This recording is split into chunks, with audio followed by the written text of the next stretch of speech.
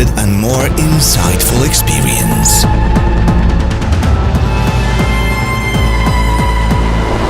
Now is the time to dive deeper into a new phase of economic industrialization.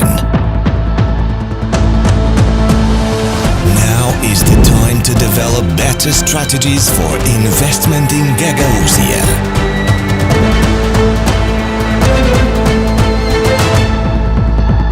You are in the right place at the right time. Invest today in the change of tomorrow. Welcome to the 7th International Investment Forum, Day 1.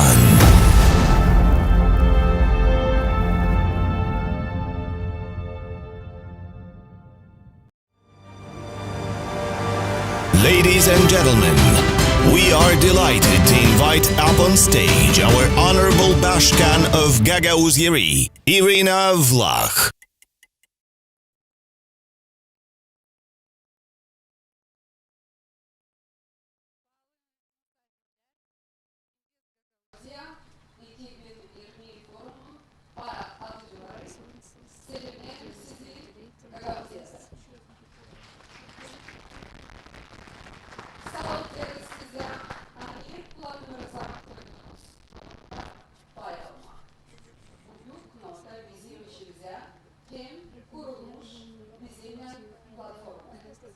Algısı lazımlı olacak yatırımcılara, investisiyalara hem business projelerine analiz yapar. Gagauzia ister sizin business projelerinin arkasında olmak ve biz hazırız. İnandırmaz sizi. Hani biz yeni iyi ortak size olabiliriz. Geçirmedi pandemiyi ama biz hepsiniz.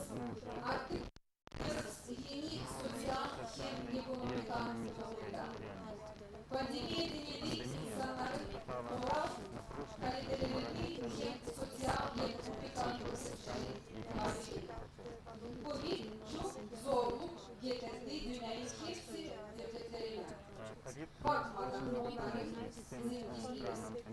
Pandemiyede biz mobilizasyya yaptık ve hepsi resurs kaybettik, sağlık sistemasını kaybetmedik. Bir sanırız. Yani insanın sağlığı daha yönlü ekonomik hem sosyal kalkınmasının katılması. Oluştuğu bir sayarız. Sağlık sistemasının yatırımları nice gelecek zamanı için investisiyalar. Kuvvetlerin Covid hastalığına karşı çalışmaları regional ve global ekonomik analizlerine yendirildi. Bugün pandemiye vakti biz analiz yaptık, ekonomik kadar değişiklikleri hem aradık, kolaylıkları iletmeye Gagauzia'nın ekonomikasını yeni kurallara göre. Forumda söz tutucular talantlı iş adamları, andıları açık yürekli, paylaşırlar bizimle, kendi vakıdını, yapılmış işleriyle hep yardım ederler bize doğru doyma. Sağ ol telefonlara.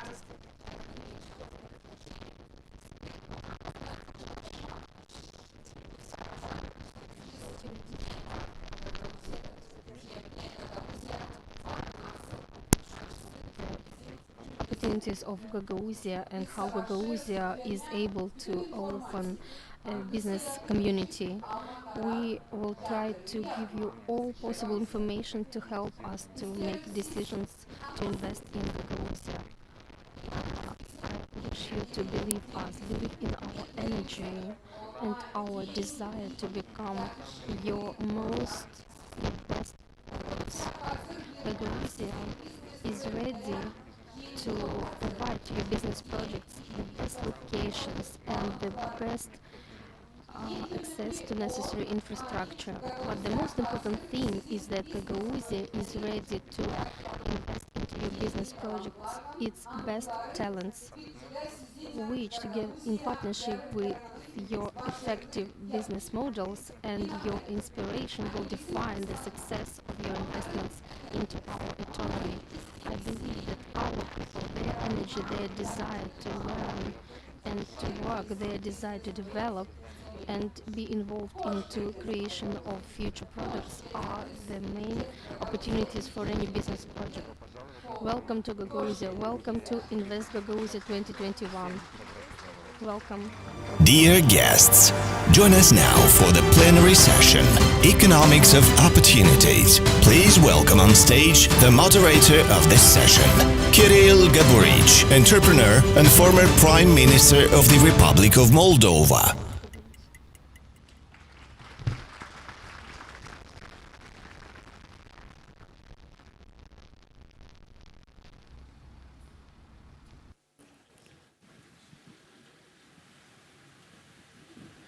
Hello everyone, good morning and welcome to the Economical Forum in Gagauzia. I'd like to invite my speakers except Madam Bashkan Irina Vlach. I would like to invite the Ambassador of Latvia on the stage. He's one of our speakers to the first session. Welcome, Your Excellency. Uldis Mikuts.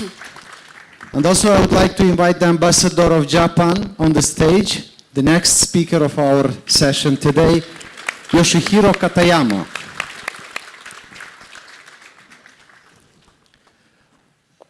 I'm happy to see so much interest into this region, and I'm at the forum already. I think I came at least for 5 times during this period of time, during the last years. I'm always happy to see new faces, to see people that are already investing here, and happy to see people that are wishing to invest more in Gagauzia and in the Republic of Moldova. Madam Bashkan, Your Excellencies, dear Ambassador, dear entrepreneurs and dear friends and dear guests. Happy again. Invest Gagauzia 2021. It's an honor for me to be the moderator of the first session. I would openly tell you that's my first time, I guess, when I'm a moderator at this kind of event. And it's a challenge, and at the same time, it's sort of opportunity for me.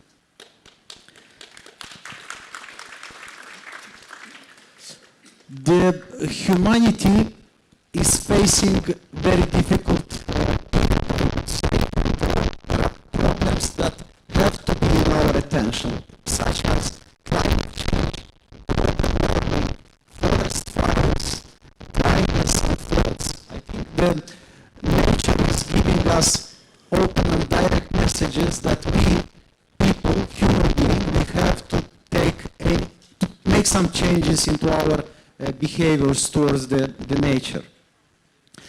Madame Bashkan mentioned about the pandemic crisis. I would say that the pandemic crisis actually became a sort of exam for everybody, for countries and for businesses as well, because many governments started to analyze the weak points to see where they could be better, to see where they could improve. The same sort of actions were done by companies and by entrepreneurs.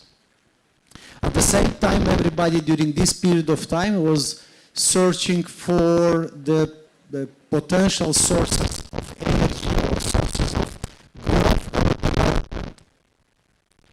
As always, during the crisis,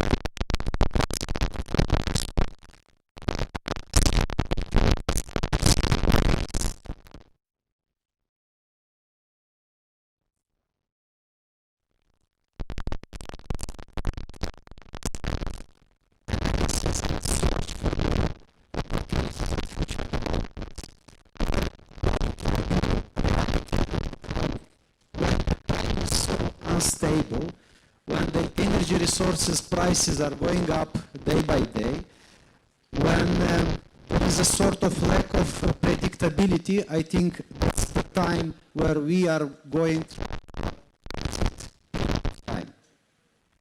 It's time to review the strategies, it's time to reset the priorities, and it's time for searching for the new growth sources. I'm happy to invite Madame Bashkan to share with us the economical and social situation and what kind of sources we or the entrepreneurs can find in this area, and how and where we should look for the growth. Madame Bashkan, your floor, please. Thank you.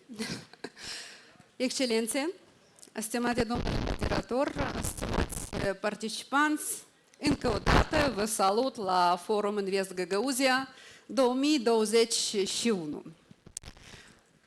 Îmi place titlul acestui panel, Economia oportunităților. Aici se simte energia și optimism. Titlul ne orientează spre un vis de viitor. Omul este unica ființă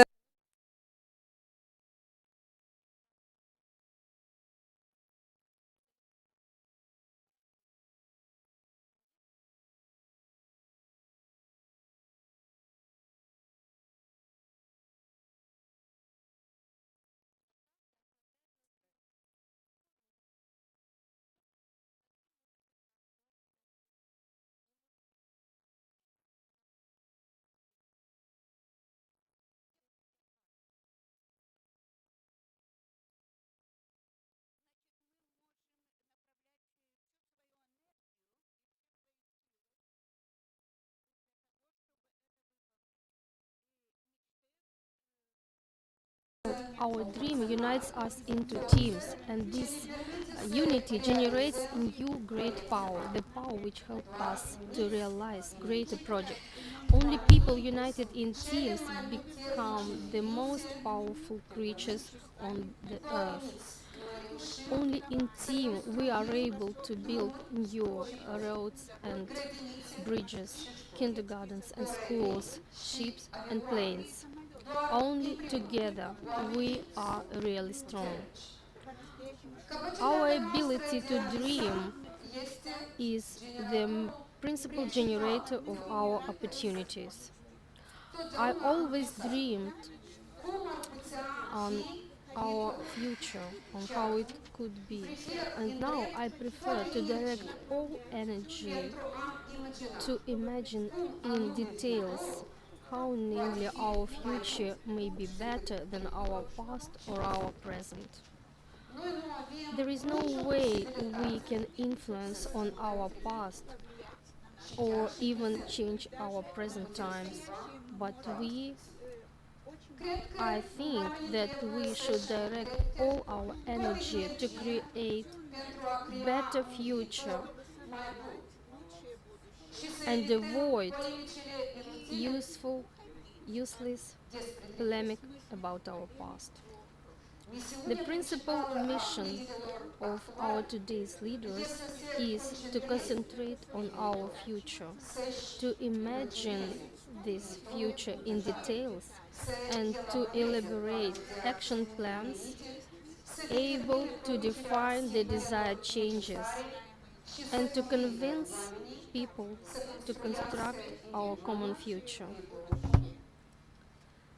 A leader's task is to lead people forward, to lay down the new roads, to unite people in order to construct something new. New roads, new kindergartens and schools, new factories and plants, and to create new products and services useful and helpful to people.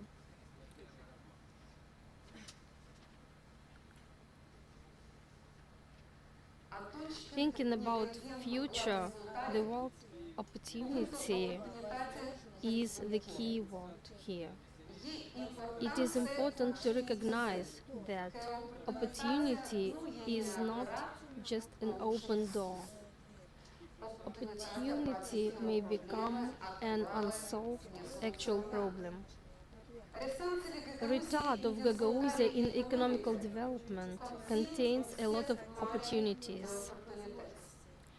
We see which products and services are produced by countries with developed economy, and we understand that we could also become a part of those production chains. But for that, we have to study, and we have a great desire to study, to learn, and to develop. We are ready to show that we are really talented and able to be an effective part of any great team. The pandemic had upset the economical processes built for decades, and the world has faced the necessity to reconstruct the economic relationship, taking into consideration a new social, political, and economical reality. Natural disasters such as floods, dries, or forest fires become more and more often and dangerous and represent a serious signal that humankind should urgently change its attitude to our environment. Our life and our project should be friendly to our environment and not upset the natural balance. We live in times of great changes, and this means that we face great opportunities. We aim to include Gagauzia into European and global economical flows. In the flows, creating modern technologies and defining the directions of social and economical development. That is why among our priorities, industrialization of our economy and development of informational technology sector occupy the central place. We realize that the most important asset of a modern enterprise are not rooms or computers, nor devices or machines, but qualified experts. Namely, they make everything work and produce. We also understand that in order to be effective experts, we have to learn, and we are ready to learn. We assure our investors that Gagauzia may provide to your companies high qualified working force. We started to construct IT digital hub by the Comrat State University, which is designed to become a platform giving birth to talented programmers. In parallel, we start the construction of industrial college designed to become modern engineers fabric. The youth of Gagauzia is talented, and our former children for a long time worked in the most famous technological giants. There they participate in creating the utmost new technologies and products, the fact we are enormously proud of. Now our actions are aimed to create conditions in which our youth will be able to work for the same companies but in their offices in Gagauzia. We we insistently go on the way of integrating Gagauzia into European and global social and economical processes. Thus, we intend to become a part of a greater chain creating modern products and services. We certainly will become a useful part of this chain, and together we are going to change and develop. We wish to become a part of great teams elaborating and producing modern machines and softs for mobile phones, medical equipment or pharmaceuticals, and a lot of other products which make people's life more comfortable and secure. Opportunities generated by people, their talent, their inspiration and their readiness to study and to change. People who wish to work effectively and able to unite in order to work for our common goals. Today, namely we are such people, the inhabitants of Gagauzia. Modern business is locomotive of development and prosperity. It is generator of added value and prosperity, and we are able to transform Gagauzia into most convenient place for development of your business. The economy of opportunities means the atmosphere in which our authorities and business entrepreneurs jointly together construct better future, a future in which every person may find new opportunities.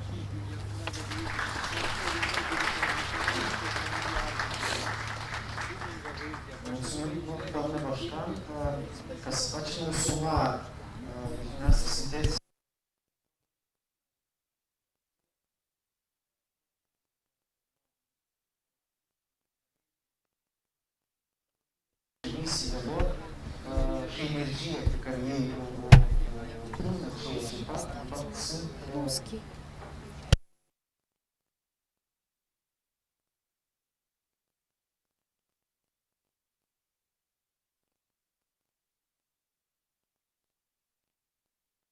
Business and government should live in partnership, and Moldova, including Gagauzia, should become a part of global economical process. This is your opinion, absolutely. Thank you, and now Have the next speaker.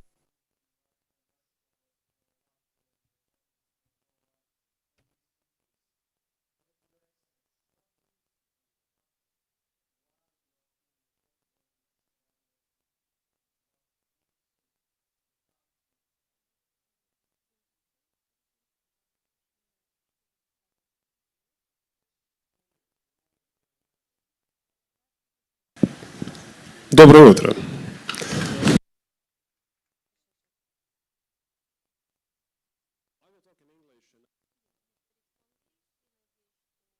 We'll find a good way to interpret, if I may. The good thing, and this is first what I start, is that human being has a very flexible nature, and we can see that from these challenging moments. Nowadays, for a year or so, we are in the pandemics, and the flexibility, I think, is the key to find the right solutions, future-oriented solutions. Before answering to the question on what brings us here, let me first turn a bit on experience of Latvia, let's say, looking retrospectively, towards the beginning of 90s when we regained independence till nowadays. Just three short points. In the beginning of 90s, Latvia regained independence, and this was a very challenging moment. Breakup of Soviet Union left us actually with the state-regulated economy, and the challenge was we had to overturn it to the free market economy. It was actually the road of trying and making a lot of mistakes. But in the end of the day, we somehow survived, and not only survived, but did our road successfully towards the integration into Euro-Atlantic structures. How was it possible?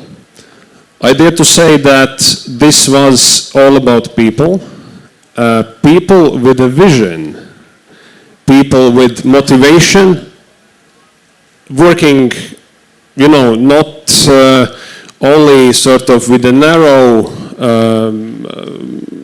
path, narrow vision, but looking more broadly for a country and for the society. Latvia, what are we doing today? Obviously, the situation currently is very challenging. Not only some sort of crisis in a global health system is there, but obviously There are challenges in global economies. This is a rapidly changing environment. So I think the key is flexibility, trying to flexibly adapt to the changing global situation, meanwhile finding also our own strong ways how to go ahead, where to emphasize our strong sides in the progressive technologies, IT, smart technologies, biomedicine, smart materials, etc. So these are those elements of emphasis what we are trying to put forward in our thinking. Knowledge-based economy. And again, this is something which requires vision. And vision is made by people, in fact. And the third element, Latvia, forward-looking. Where do we want to be? Let's say in 10, 20, perhaps 30 years. Right, we have UN Sustainable Development Goals, which is a very broad spectrum frame where to be, let's say in 10 years. We have the privilege to be a member state of the European Union. That means we have a privilege also to make decisions at the EU level. And this helps us strategically think for those 10, 20 years ahead. But again, this is all about vision. And vision is made by people, by motivated people, by far-looking and forward-oriented people. The conclusion is that vision has a big role in any development, be it a region, be it global world, be it a country. Also, the goals set within that vision are very important. And this is also about the dream. But Pashkan has mentioned, the dream is very, very important. This is that vision. Vision is made by people, and obviously, in the level of a country or a region, these are either political decision makers or executive structures about the business environment, about needs for infrastructure, about creation of opportunities. Vision should be shared, again, by people who will be implementing the goals, the aims. They should have the right motivation, and they should have also the right environment around. Meanwhile, and this is about the interaction, very important interaction with businesses, with the entrepreneurs. Again, every entrepreneur has his own vision of how his business should move forward, with idealistic approach, but also with the approach of having a profit. And this is where this interaction should, let's say, come together. Vision from this political or executive part and vision of entrepreneurs. Ideally, interaction is what makes the right way forward. About Latvia and Gagauzia, certainly we work together and we want to work together even more. So we do develop ties at the regional level with involvement of regions of Latvia. We also try to share our knowledge and experience where we feel this could be useful for the region. And we also inform those companies in Latvia which are interested to think about expanding their businesses here. We inform them about opportunities. Why we are doing that? Because we see, and I myself personally have experienced that we see here are people with a vision, with a forward-looking approach towards the situation, towards development of region, but not only, talking in some declarative form, but also making practical steps. How to implement that for the development of the region itself, but also for development and for better life of society. And we feel that businesses are welcome here. We feel that also our expertise and simply the people are welcome here. And this is what makes us sure that this is where we can find the right hospitality, and this is the place where we can find also the information and the opportunities. We will be listened to, and we will be able to find somehow the way forward. Okay, if in the end of the day this interaction perhaps does not work, okay, don't worry about that, but still forward-looking approach is something what's important. Vision is as the base for this forward-looking approach, and vision is made by people.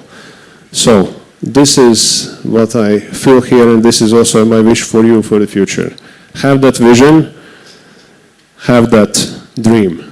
Thank you. Thank you, Excellency.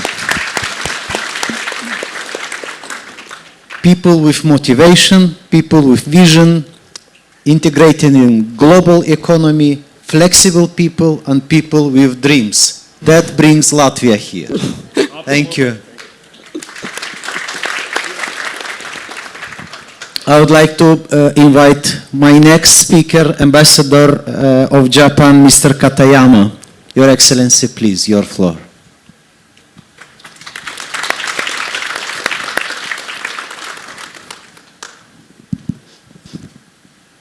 Well, good morning, everyone. It is nice to be here.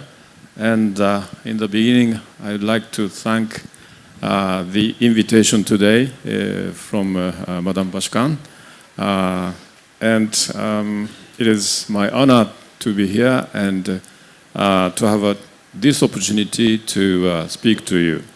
Let me first express what I have prepared for this meeting, and then I will add some more words. Уважаемая госпожа Башкан, уважаемые участники, dear participants, good morning. It's a great pleasure for me to speak in front of you today and this meeting of the 7th Investment Forum, Invest Gagauzia 2021.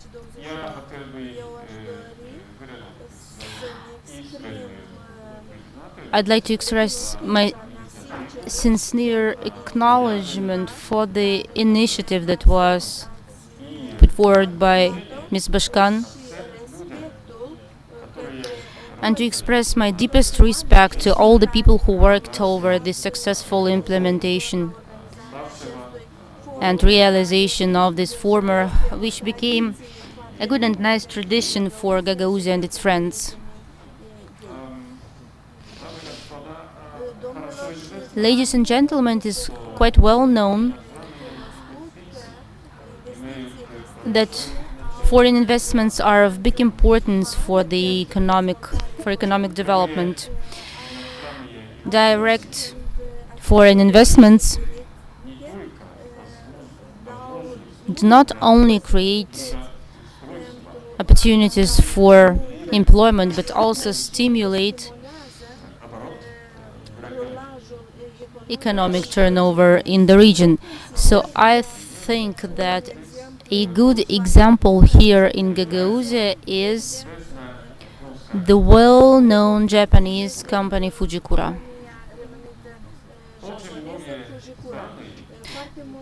There are many countries have invested effort to implement direct foreign investments, and Japanese is not an exception. The government of Japan has been also working on attracting foreign investments into Japanese economy.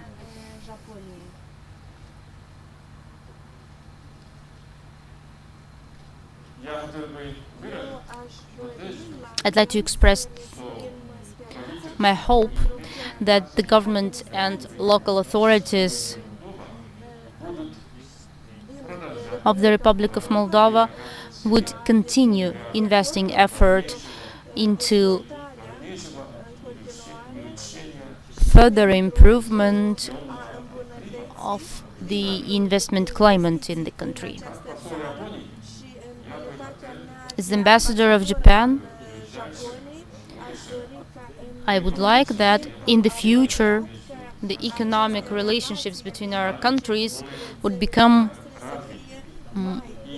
more developed, more diverse, particularly in the area of direct investments.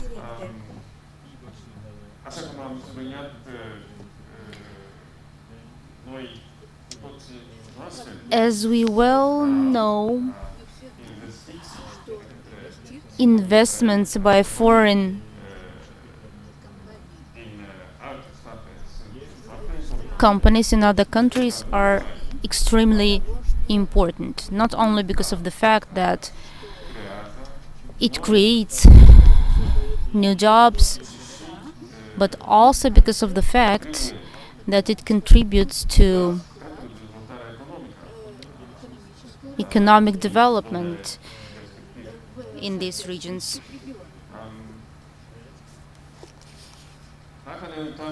If you look at this area, I'd like to say that we already in Romania we have dozens of Japanese companies that are active, and there are a lot of plants and factories that continue their production.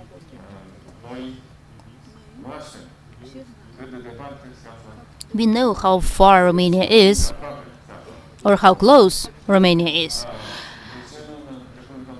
Why not in the Republic of Moldova? But as I have already highlighted, for that we need to create right, or maybe better than those existing in Romania, the right conditions. And from this perspective, I'd like to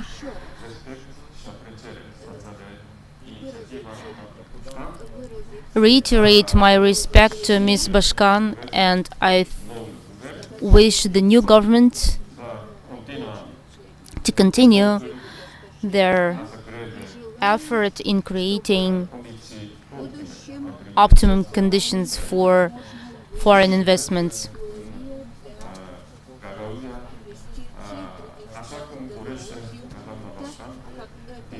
and enable investments in Gagauzia, as Ms. Bashkanov wants that, creating and attracting investments, and I wish you a lot of success.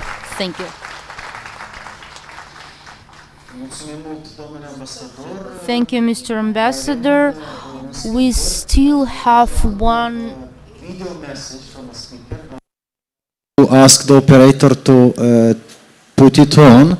That's a message from the Embassy of United States of America, and I would be happy to mention that the message is coming from Laura Hubi, the Deputy Chief of the Mission, charged d'affaires. Operator, vă rog. Уважаемая госпожа Башкан Ирина Влах, дамы и господа, спасибо. Irina Vlach, dear ladies and gentlemen, thank you for your investment to this International Investment Forum in West Gagauzia. I'd like to be there in as usual, but as we well know, the pandemic has made it quite complicated. And my message today is simple. The US is committed to stable development of economy in the Republic of Moldova, particularly in Gagauzia. The United States has demonstrated its commitment to Moldova during the last 18 months of the pandemic. Our free assistance and grants and 500,000 of doses of vaccine that save lives is one of the vivid examples of power and strength of the cooperation between our countries, the US and Moldova. The United States deeply appreciate the relations that we have built with Gagauzia, and we are ready and have to help Gagauzia in building a more inclusive economy. We all know that this pandemic made a big strike over our economy, but we also have a hope that comes from the news that the economy starts to be restoring. So we hope that with the increasing number of vaccinated people, we will be able to get back to the normal state of things, possibly thanks to certain soft measures of mitigation. And the USAID program is one of the key components of this restoration and coming back to a new state, normal state of things. And this program contributed to digitalization and helped Gagauzia wine companies to improve their production process. Just last month, Gagauz companies, with the support of USAID, for the first time exported fresh prunes to the European Union. TechWell, supported by USAID, supported by online events both for children and for adults in the framework of TechWell Kids Academy and TechWell Academy.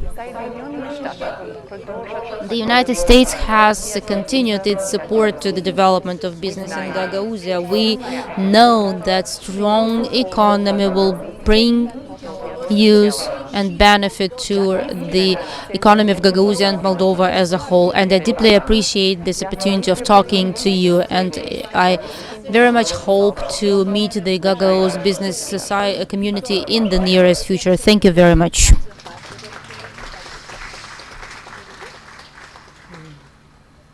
Thank you, everyone. Your Excellency, Madame Başkan, I would like to thank for these inspiring messages you sent to all of us today. I would share my thoughts as well, because I used to work for multinational and multicultural companies. I have the chance to work now for this kind of companies, and I can say that always, it doesn't matter what kind of difficulties company or country is passing through, always there are ways to take decisions and to search for opportunities. Of course, this depends a lot how able we are to see those or these opportunities, can we evaluate, and how correct we do the evaluation of the opportunities, and how constructive we are setting the priorities based on those opportunities. And are we finally ready to get out of the comfort zone and to make this first step? And when I say the first step, it's not just a simple step, it's a matter of being or having enough courage to make that step. It's entering in a new reality that we were talking about. What is important that the messages that you sent to us is really inspiring us, and we human beings, we are creatures that have the dreams, and the dream and wishes we mentioned a couple of times from different speakers, and I think that's what is moving the progress of humanity at the end of the day.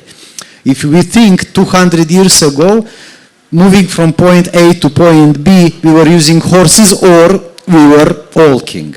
Today we have cars, we have planes, we have ships, we have, I don't know, we are exploring the space at the end of the day. We are able to send huge amount of information only by using these devices. And that's what is happening today. And these things are happening because of unlimited dreams and wishes from us, from human beings. I do visit Gagauzia a lot. I do this, and I'm going to do it again because I see here smart people, people that are willing to learn, people that are eager to learn and are trying to find efficient way to be better day by day. I believe that Gagauzia is something that is bringing the growth, and I welcome you again to the forum, and I welcome you to Gagauzia, a territory of opportunities. Thank you.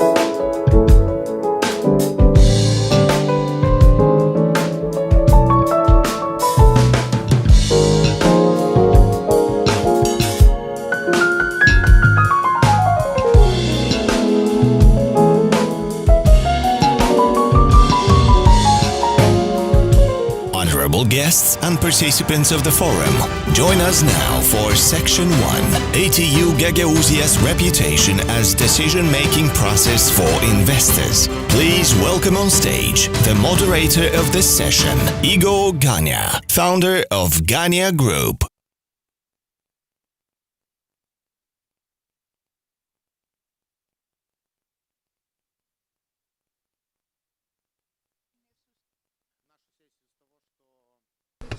I'd like to start our session from the thing that for 30 years Moldova has been independent. We have passed this way, and I want to say that on this way we did everything right. And if you say so, it would be incorrect. We fought, we had difficult times. Those times a piece of bread was sometimes more expensive than an honest word. And being honest meant to be hungry. Such were the times. But now, analyzing those times, we know that we have passed through these times, and now we do not have to fight for survival. Now we have a more important task in front of ourselves: prosperity for motherland. And we have to build. And in building our native land, we have to put the foundation. And one of the most important cornerstones in this foundation is the reputation of Gagauzia in the international arena. And I would like to invite our today's speakers, Vitaly Aranescu,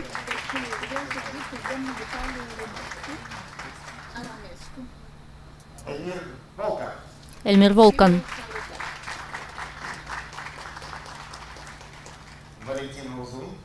Valentina Uzun,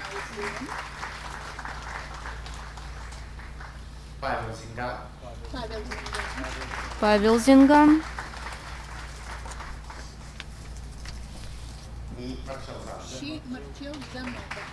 и Marcel Zanoga.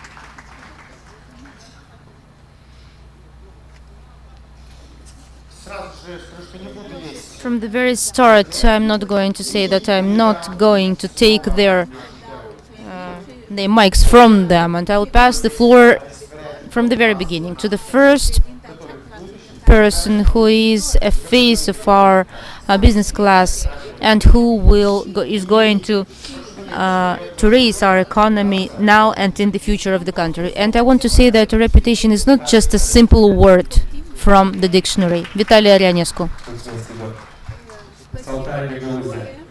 Hello, Gagauzia. Hello, dear friends.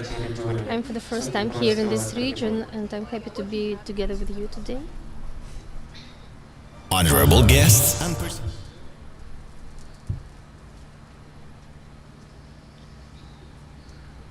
I've prepared some slides in order to represent how I live and how I feel the reputation by my skin.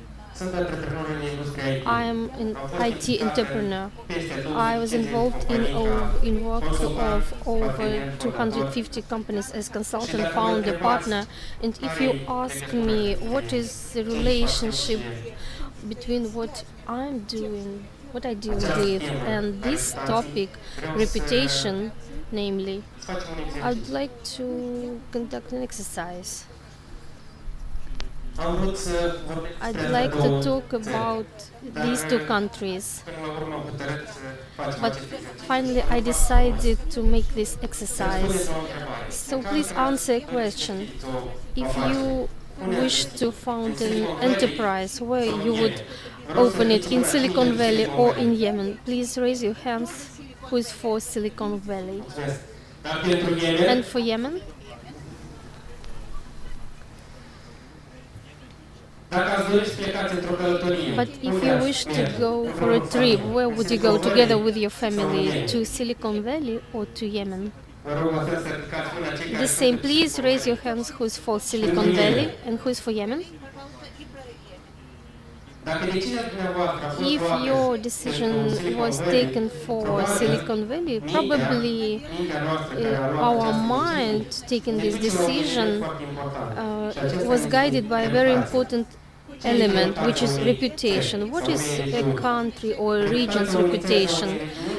Reputation of a country or of a region are differentials which differentiate positive positively or negatively a region compared to other region or a country compared to other countries. So thinking about reputation, we see that difference is made by people, by qualitative people or ambitious people from this region or from this country. And if now, for some hundreds of years ago, Napoleon has said that we see exactly the opposite thing, that when a small country a small region inhabited by 3 million of people, it has higher reputation and better reputation than a country inhabited by 29 million of people. So we see that reputation depends on value people who create this country or this region. I would like to go back to what we said at first about my reputation in 2009 when I started my way as entrepreneur, and I faced the director of institute, Mr. Chernat, and he, having a wide life experience, discussed the contract conditions with me. And at that moment, I understood how important reputation is for an entrepreneur. And now I would discuss the different conditions of the contract would be different, at least 1 0 in plus to the sum. When signing my second contract with a state company, from the United States company, I realized how important was reputation of a country, because such moments we were asked, where is Moldova? Do you have electricity there? Internet? Do you have it? Do you have stable connection? Internet connection? Because that company was experienced already in working with teams, outsourcing teams.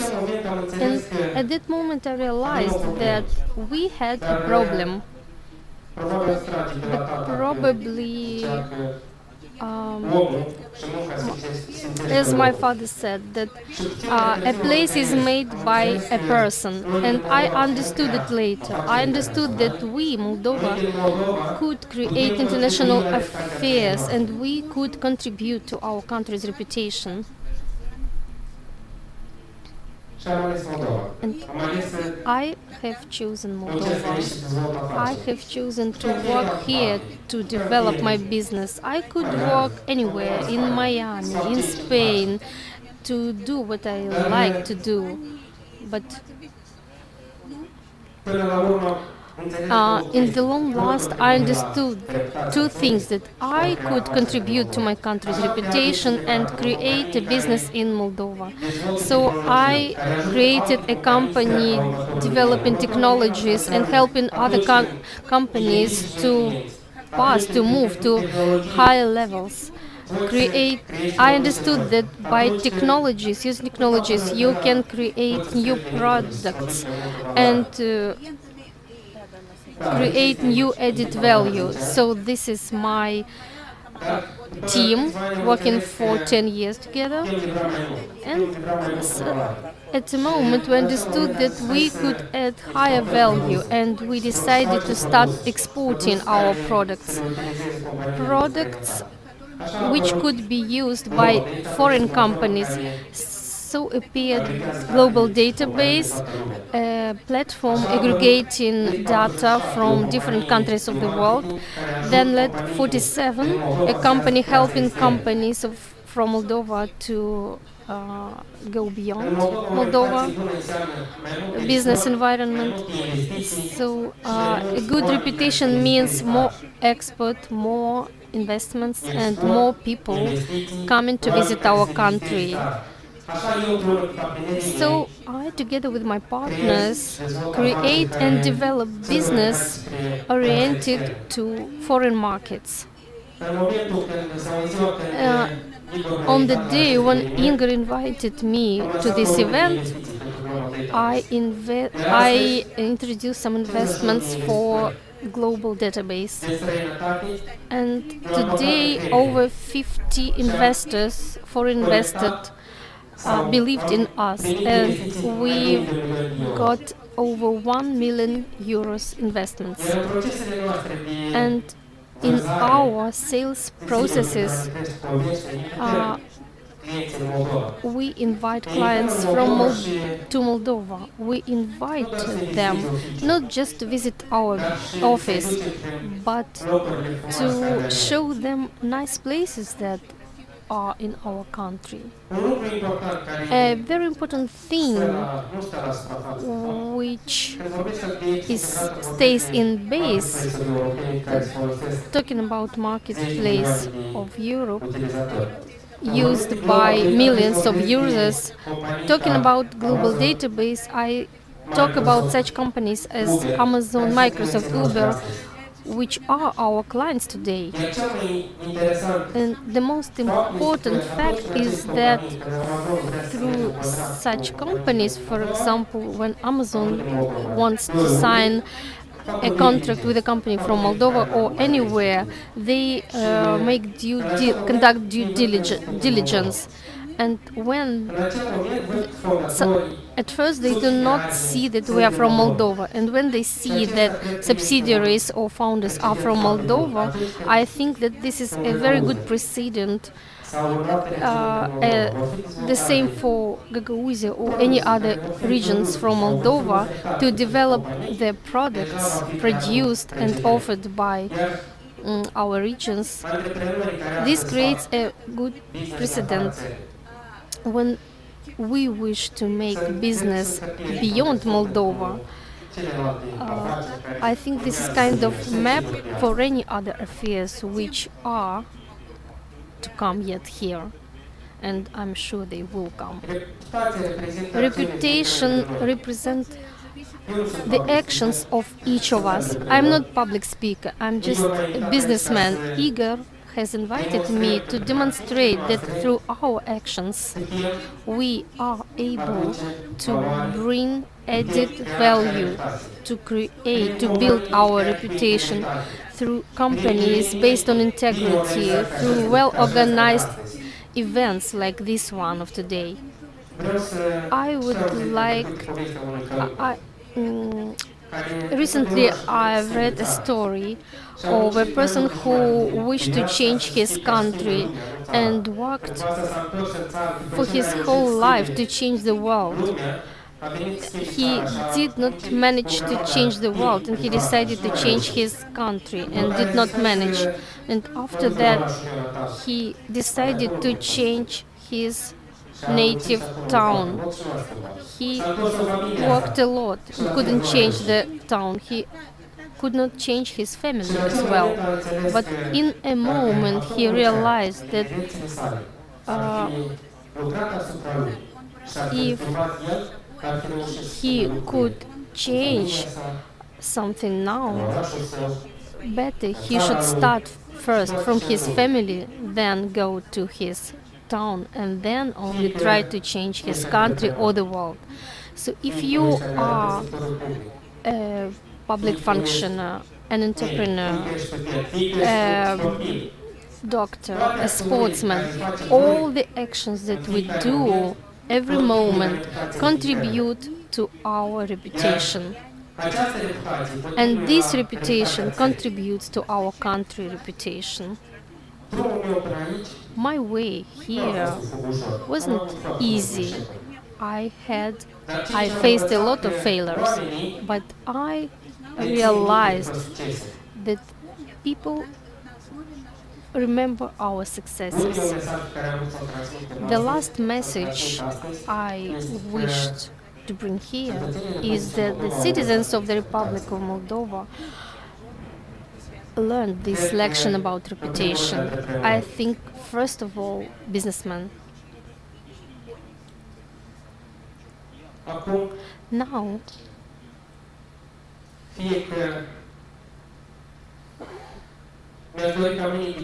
I would like that tomorrow morning, when we wake up in the north, in the south, or in the center of our country, everyone would think about our reputation. And when you get a message and you respond in time, or you get a phone call, or write a message in Facebook, or you promise and not deliver a product or a service, it is all about your reputation, which contributes to the reputation of our country. I lay my own way, which contributes to the reputation of the Republic of Moldova, and each of us has his or her own way in life. But what is important, we do not know how our future, our tomorrow will be. But I think that events like these contributes, makes plus one, adds one plus to the reputation of our country. So I again thank you for this opportunity and for this nice event. Thank you, Vitaly. After your wonderful speech, I would like to interact somehow with our audience. Let us now ask us a question. What are 3 steps that each of us, our region or our country, should make to add plus one, maybe small or big plus, which will contribute to the reputation of our region and our country? I give the floor to the next speaker. We have a lot of foreign guests in our hall. Unfortunately, I cannot greet everyone in your native language, but you are here, which means that we may share experience, we may communicate and build strong partnership relationships. So, being our guest, you become our friend. So, one of our guests who believed in this region and being a guest has become a member of our family is Emir Volkan. The floor is yours.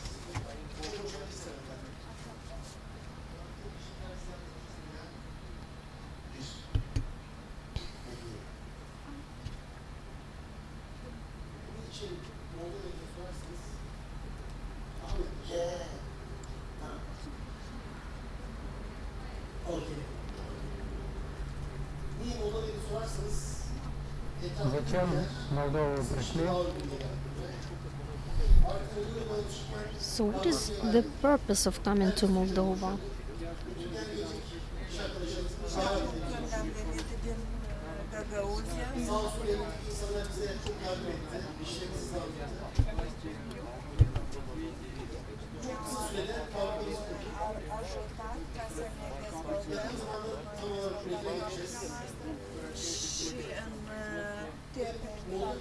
Gördüğünüz bazı eksikler var. Elektriğiniz az. Çok fazla. Ve sizin düşünceniz daha değişti. Daha üç ay içinde çoğunluğu açmak düşünüyorsunuz. Çöpleri açmak düşünüyorsunuz.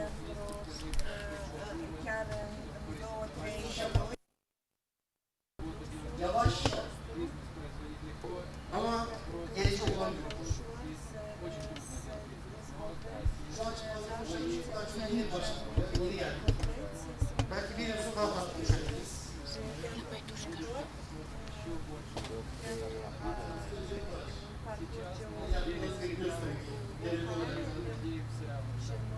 Bize çalışacağız.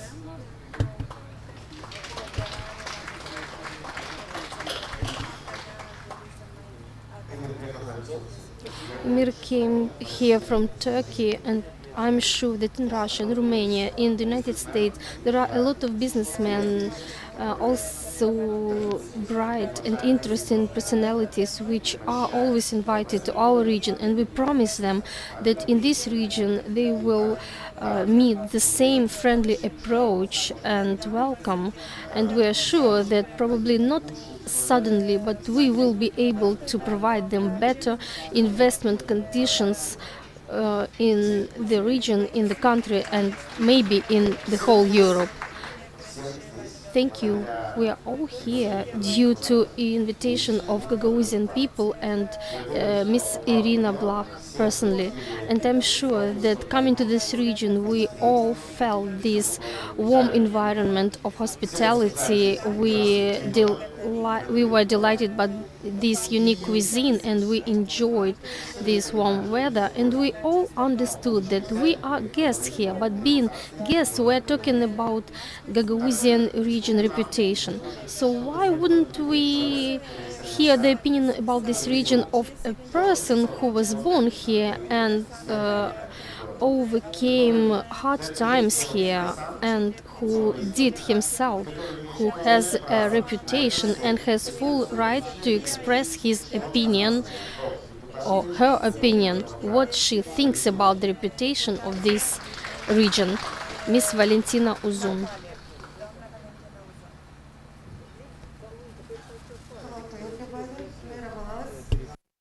Ну, конечно, проще мне будет. So, hello, everyone. I was born in the village of Kazaklia, Chadrilunga region, and my first investments were very modest in my native village. This was my first experience, a small shop selling food products.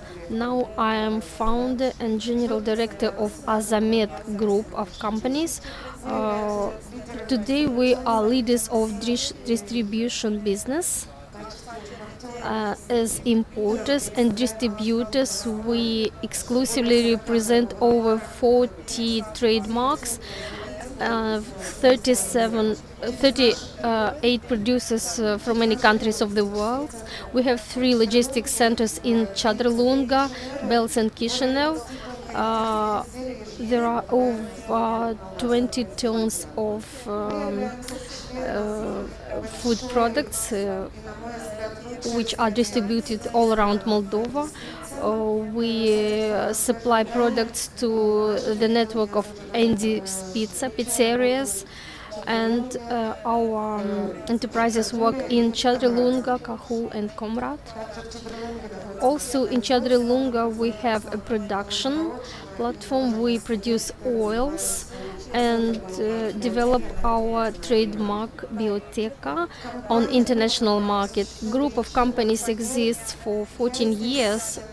I am here not to attract investments to Gagauzia and talk about all its useful features of our region. I think it's a work of our authorities what they successfully do.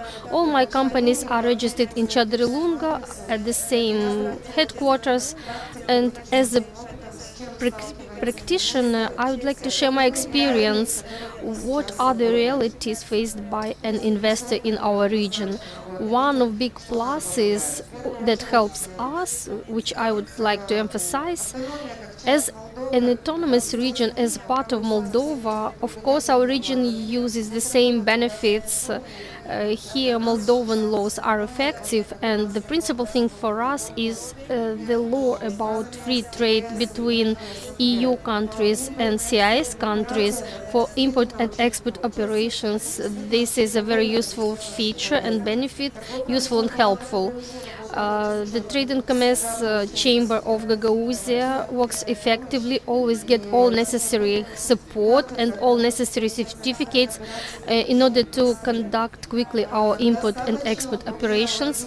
We have quite convenient logistics, of course, with some characteristics, some peculiarities, for example, how to send cargoes to Russia, bypassing Ukraine, or to Mongolia. But anyway, we have quite close to international ports, very convenient transport logistic for Europe, which positively influences our business. Our autonomous region is very small, but nevertheless, to my opinion, this is a big plus, not minus, because we are well seen, known, And even if I personally never knocked at some doors, just making a phone call, you may quickly solve any problem. For example, my requests were processed quite quickly, and any authority could be criticized, of course, but let us recognize that recently our authorities do a lot in order to be recognized, heard, well known, and welcomes and creates good conditions for business environment to make business work effectively. So relationship with authorities is one of the most common questions. Frankly, recently I had no artificial problems created by authorities. I forgot about this kind of Muppet show. I faced no artificial problems. Everything was solved based on our active fiscal legislation. We all know the conditions of work, including for doing business in different countries, and let us recognize that nevertheless the tax legislation here is quite mild, and the taxes that we pay are rather prudent even compared with the neighboring countries. And the law about investments into our autonomous region allows to get the exemption from VAT or return of investments. We were the first ones who 5 years ago at the same forum signed a contract with the executive committee of Gagauzia, and this year in November it will be 5 years.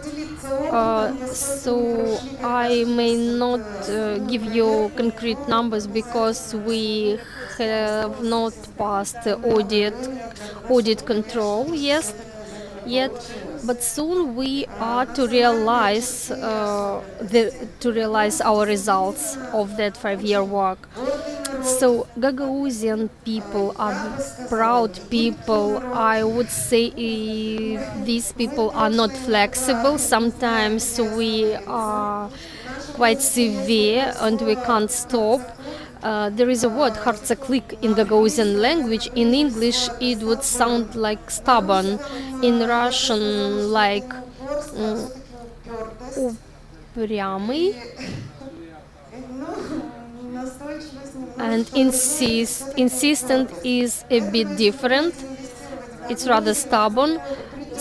So to invest in Gagauzia, you will have to negotiate a lot, and you should remember that you will be tested at all levels.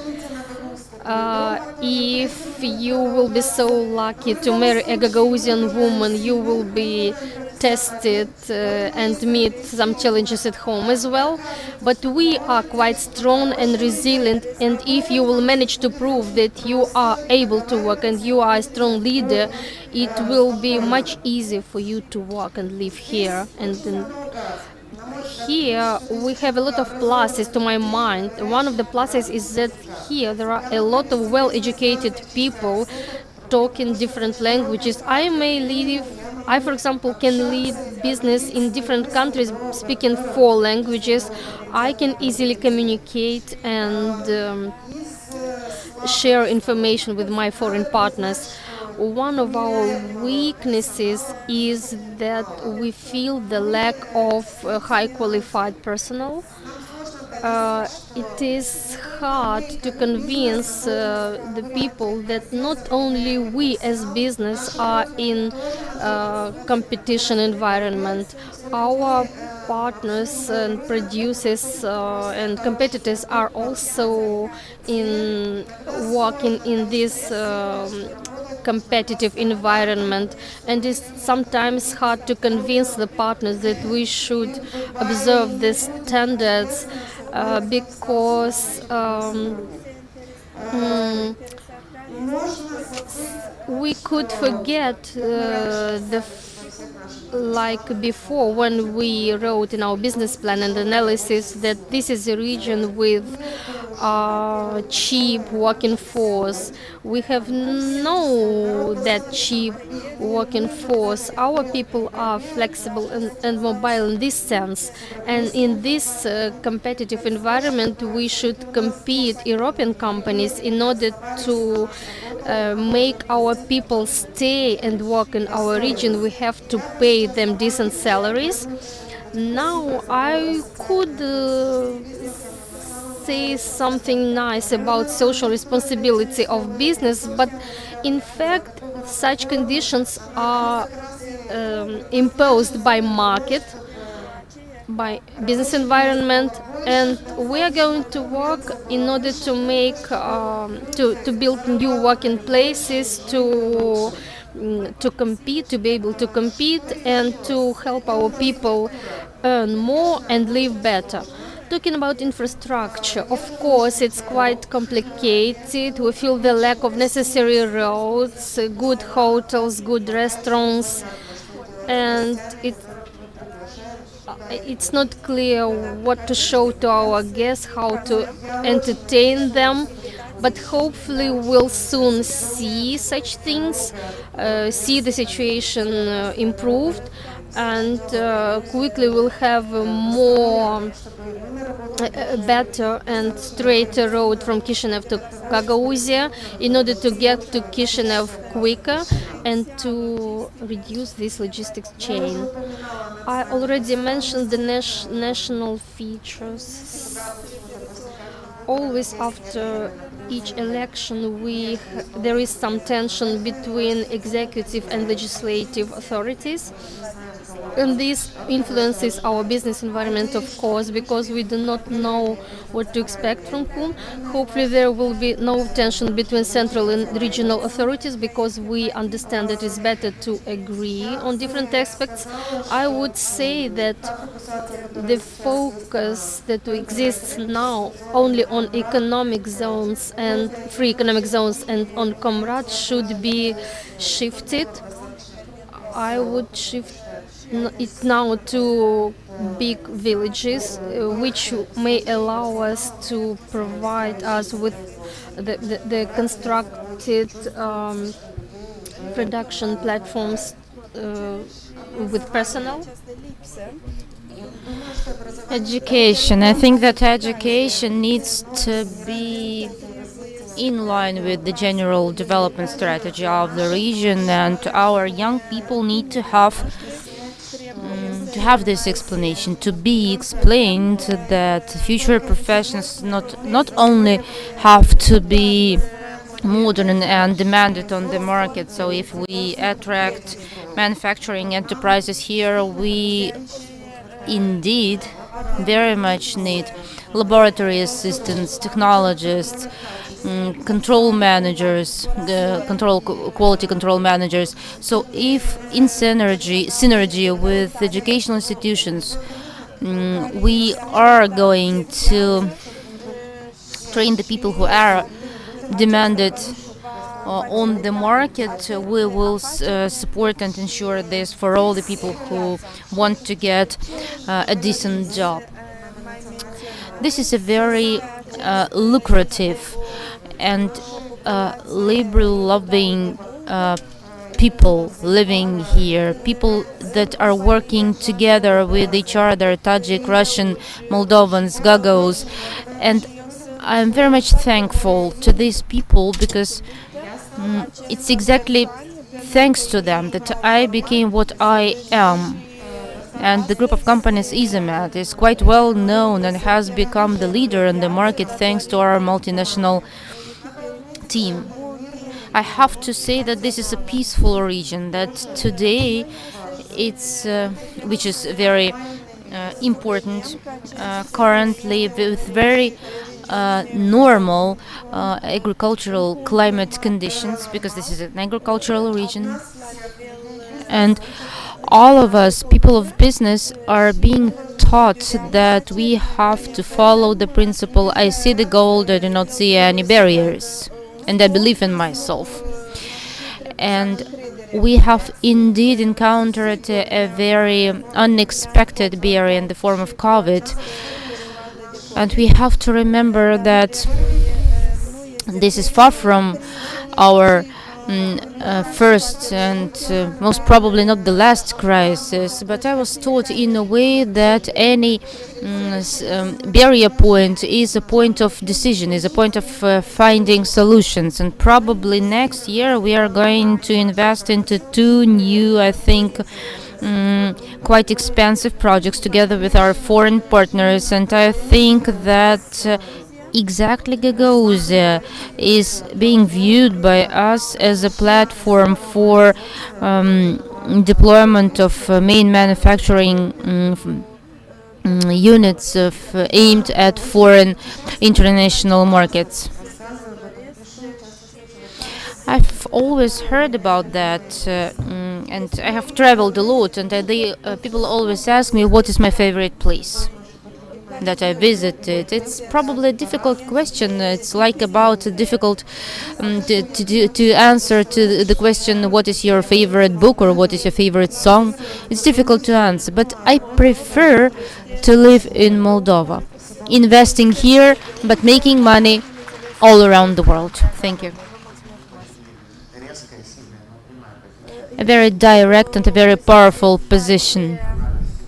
And when you hear such kind of analysis from a resident of the region, we clearly understand that the residents of the region are ready and prepared to take all their strength in their fist, in their hands, and to put it forward, to implement it in the region. Now, such a question: how to find out the truth? How to find out what others think about us, how to find out, how to learn if we indeed analyze ourselves correctly or not. These are thousands of questions and thousands of answers, and the titanic work that has been conducted by one person who is going to share his analysis and his opinion. I would like to draw your attention to this speaker, because it is very important for all of us. Pavel Zingan.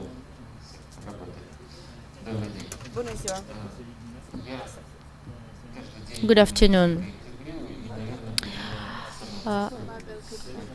Every day I am making a couple of interviews, and probably it makes sense for me in the end of the day of making one single interview about myself.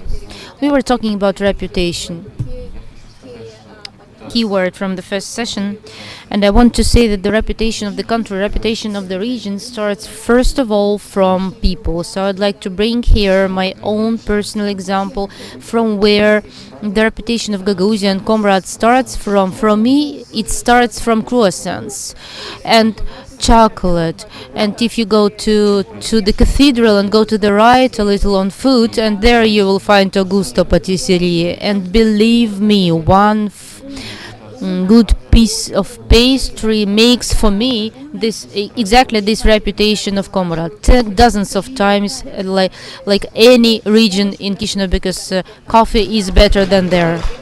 It's better here, but this is true.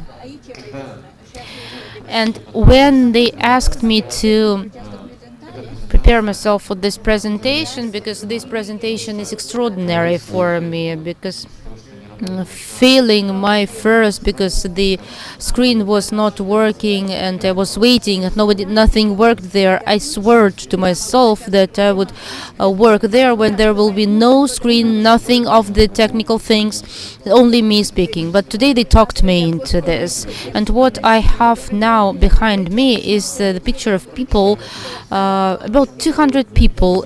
In fact, we wanted to put on this picture all the 1,000 people that I talked to during these 1.5 years. The designer just told me, just stop, because you will have to have 5 screens like this to show all of them. So I had such a period of time in my life when I start interviewing people. I have this first question that I know that I'm going to answer, and the last one. In between, I don't know what I'm going to ask, just don't know. And when the people say, just give me the questions that you're going to ask me during the meeting, I'm saying I don't know. The first question is important for me to know how to start, and the last question how to exit. So the first question is always very simple, but it makes people think for a couple of minutes. I ask, if you had a business card on it, apart from your name and surname, what would you write on it? And some people start thinking about that, because before that you just had to identify yourself. I'm a surgeon, I'm a teacher, and now a person has several areas of activity, something starting, something ending, and the definition is something difficult to do. And I understood it for myself that currently, if I had to show my business card, I would say that I am on the way in between a journalist and a businessman and media. Why media? Because reputation without media in the contemporary world would just not exist. Find any charitable person, most kind persons living in a nice place. His reputation is never going to work because he is living in the mountains. It will never go because it has no media. And it's quite clear that if a media channel is going to inject only negative things, and this is exactly what we have in Moldova during the last year, you will get only negative response. So that's why a couple of American presidents say that somebody from the American history said, no, nothing. It doesn't matter what America did for you. It's important what you did for America.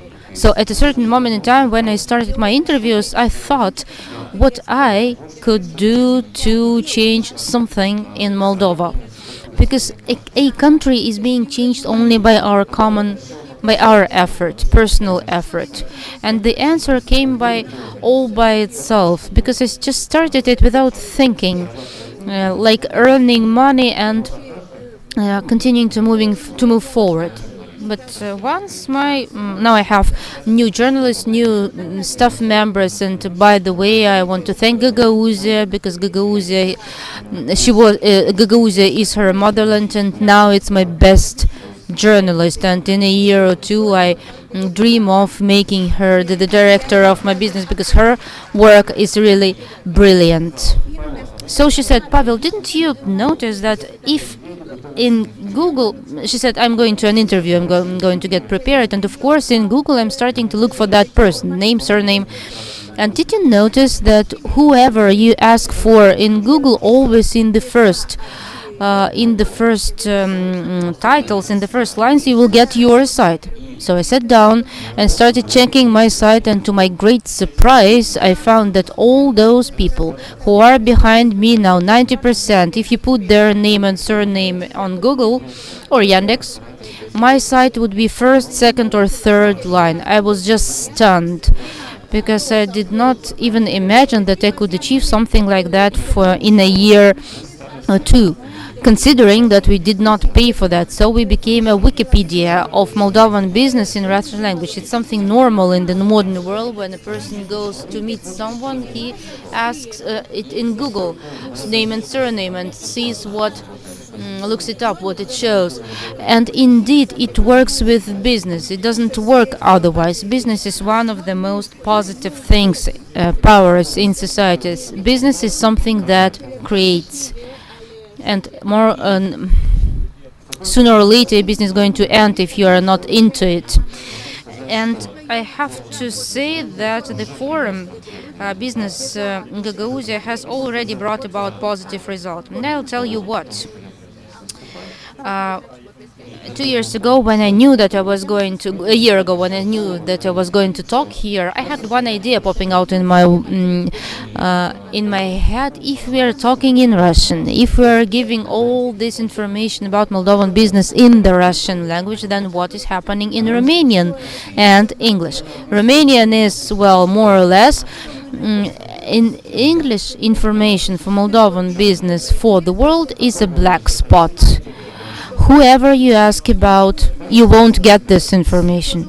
And then I asked myself, here, what did you do? What did you do for America? What did you do for Gagauzia? And in 2 years, I wrote more than 1,000 interviews, and now I'm getting more staff members. So writing 1,000 more during the next year is not a complicated thing. But now we have to think about it, and now I'd like to state it here from this podium, because of the 1,000 interviews that I have, a minimum 30-40% is Gagauzian, because I already wrote some interviews about Gagauz people here, just interesting people from here, and I would like in the new 1,000 of interviews that I'm going to make to have about 100-200 Gagauz businessmen. What do we want to do? I called this a map of Moldovan business, and I'm going to propose to Moldovan business to have an opportunity to make an interview of yourself in 3 languages, meaning it will be performed in 1 language but then translated into 2 languages, because today we either have it in either in Romanian or in Russian or in English. Information should be in 3 languages, and when in a year you are going to type in a name and surname of some person, I hope you will get information from our site in 3 languages. And apart from this current interview, I would like for every businessman to make a small bio. Let it be like a small Wikipedia. And apart from that, once in every half year, I would like to have a review, an overview of in Russian, English, and Romanian. I already talked to the chambers of commerce, and they're going to send out those reviews to have full information about Moldova outside of our country. Why is this important, and why does it give opportunity to our businessmen? I will tell you a short story from one of the interviews that I took just 1 or 2 weeks ago. I thought that I knew everyone in the Moldovan IT world because I cooperate with TechWell, and twice a week I make interviews about everything that is related to IT. And when I was invited by Kubos, I never knew about such a company. I never tried to look it up in the internet. I just agreed to invite them to the meeting and to find out about them. So what story did I hear from them? 4 guys from Chisinau created a logistical platform, a website, where dispatching companies, logistic companies, gave information about them, and that website was connecting them. First of all, for dispatchers, this is a most optimal way to find cargo transportation ways in Moldova. There were such platforms before, but these guys, they introduced a lot of smart artificial intellect things in this work, and so it became very, very much efficient. For 2 or 3 years, they were developing from at their own expense. More in Belarus and Ukraine, because those markets were more open. They accepted that platform and worked with that. And quite unexpectedly, during the pandemic, that last summer, meaning the one before the last one, they got a letter from the Polish accelerator, if you could make a statement here and get some investment. As he said to me, he got such letters of that kind, 5 to 10 per day. So he did not even mention that. In a month he gets another letter. Do you want to earn $1 million? We are from a Polish accelerator. Our proposal to you is to make your statement here. Maybe you'll get investments. And his wife told him, maybe she was also a Gagauzian, just don't sit at home. Go to Poland. Just look at the country. Look at the environment. Make your statement there. What's the problem? So he went to Poland. And now he's telling, like, from the first person, like, I'm entering the hall, and then a couple of unnice curse words in Russian, about 1,000 of people sitting there. I have to make their statement in front of them, and I understood that it was my big mistake, because there were 1,000 people and all of them very serious people. But he did not get embarrassed. He just, during his presentation, connected his laptop to the demonstration screen and said that until I am talking now to you on the screen, you'll see some transaction closed of mine. And indeed, during that time of his presentation, some company, some person found some transportation means and closed the transaction through his site. And after that, he got 500,000 euro investment. Now they're developing on that money and getting prepared for the new round of investments. All that happened because they already had a certain experience and reputation, meaning that Polish Accelerator already found information about them, and internet gave this opportunity of a brilliant surprise, of a brilliant chance. When they were invited, they came there, and finally this company got investments.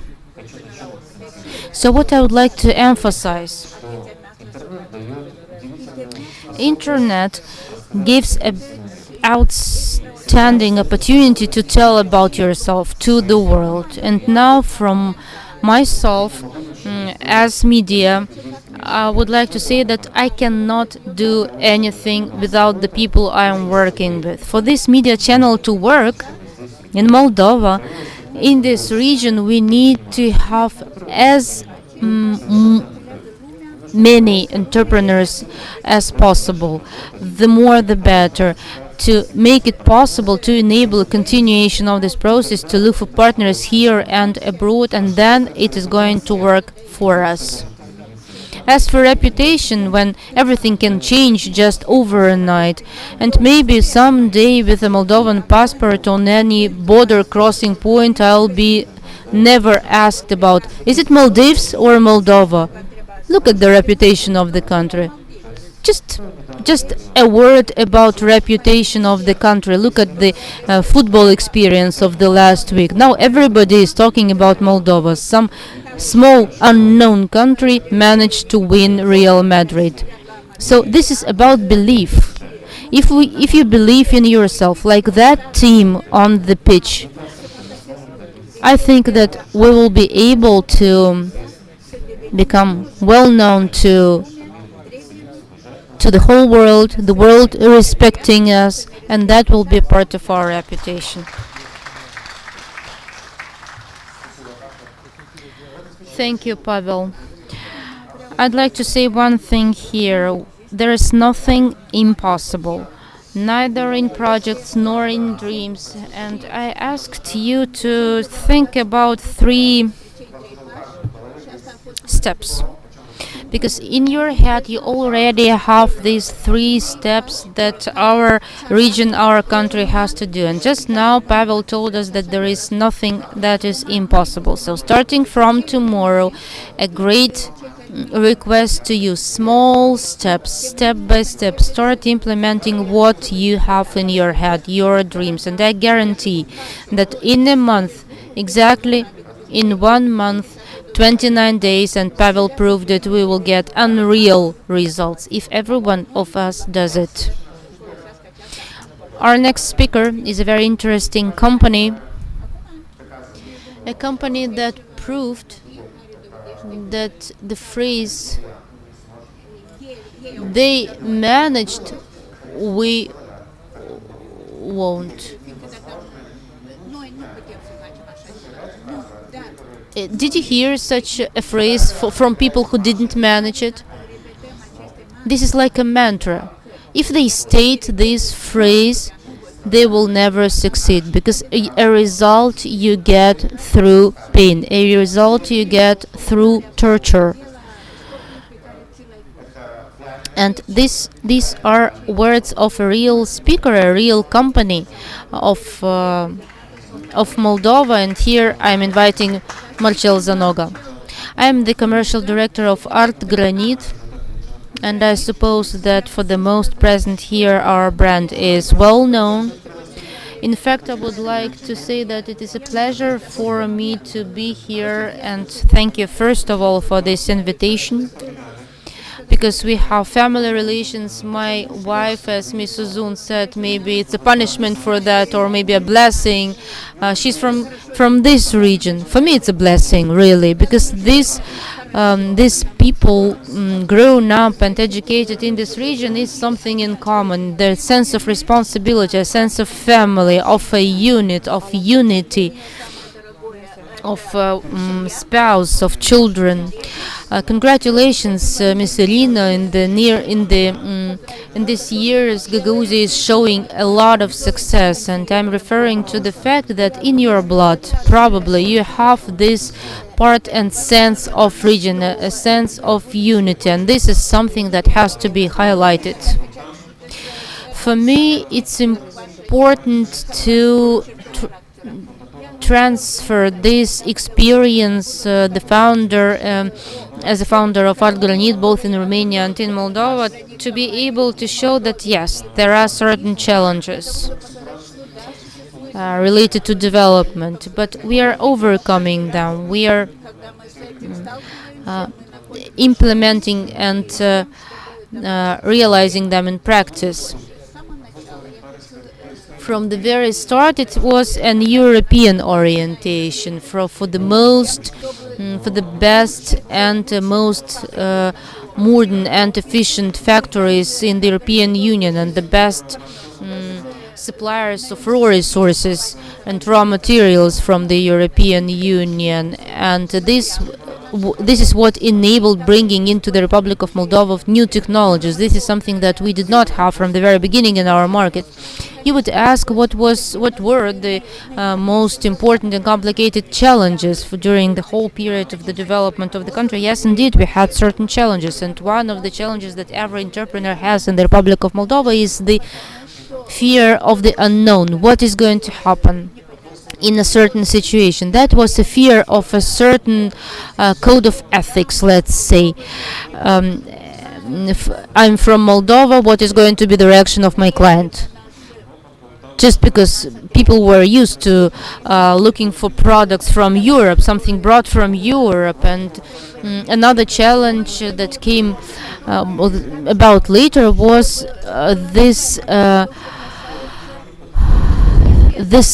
label of lack of reputation when you enter the market, and the way how we overcame this challenge. This is something that I'm going to tell about later, but now I'm going to say that Art Granit currently has 4 active projects. We are talking about Art Granit stone, Art Granit slabs, one more project that we are going to announce when it appears, and the company that is represented both in Moldova and in Romania, 2 more countries that are targets to appear there.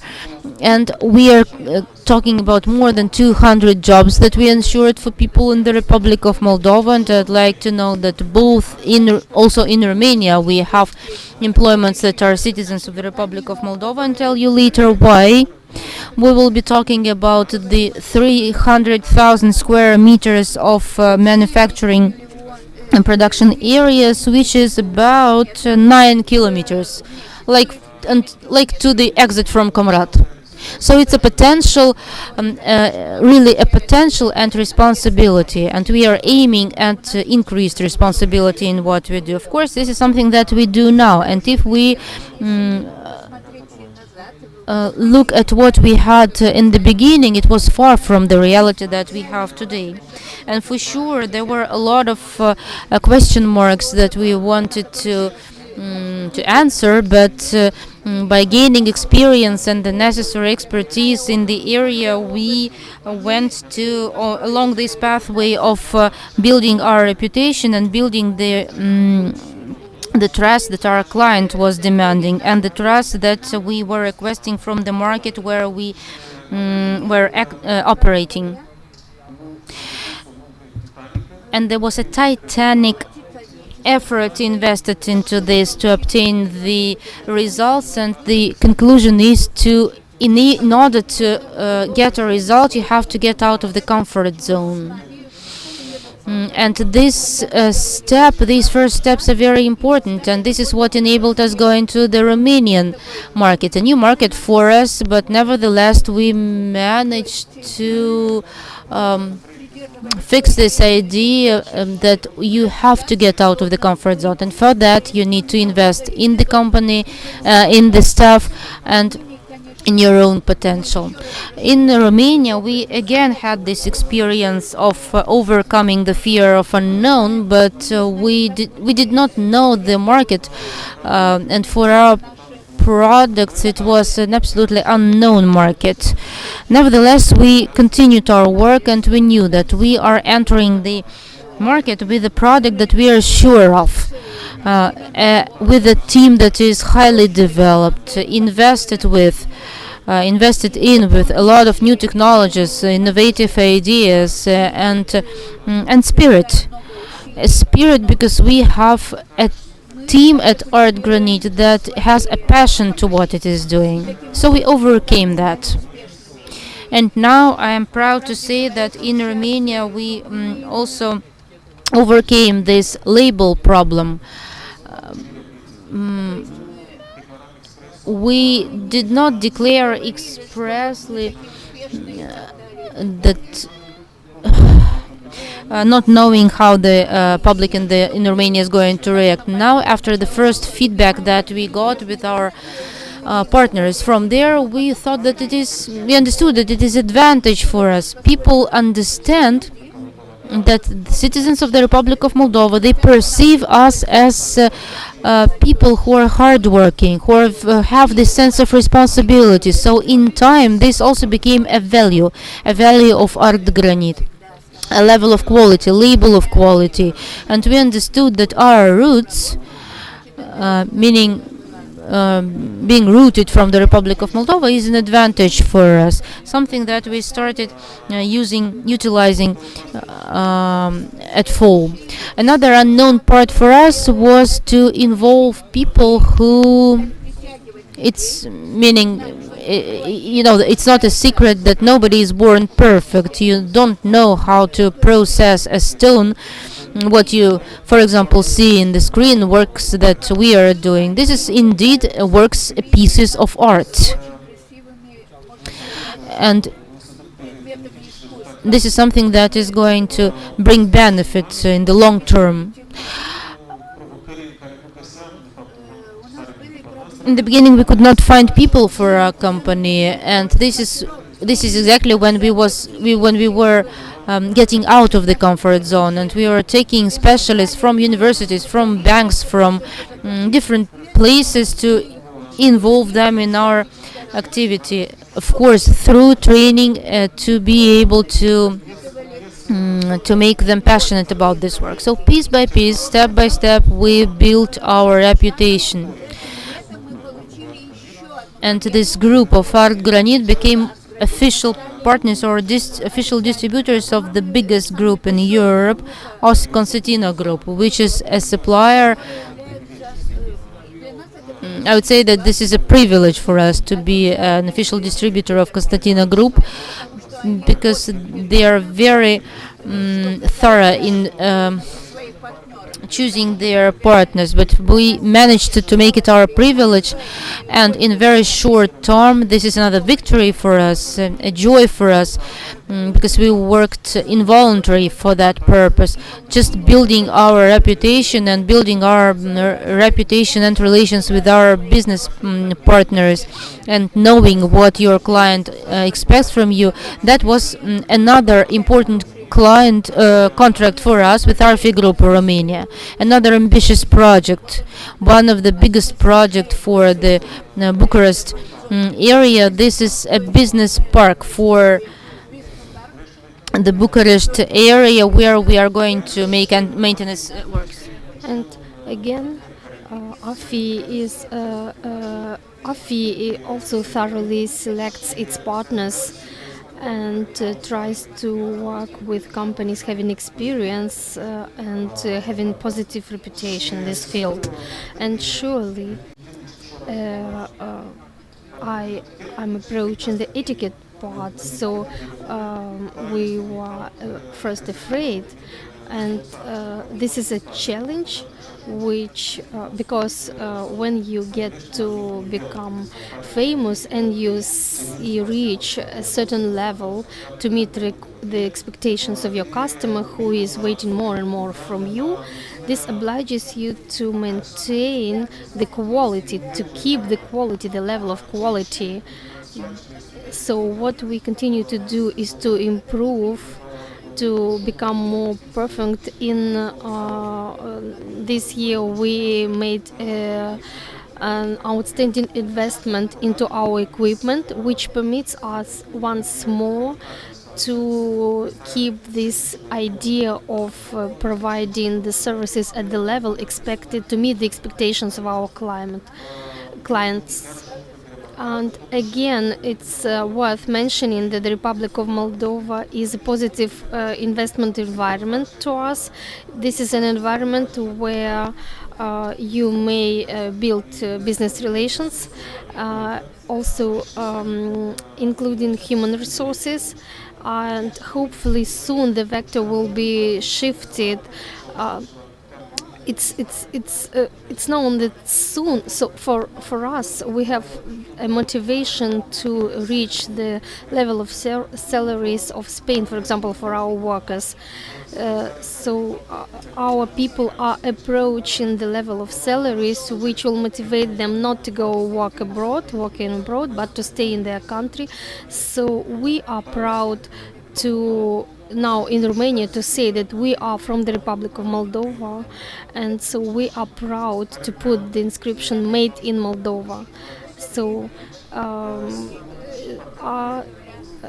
and soon hopefully we'll be proud to write down the inscription "Made in Gagauzia." Thank you.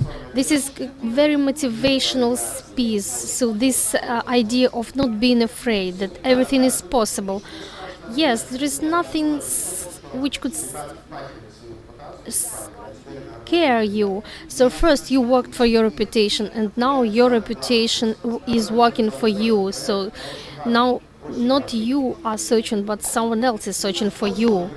This moment is very important. We talked a lot today about reputation. Here in the hall, there are present people to whom reputation is not just a word. A lot of foreign representatives of foreign embassies protect the reputation of their countries in Moldova. A lot of people fight for their personal reputation or reputation of their country or region or company.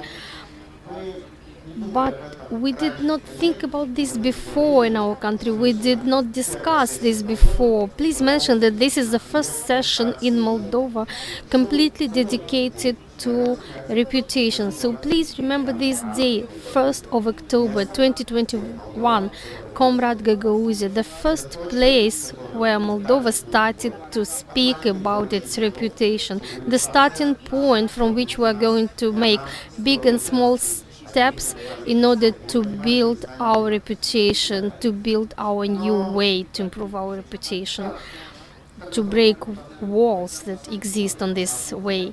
But how to define a reputation? By smell, by sound? Let us try to hear our reputation. Nothing happens.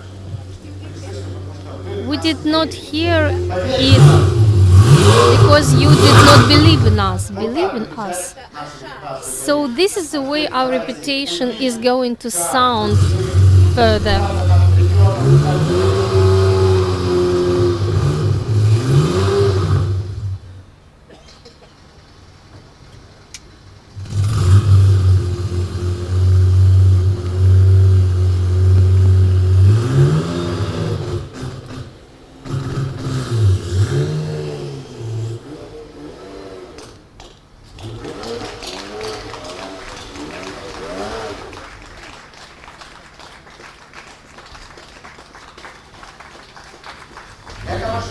This is a car which for 2 years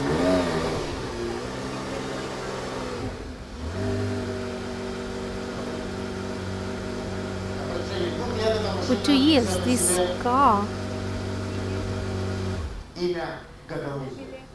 constructed its name, Gagauzia. For 2 years we, at the most important world championships under name Gagauzia,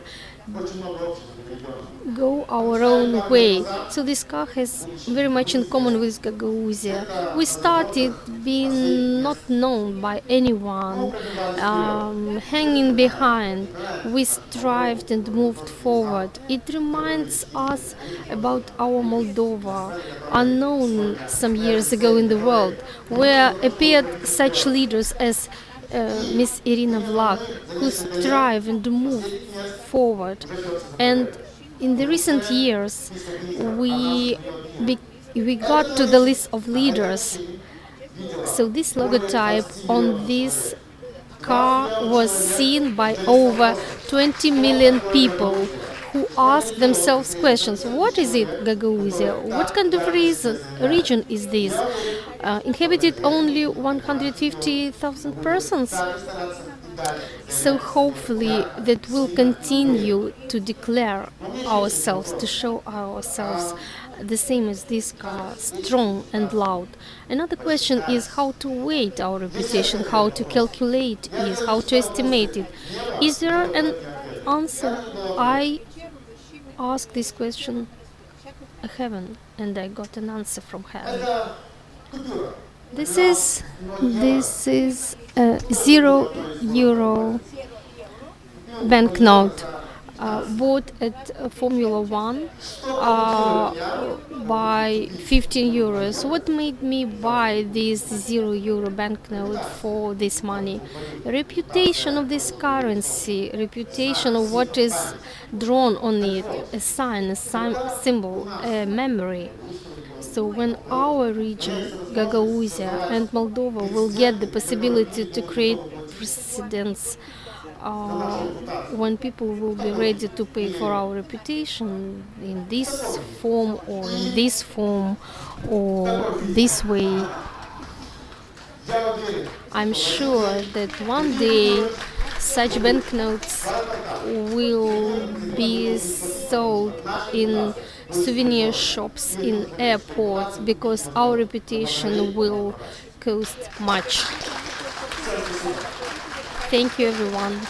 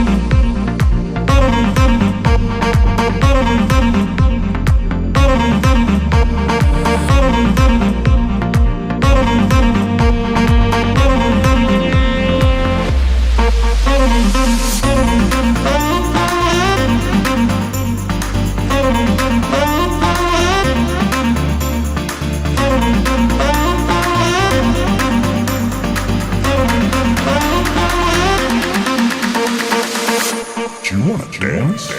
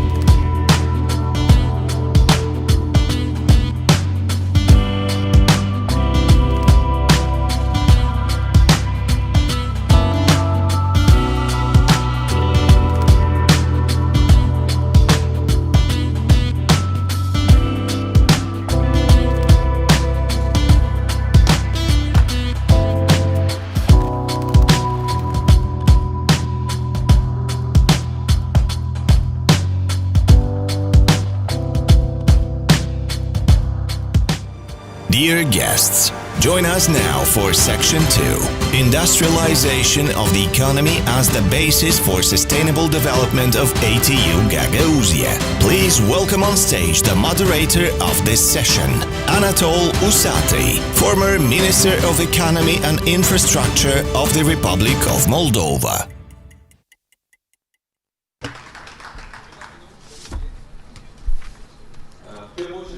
First of all, let me thank the organizers of this event.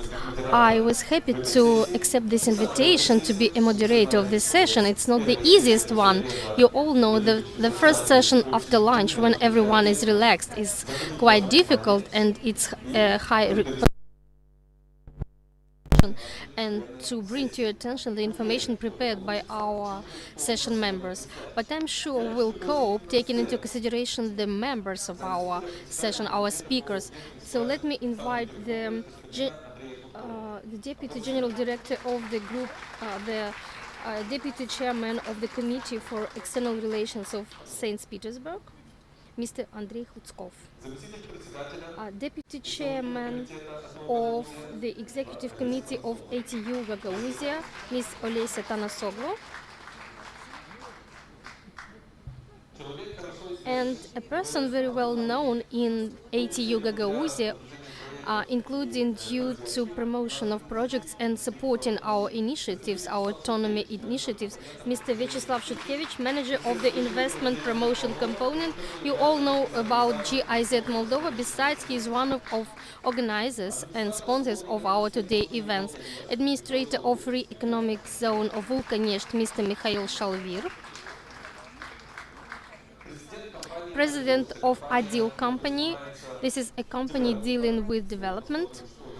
We'll later find what it is and how it is related to promotion of investments in the region. Sergey Njilov. Today, panel and session will be conducted in English and Russian. So those who need translation, please have your headsets with you in order not to lose connection with the panel topic. Today we talked a lot at the beginning, and I share this opinion that because having a vision and understanding of where we're going, we lose our resources and our time. We should know our final goal.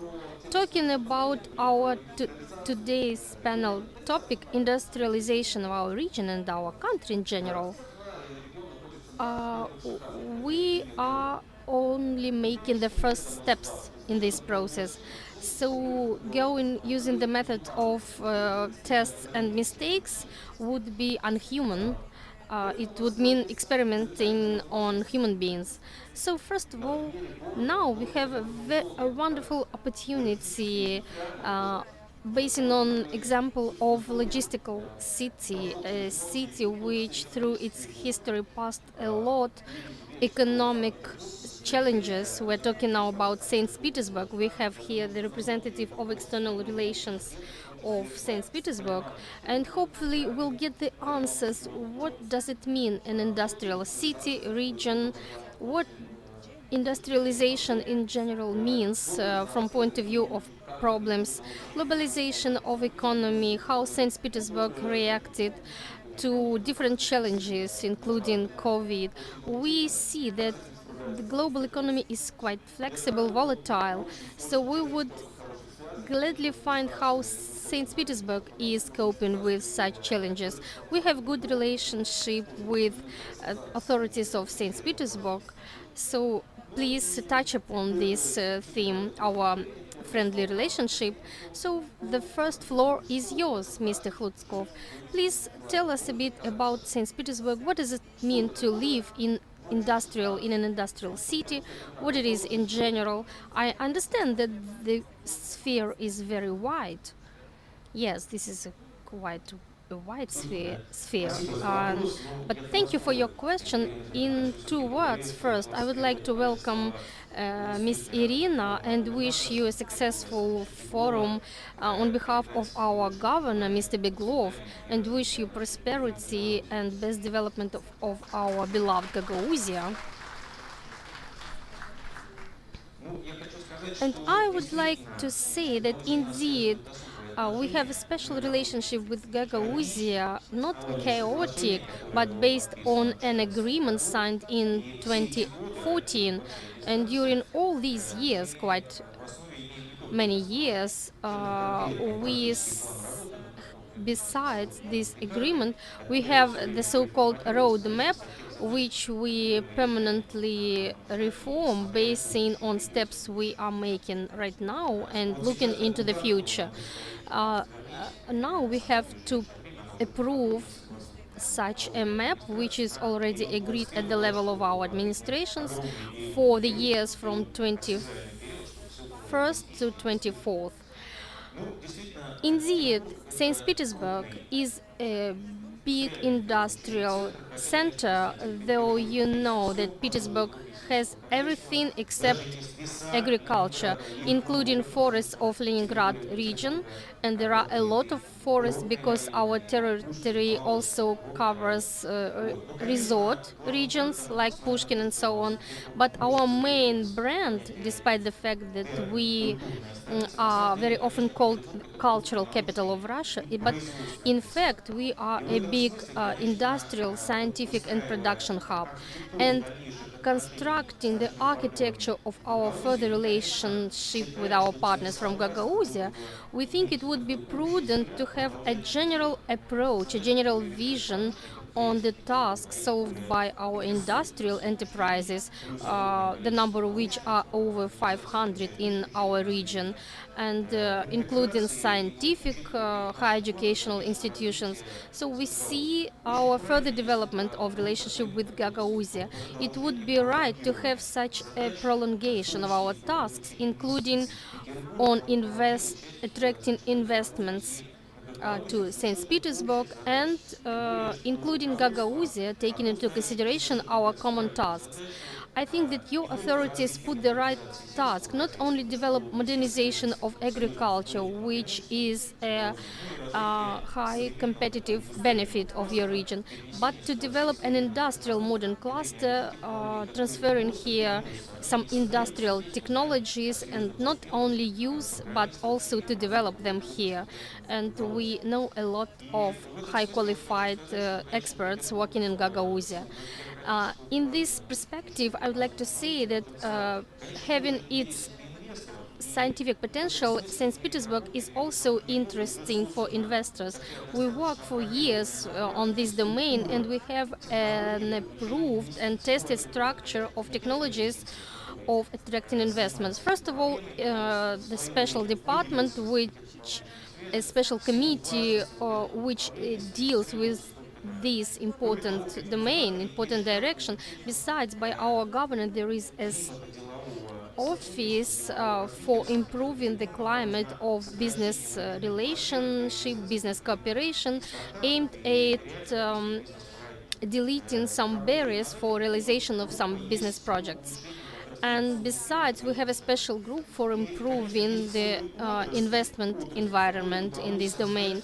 And besides, we have a whole domain which we managed to create in St. Petersburg due to those organizations' work, like ship constructing, energy, pharmaceutical cluster, IT technologies, but we've never been powerful in automotive cluster, despite one plant producing technique for agriculture.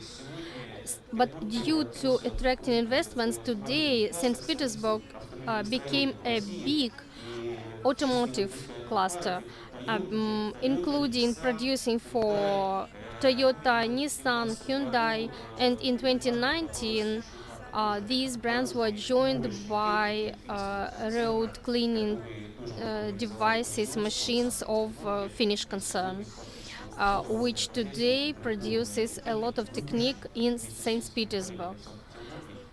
Together in common cooperation of Finnish and Russian partners.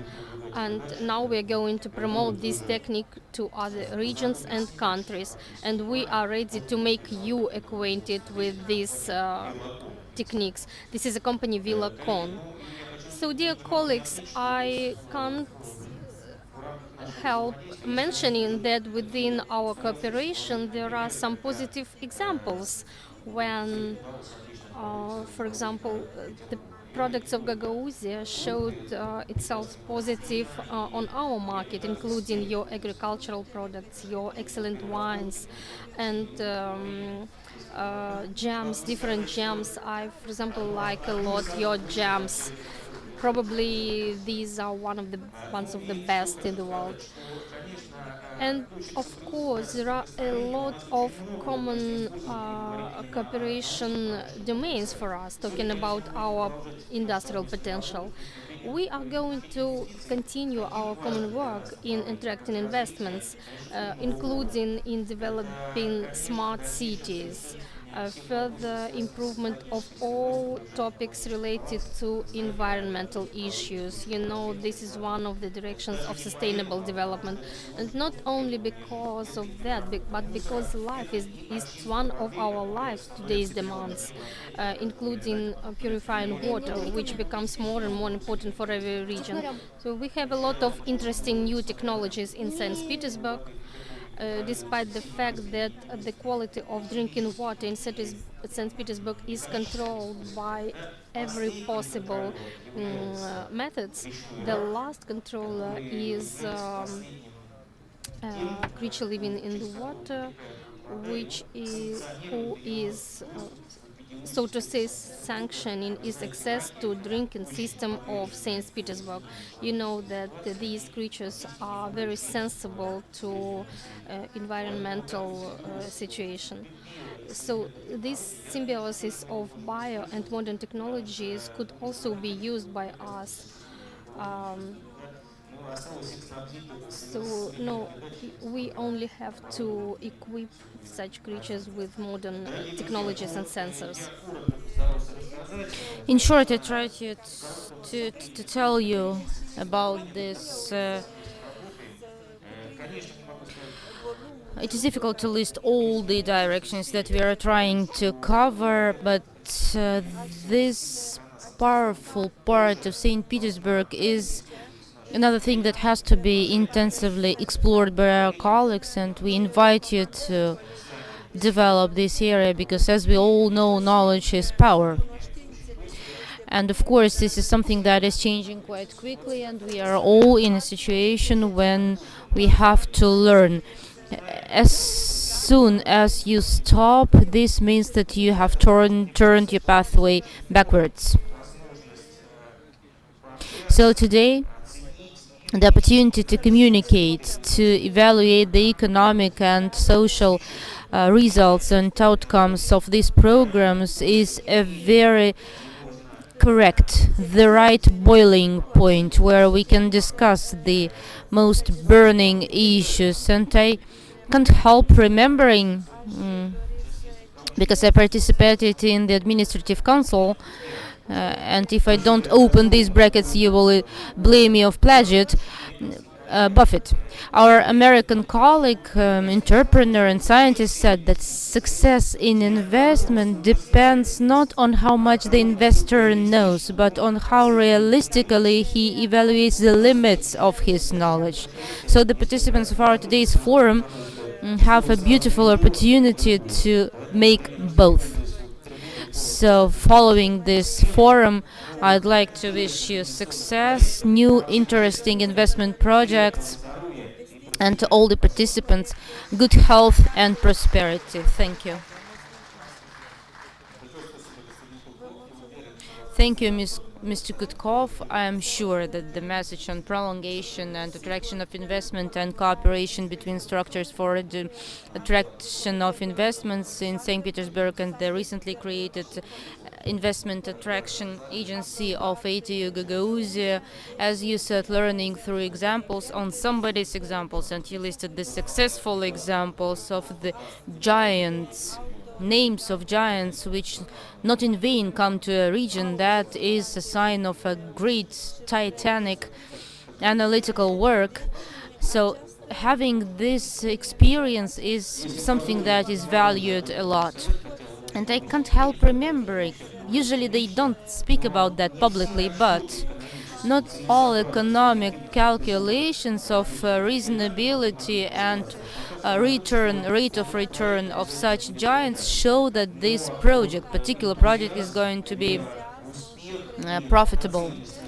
But being aimed at the result of the team that was involved in this, and those were the state officials, those were scientists, those were teachers, those who dreamed, something that Irina told us about, all that proved itself to be transparent, reasonable, everything in one. And this is something that tells us that you have to believe in your dream, and dreams come true not only at Gazprom, you know that.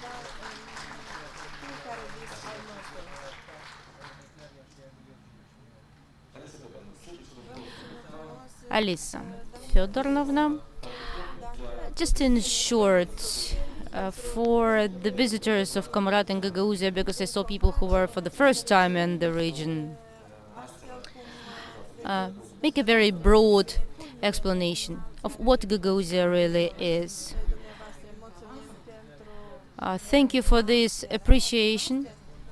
Me as a person being able to give such an evaluation of the region, telling about in short, about our prosperous, lucrative, and fruitful Gagauzia. Today, what Gagauzia is, we see it in figures. This is a stable region which for 27 years, very soon, that we have been developing of this step-by-step movement forward and 27 years of stability. Today we have more than 6,000 economic agents working in the 242 agents with the foreign capital. Most of these agents were created approximately at the same time at the moment of creation of the autonomy. They all have successful histories of success. They're being modernized, they're developing, foreign investments are guaranteed, and together with us they came into the 21st century. Gagauzia has a free trade agreement. This is a privilege, of course, and this was something that was discussed today, and you have already heard about the result about the free trade with the EU and other parties, and they already talk about their contracts, benefits, advantages, and all that is working in our territory. Today, from our territory, goods are being exported to 64 countries of the world. From this small point, goods go throughout the world to very many countries. These are direct opportunities for our economic agents to cover to reach out to new markets. Of course, our advantage is the lucrative, fruitful population, something that is going to affect your profit, that is going to affect your success. This is all this is about the special legal status of Gagauzia. The Parliament of the Republic of Moldova, by adopting the law on special status, gave us an opportunity through our legislative body, gave us an opportunity to develop laws in financial, fiscal policy, politics, and economy and education, and this is why we have this opportunity to create beneficial environment for our economic agents. And today, thanks to this prerogative that I have to highlight other regions do not have, thanks to this we create funds, programs, grants that work for our business. Of course, another advantage of ours is qualified working force. 2-3 languages is not something that is taught at school. 2-3 languages is something that is used at any locality. 3 languages are in use: Russian, Gagauz, Romanian, Moldovan, depending. 3 languages that our population knows and changes its perspective depending on the interlocutor, and this is thanks to our schools where it is efficiently being taught, meaning already 4 languages in our region, including foreign languages. Education in our region is, by this we do not mean the narrow education like kindergarten, schools, and university. For us, minimum education is a professional qualification, most for the population, higher education, and all the other steps and levels that they need to be in the labor market. My colleagues are going to tell you later about the advantages of the free trade zone. I'm not going to talk about that, but there are a lot of economic agents who already can say about increase in their turnover, at least in Vilkonezh, and some more perspective areas. 64 countries for export today.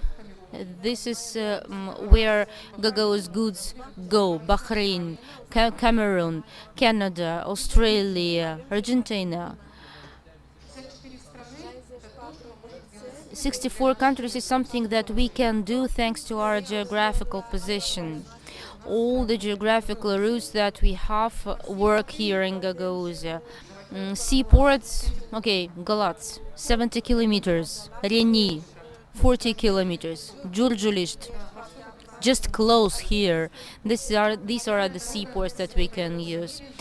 The main road, rail road, M3, not rail, highway, M3 highway, it works to the north from our place, from our position, and to the south, and currently it's in the process of being constructed, meaning extended. It's one of the arteries that connects it to other regions of the country and of the world. Railroad communication, another way that characterizes our autonomy. We have 7 railway stations that can work with a higher capacity than they do now. Recently, we launched a project on the renewal of railway tracks from Rybnitsa, Bendera,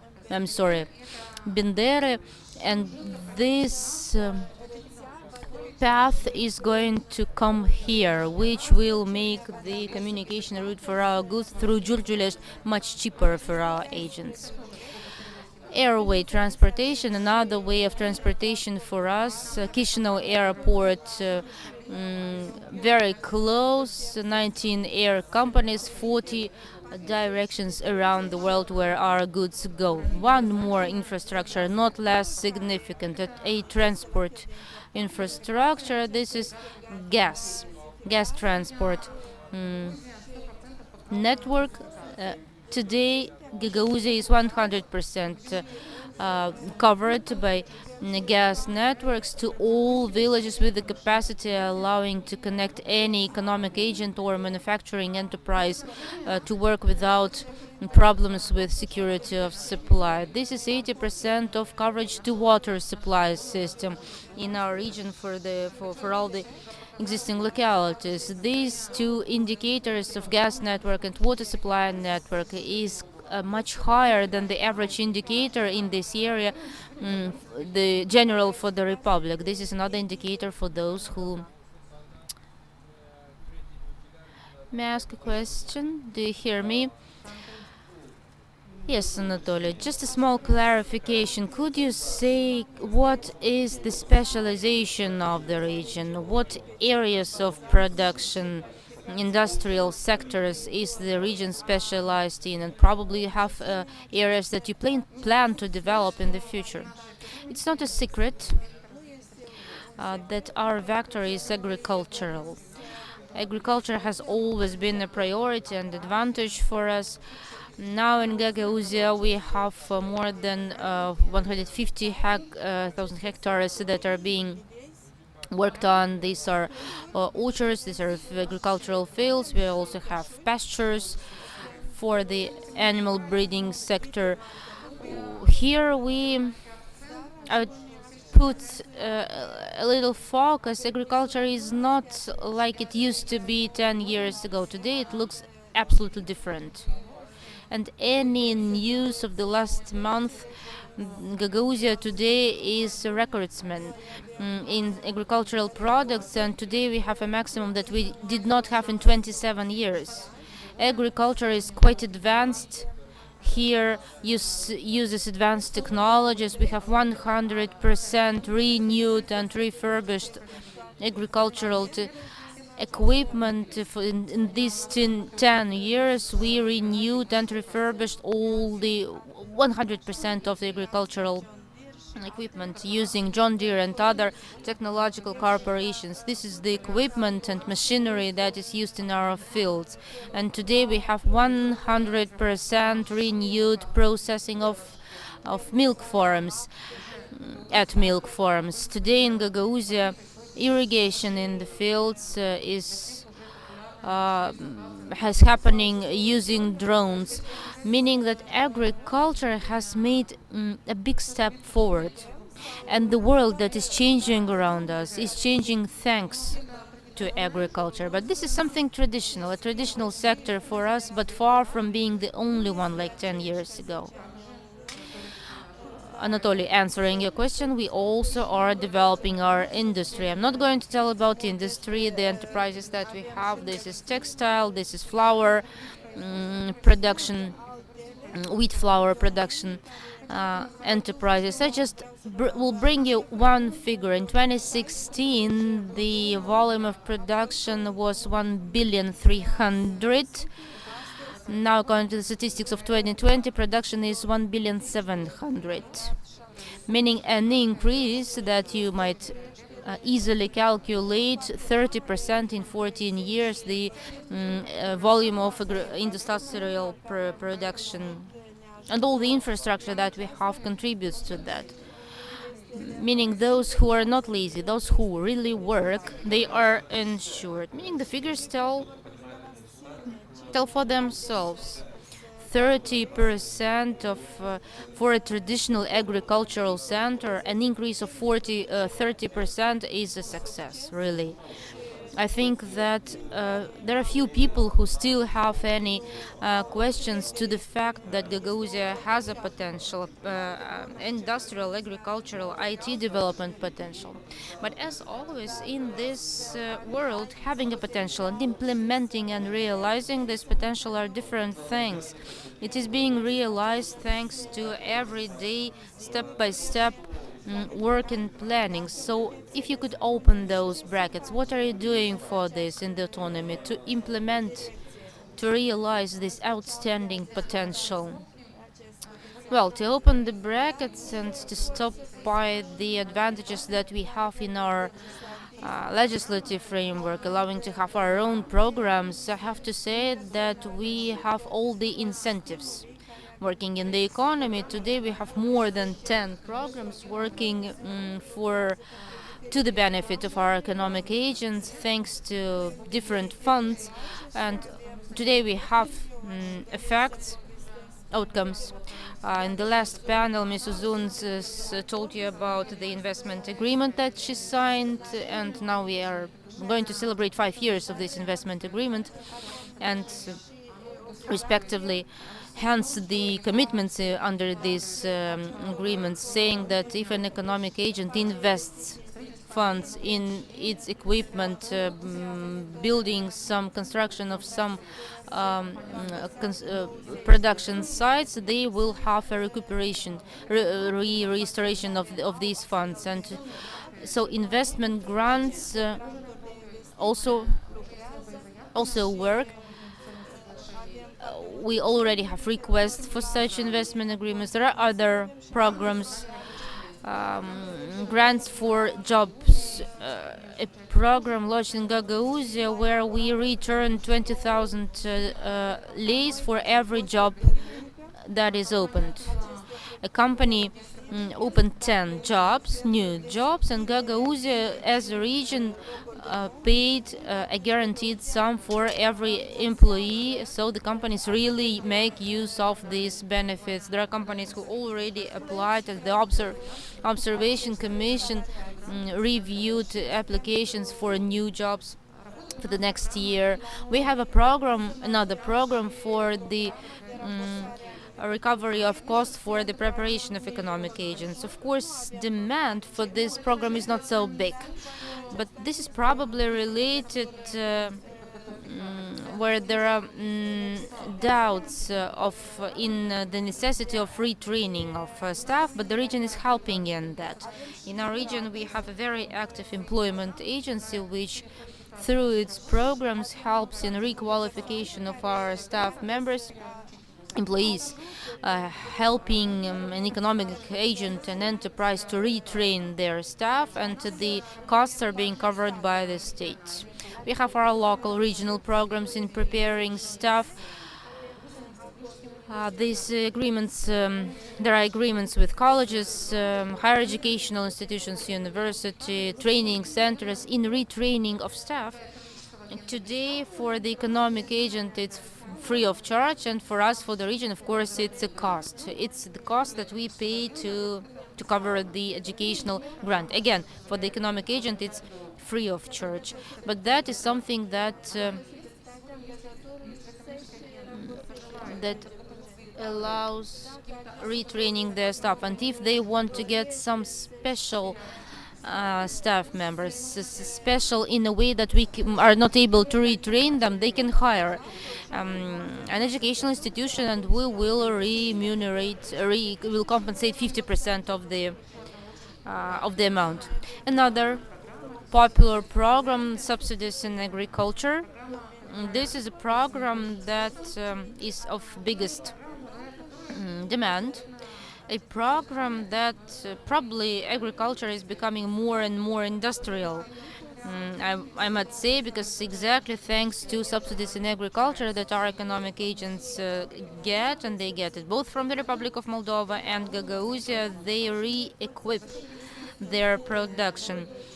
From those funds, they buy new agricultural machinery units for their enterprises, new cattle breeds that are being bred in the territory of Gagauzia, new seeds that have not previously been grown in Gagauzia. Thanks to that program, they re-equipped vegetable processing processes. Another project, 15 new refrigerators that were installed. So the program is quite popular and quite efficient. And one more program, this is recovery of cost for investment programs. It's not the only stimulus to work. It's not the only outcome, not the only goal. The most important goal is to get profit. So we help in advertising the products. For that, we have an entrepreneurial support fund where we organize exhibitions. 122 economic agents used that opportunity and managed to sell out their products at 26 exhibitions, topical and non-topical fairs. So 122 economic agents could go to such exhibitions at the expense of Gagauzia. Our main message is helping investors, and we needed investor support to be not temporary from forum to forum, because when we had our first forum, in between the forums, investors have questions, and it was very difficult to organize quick response to these questions. But to have this work streamlined, to have it efficient, in Gagauzia, we created the investment attraction agency and promotion of expert. This is our newborn, let's say. And this is an agency that meets an investor at the airport or wherever the meeting point is, and supports it throughout its its visit in Gagauzia. Investors are different. They represent different countries, different traditions, different cultures, different economies, and every one of them, as a rule, has needs special information. Not a general one, but unified, individual ones, and this is exactly what the agency does. analysis of this information of the investment climate, of the possibilities that exist in Gagauzia. An investor that comes to Gagauzia and does not need to spend additional funds to hire a company to calculate all the effects in the market, to analyze the legislative framework that operates here. They do not need to spend that money. We spend that money for our investors to feel comfortable, to get quick responses to their questions. And the agency also accompanies investors further on, helping in any questions that might arise. This is the taxation in the Republic of Moldova, tax incentives, because in order to sign some investment agreement or to apply for some grant, investors are not proficient in our legislative framework, and they do not want to waste their time for that. The agency, on the other hand, is the right institution that might help them in that issue. Selection of staff, retraining and training of staff, all those opportunities are being proposed by our agency for the economic agents that come here for the first time and who permanently need their services. Just recently, year ago, the Fujikura company that worked here requested individual support in the framework of COVID. This is fast vaccination. Vaccination was launched throughout the Republic of Moldova, but because Fujikura worked with different regions of the Republic of Moldova, it was difficult to organize and control. So at the request of investors in the territory of Gagauzia, of Fujikura, we established a vaccination point where all the staff members were able to come to not without needing to go to Chisinau or anywhere else to get vaccinated. There would be a representative that would be responsible for that, and responsible for that was the agency for investment agency. So these are the opportunities for investors in our region. So there are programs, there are people who support, and there are us, people who want to work. I think that these examples is something that vividly shows attitude to investors, and this is important not only in attraction, in the stage of attraction, but also post follow-up stage, because people need to know where to come, including this extraordinary example of organizing a fast vaccination point. Responding to such a request is something brilliant. You, in your speech, mentioned in the first part of our today's panel, and one question, at least one investment forum might do without it, but this is the one that investors ask themselves very often. What about staff? What about qualified staff members, their qualification, their numbers? Is there a possibility to react to the demand, because everything became so fluid, so flexible? We do not respond, we just work. We take them and we work on that. We have everything to prepare staff, and I emphasize that in the beginning as one of our biggest advantages. What traditionally do we have? We have 2 colleges, agricultural technological, where we have 12 specializations, 3 professional colleges. We have a center for professional training where in 2 or 3 months you can retrain for a certain category. We have the Comrat State University that also gives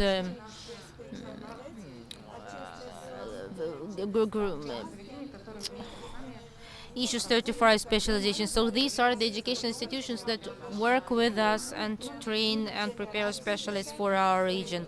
Most of them with more than 70 years of experience of preparing specialists and professionals in their areas, and successful graduates. Today we already offer new opportunities for school children we go beyond the territory of Gagauzia and are trying to cooperate with other institutions. It's the third year that Gagauzia has been cooperating with the Technical University of Moldova, and probably you've noticed that in the right hand there is the industrial college is being and is in the process of construction. So this is like a response to the demand in technical specialists. We had a survey of economic agents and we encountered this problem where in the region we lacked technical specialists, both in vocational training level specialists and as specialized education. And every year at the request of Gagauzia we prepare staff, we pay educational grants and invest in our youth that returns later to work here in the region. The same project, Industrial College, we faced when we were asked where to prepare personnel with secondary professional education, taking into consideration the fact that colleges with similar specialties on the territory of the Republic of Moldova taking different language of education.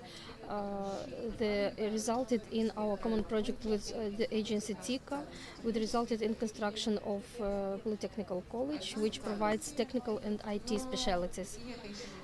This list is not exhaustive. The last year of our work and market analysis needs of the region has shown that we need also some other specialties which are not included in the list of specialties of technical university and our technical college. We responded to this issue with the next social program when we prepare needs in order to work normally. So our Department of Economical Development analyzes this list and defines the necessary number of specialists. And according to this number, we define the specialties. We apply to our higher education institutions and we provide to our guys, to our youth, the opportunity to study, paying to them educational grants. So accordingly, every young inhabitant of Gagauzia may study in every higher education of the Republic of Moldova and is guaranteed by educational grant in order to make the educational process more attractive. So this is a flexible measure of us in order to get multi-profile specialists in our region, which could allow to develop all the domains, not only economical domain, but other important domains of our economy. In general, probably all of you see the slide on the screen as a result of our programs and our investments that we've made recently. Since 2015, when we faced a problem of intensive migration of our population from our region. Of course, this migration was related to lack of working places and undecent salaries, and it was related also to the fact that other countries and regions needed qualified personnel which lived in our region. As you may see, in 2013, only 37% of our youth stayed here in the region. So we promoted many social and economical programs and working year by year with our youth. Now you see the indicator 87% of young people remaining in the region. This is not the limit for us. We strive for more, but our today's result is 87%, 87.3%, which is a good indicator, but very strong support of the region is staying behind this indicator. Because for that we need not only decent salaries but comfortable living conditions in the region, which are provided by different social programs. We have a program providing the young families to acquire housing. We have a program providing free of charge special food for newborn children. We have a program promoting medical assistance, and in case of impossibility to find the necessary medical assistance in the region or in the country, we provide financial support for treating children from our region in different regions and countries. We provide different educational programs in kindergartens and schools. There is no queue for our children to get to the kindergarten.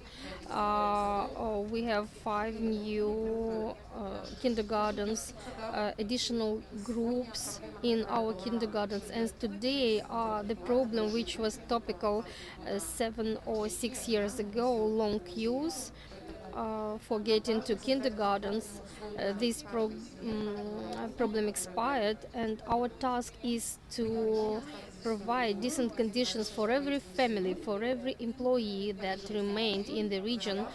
We try to provide them the possibility to get decent salaries, to have decent living conditions to raise their children. And our principal source, which is not source, which is actually a treasure, and I'm sure that our investors who are going to discover the first this treasure will be more prosperous. We invest in our people, in our inhabitants, in their comfortable and good living conditions. So effective workers are the ones who have solved their social issues, social problems. So um, so our task is to provide them good living conditions and to promote conditions which would support business environment and technologies development. So this is our mission here in Gagauzia. Thank you, Olesya. The last slide, especially the diagram with the indicators which speak for themselves, are very informative.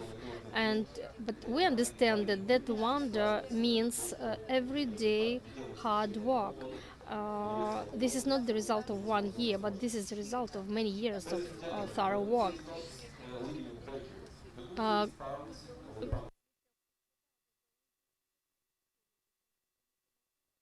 There are a lot of programs and initiatives on the national level which are applicable in Gagauzia as well, besides the programs which Mrs. Tanasoglu described us. There are a lot of, indeed. Some of them are aimed to attract investments, some of them aim to support business initiatives, many of them aim to support local public administration in developing and constructing of business infrastructure projects. These topics are very complex, indeed. It's a lot of work to be done in this direction, and it's very difficult, probably impossible to do it only by the country itself. Country needs support for achieving these aims. That is why today we have with us Mr. Shutkevich, Vyacheslav Shutkevich, who is the manager within GIZ MEPA project, and who will provide some additional details about these projects. Vyacheslav, the floor is yours. Thanks a lot, Mr. Minister. Thank you, ladies and gentlemen, Madam Bashkan. I'm really honored to be again here in Comrat and to be as a speaker at the forum. Thank you for this opportunity. That's indeed a very complex topic, and I believe that the time we have here will not be able to touch in many details, but probably what we will try is somehow to take your attention to the topic. Can I have the switch? We'll try to describe a little bit and to discuss about some of the topics today, and let us see the background of the topic today, because many of you are from Moldova, but there are a lot of faces coming from Romania and Turkey and many other countries. also from Russia. Many people, they perceive Moldova as an agricultural country, and of course today this might be also true. If before 1992 we had 60% the share of the industry in Moldova. Today the share of the industry unfortunately is somewhere between 15%, and as today we had a very good or this year we have very good harvest year. Maybe again the industry will be a little bit lower and the agriculture will be higher, and this is not very sustainable, unfortunately. And we need to think how we do a sustainable development for this country. And maybe a few words what we do and who we are. I'm part of the economic policy advice to the Moldovan government. We are a German cooperation agency financed by the government of Germany and co-financed by the Swiss government. Our main focus is the economic sustainable development support for the Moldovan government, and the main objective is the job creation. What we did so far, we facilitated in the previous phases the creation of more than 8,800 jobs, and 1,000 are here in Gagauzia. And we still continue to offer our support to the partners. Our main partners for this specific topic we cooperate with are the investment agency at the national level. At the regional level is the Invest Gagauzia agency, ODIM as the organization for SME development, and other state institutions.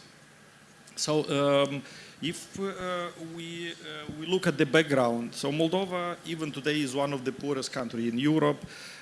We have a very low employment rate, which is hardly above 40%, and this is the answer when many people ask, especially from European Union, but do you have enough people in Moldova? Yes, we have even more than enough, and unfortunately we face the high migration rate. 1/3 of our population is outside of our country, and this is the problem. We cannot cover them with jobs. So our objective is to offer and enhance the opportunities to participate in inclusive growth and create sustainable jobs in this country. Okay, let us look further for some of the elements we want to discuss today, and very shortly, is the SME linkages, or an instrument we developed together with one of our partners, ODIM, the Organization for the SME Development, and this is an instrument, Business Link. And what is Business Link? This is a tool to promote the local companies to foreign markets and connect them with international companies.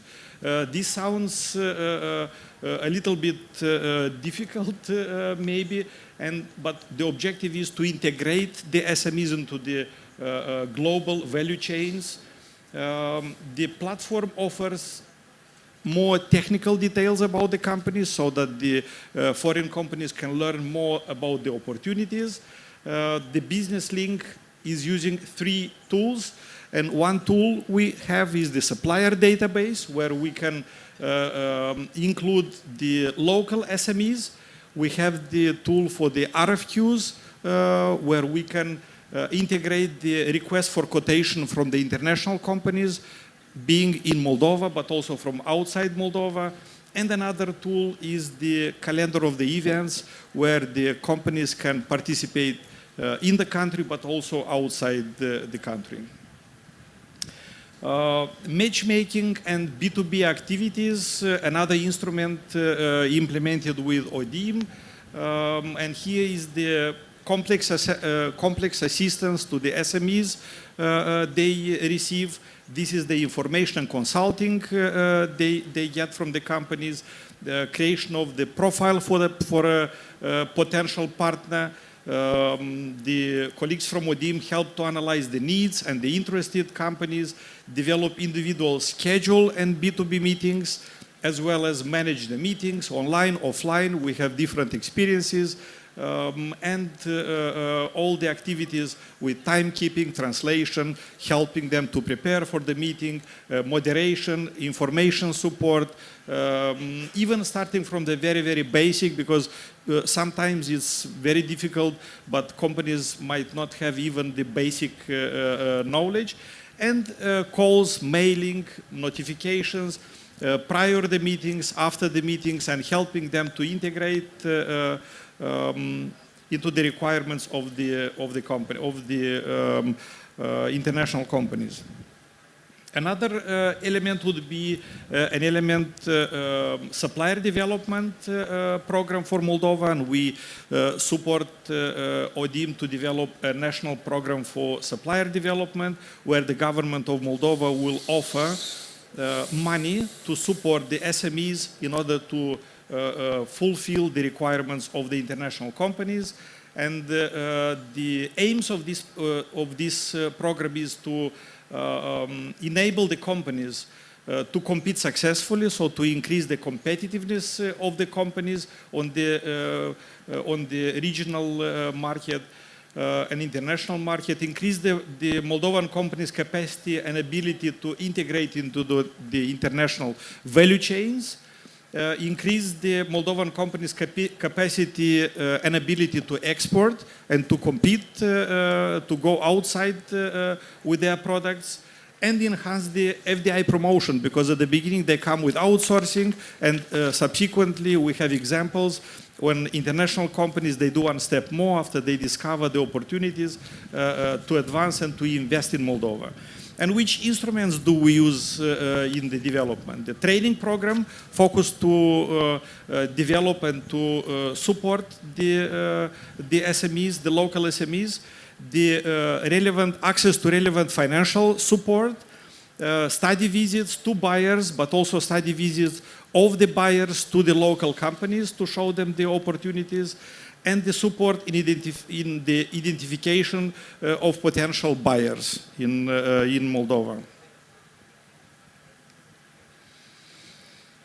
Some of the programs which, there are many other programs offered by the Organization for the SME Development, ODIM, but some of them which are more relevant for the SMEs. This is the Supplier Development Program with the Business Link, which I already mentioned. Another program is the Program for Growth and Internationalization, when the SMEs can go outside and participate in different fairs and get financial incentives and support from the organization. ODIM, the digitalization of the SMEs, and this is a topic especially being more intensified with COVID pandemic. This is a significant support for SMEs coming from different sectors.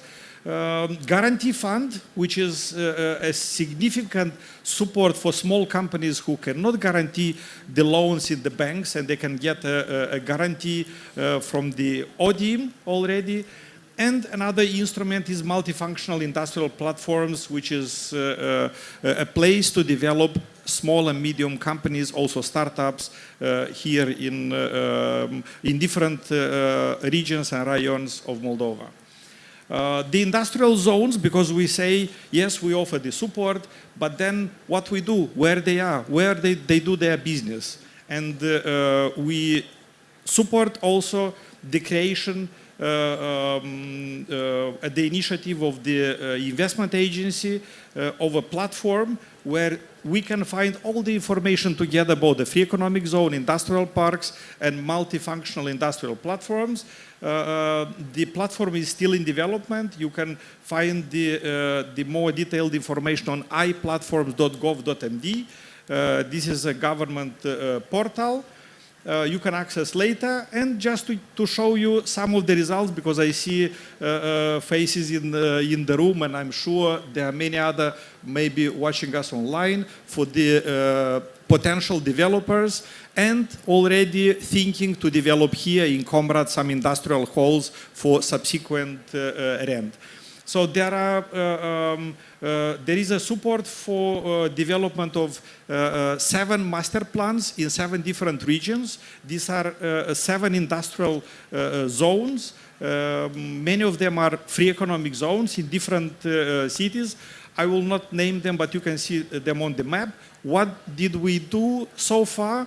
This is the development of the topographic survey, geologic development plan, is the zoning regulation, on-site infrastructure networks. So this is the complete preparation of the sites to save the time of the investor at least by 1 year. This goes in addition with the project documentation for infrastructure, gas, all the utilities, gas, water, sewage, but also the power.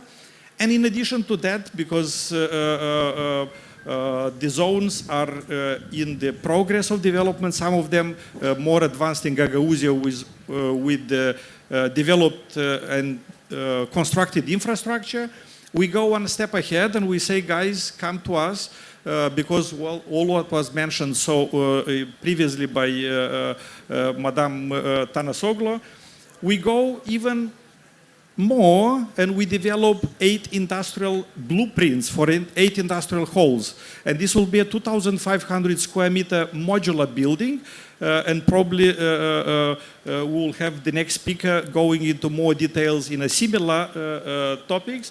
But what we do as a support for the industrial zones and for the local public administrations from those 8 cities, we say, here you are, we give you the technical documentation, now build them and look for potential tenants. And a good example we have already in Jedinets, when with the support of European Union, they developed an industrial hall, and with the support of the investment agency, they managed to identify from UK an electronics company who is already there, and they created already jobs in the region in the north of Moldova. So meaning this is possible, important is to have a vision and to be very insistent. The other instrument would be the industrial parks in Moldova. I will not go into details what an industrial park is. You can access the in internet and get more details, but they are spread all over the country. Another instrument is the multifunctional industrial platform. This is a public plot of land with all the necessary infrastructure. You can see they are located all over Moldova, and at the moment basically there is no rayon we cannot cover with an industrial zone, be it a free economic zone, industrial park, or multifunctional industrial platform. Vyacheslav, can I have a question, additional one? I know that many of these projects you have listed have been started quite a long time ago, or significant time ago. But since that time we have a lot of challenges, and one of them is corona pandemic challenge, which also influenced the economical developments. Was it possible to be flexible, to introduce some modification to these programs, or in general, are these programs, majority of these programs and projects still intact? Are they still active in Moldova, or they are somehow modified? Because that is the professionalism when it is possibility to be flexible and to respond to these quick challenges, unexpected ones. We are quite flexible as a country, and looks like the plans we had before, they are bringing the ground very good for the future development. And what we see at the moment, in fact, that we become more competitive, because we see the new trends as building back from corona pandemic, that industries, they need more reliable supply chains. What we see the trends at the moment, that the supply chains, they are restructured, they are shortened, and the European countries, they try to bring back their supply chains from the Far East. They try to shorten them, and many industries, they try to localize the know-how here in Europe. And there is a nice initiative, consumed in Europe, produced in Europe. And Moldova at the moment has a very unique opportunity to bring the attention to Moldova and produce here, as we are, let's say, I would not say maybe low cost, but cost efficient, or let's say another way, we are the best cost location, I would say, or one of the best cost location, because what I mentioned previously, the negative things, they turn us into positive. We see an intensification of the supplier development program initiatives. We see that OEMs, they started to look at the periphery of European Union, and what we can already prove that there are many companies requesting information, looking for potential suppliers, and even are ready to help us in development of the suppliers. Another initiative, we see that the companies, they're looking for the software development, and the even industrial companies which were not expecting, they are looking and they are willing to invest in the IT and R&D and engineering activities in Moldova. And what I want to say again, because we discussed last year, we will discuss also in the next panel, and I'm very happy to support, as we as a team are supporting the initiative of the authorities with the IT hub. We see that pandemic actually gave us a good lesson because we were trying since years to prove and to convince the companies, please come to us, please trust us. But pandemic, once working from home, showed that if you can do it from home, you can do it from another city. If you do it from another city, you can do it from another country. And if you can do it from another country, you can do it also from a region in Moldova. Yeah? So this is already proved, and this is what we can see, the initiative is moving much, much faster. And what I want to mention in conclusion, because again, many people are looking at us, and even our national or our diaspora abroad, whenever they ask about Moldova, many are saying, yes, we have fruits and vegetables and wine, which is true, we are proud of, but unfortunately there is no country in the world which becomes rich with agriculture, and we know that everywhere agriculture is subsidized. And this is not a sustainable way, and if somebody tells us, yes, let's do it organic, yes, we become a little bit better, but we don't become, and we cannot assure that the population or the young people can stay here at home. What we want to do is develop the country in a sustainable way so that we can keep the young population at home, we can develop this country in a more sustainable way. And sometimes we do not know the things we have in Moldova. For instance, not many people know that even the trolley buses running in Chișinău and in 120 cities around Chișinău, from Vladivostok, even in European Union, in Romania, the complete electronics is made in Moldova, which is not a small value, but is the more than 35% from the value of a trolley bus. And this is one example in one industry. If we go to another industry like machine building, Moldova is one of the 5 countries in the world, and even our neighbors, or let us do it another way. In Europe, only one country is producing canned pumps, and Moldova is the second country in Europe producing that.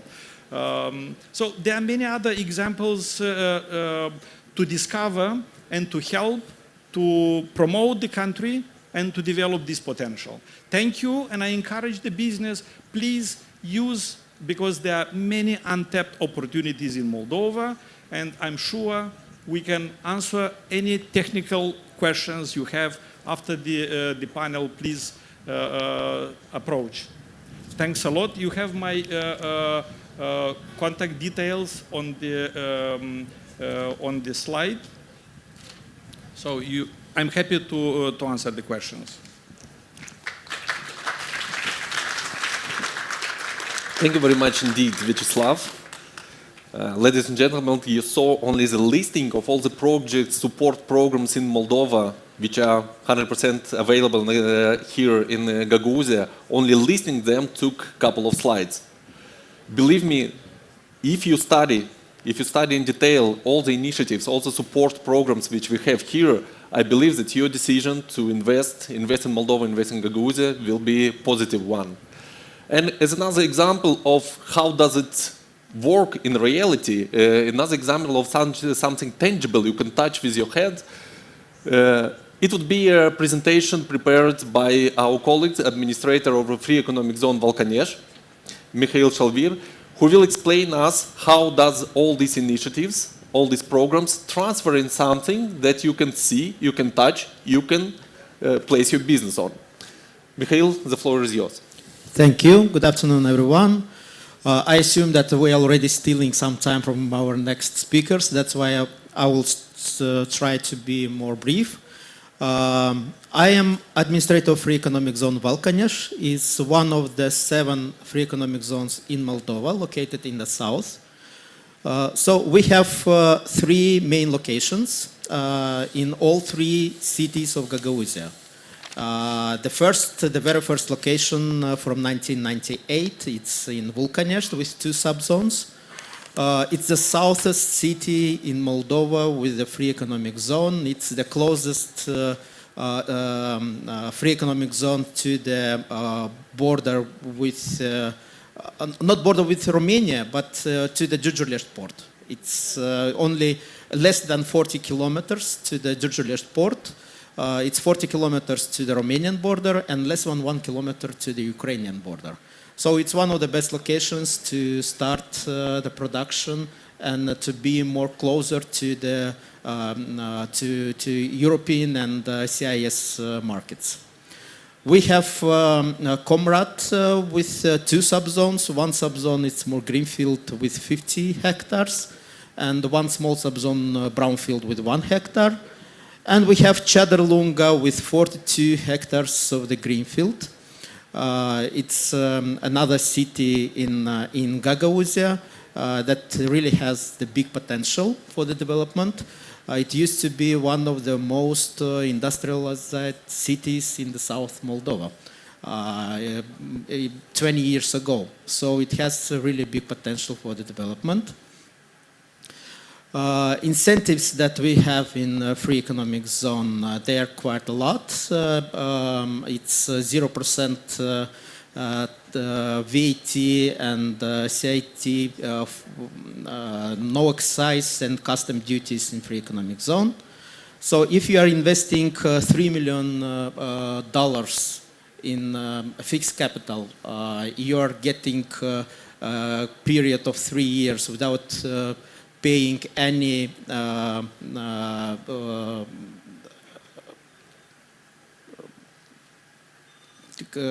taxes. It's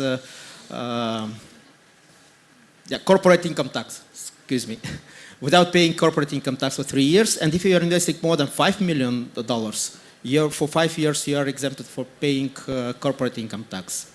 So you are getting 10 years guarantee for your investments for any changes in the legislation.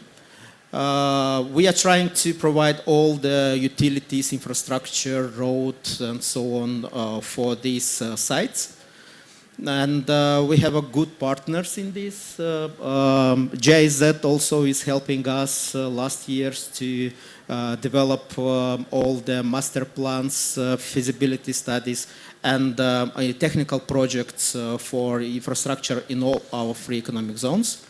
And we have support of the regional government, local governments, in order to get all the necessary infrastructure at the place.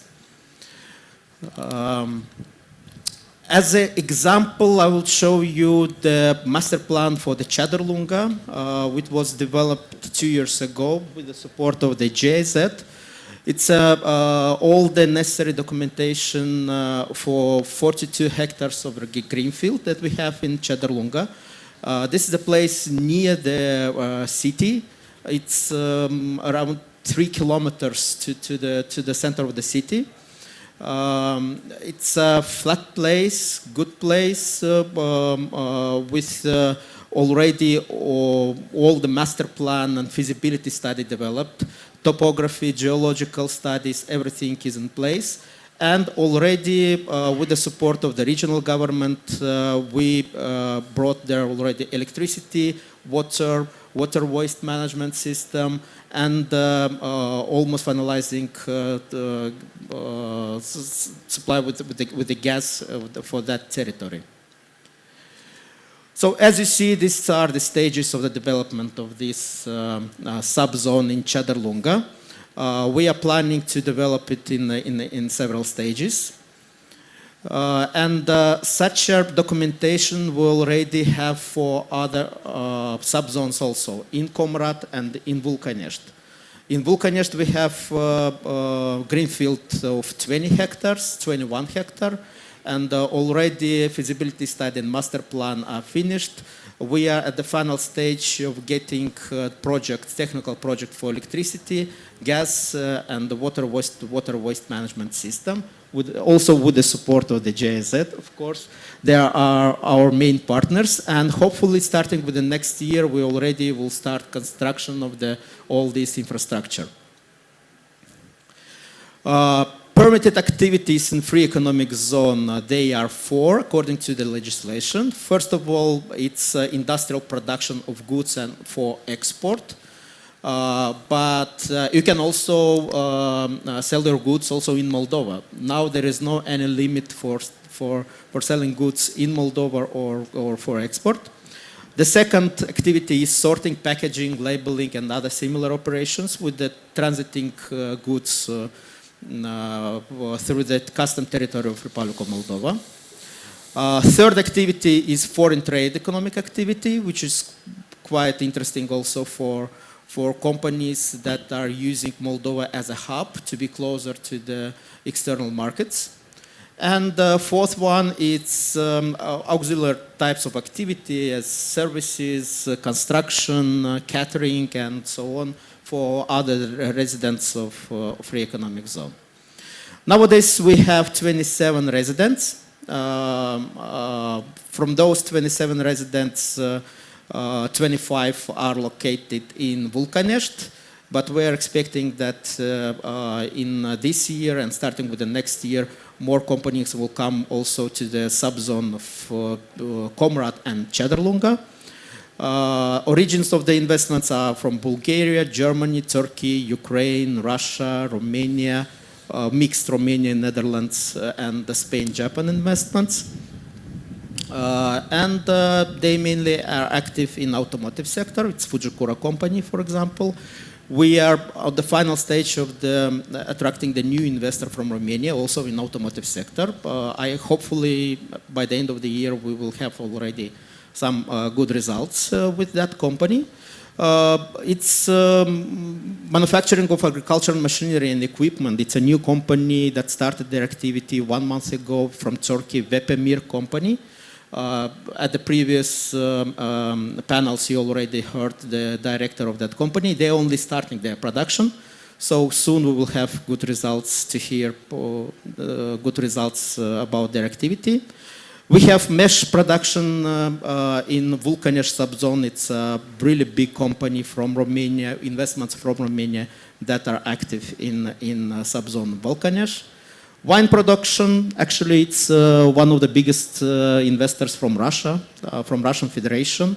And they are our first investors and the biggest ones. They established their company in the year 200. We have the companies that are processing agricultural production, heating oil production, and so on. And starting with October, we have the new investor from Germany. Starting with October, he will already start his activity. He's going to produce gas power generators. And already containers with all the equipment are on the road, so we are waiting for him. And in 2-3 weeks, we are expecting him to start establishing his production in Comrat, here in Comrat. So perspectives are good. We are, with the support of the Investment Agency of Moldova and Investment Agency of Gagauzia, They are really supporting us on attracting the new investors. We are very active to promote the free economic zone, also at the international platform. JZ and Investment Agency of Moldova are supporting us and participating on different events. For example, Inoprom in Ekaterinburg this summer. In September, we're participating in EIA Mobility in Munich. Next week, we are going to Expo Real in Munich on promoting the free economic zones on our industrial platforms. And hopefully this will bring us some good results, but be sure that we are here to answer all your questions. If you have any, I will be more than happy to meet with all of you and answer a question, showing our subzones, explaining more details about the incentives that we are offering. Thank you very much.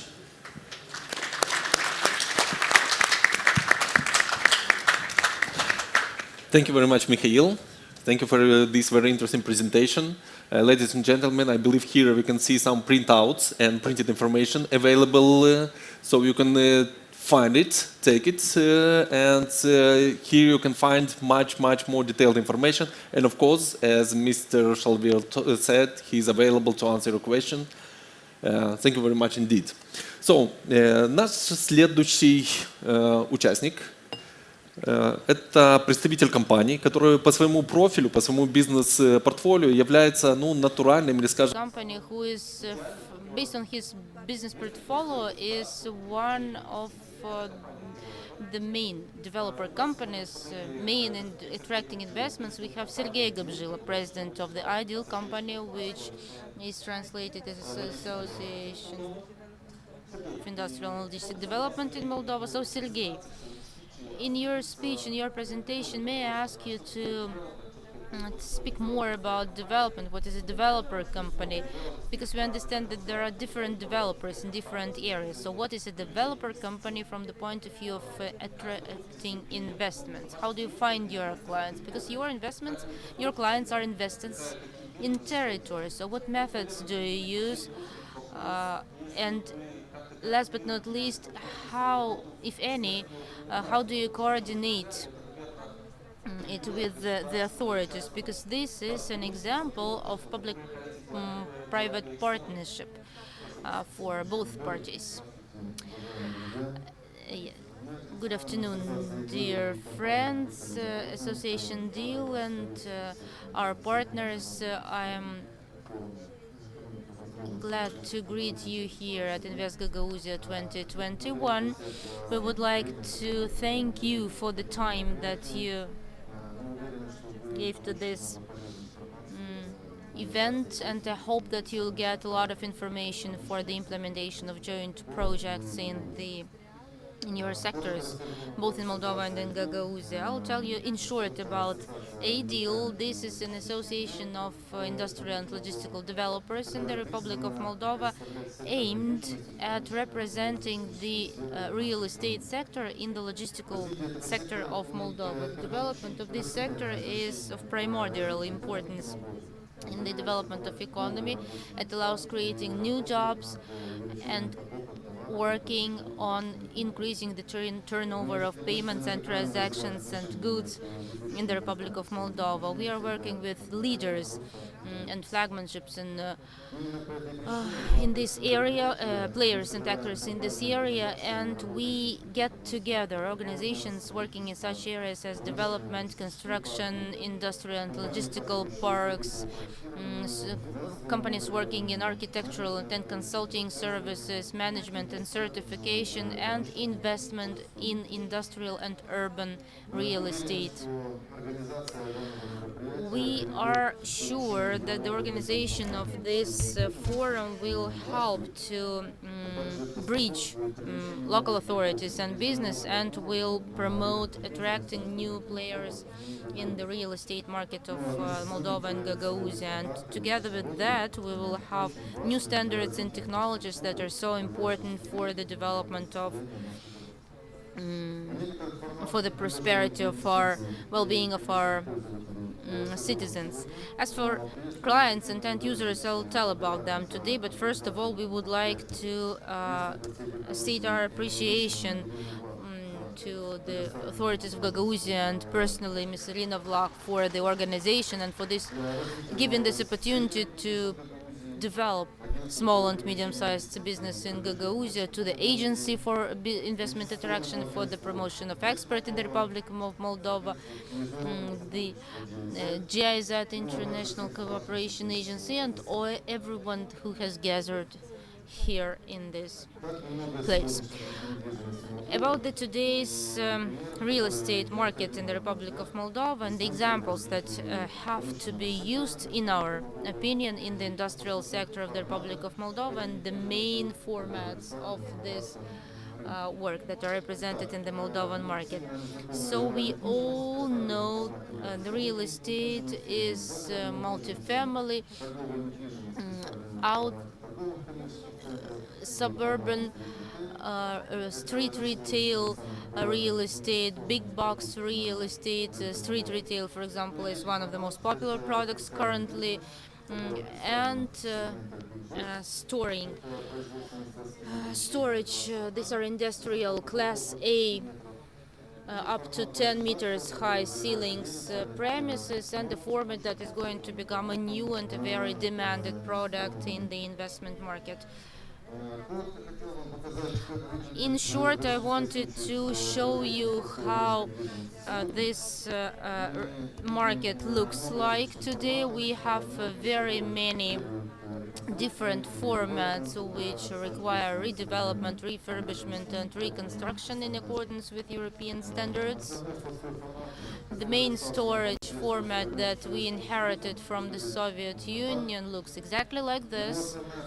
Its main problem that the owners of such premises encounter is the lack of offices. Staff members do not want to work in an old buildings. There is an incessant need to make constant refurbishment and repairs. Storage rooms are on the second and third floors, and other infrastructural problems. This is a pain that we have for the existing industrial objects that we have to correct, to change in the future. This is how it looks like. System professional development. We see that in this site we have such companies as Tesla, DHL,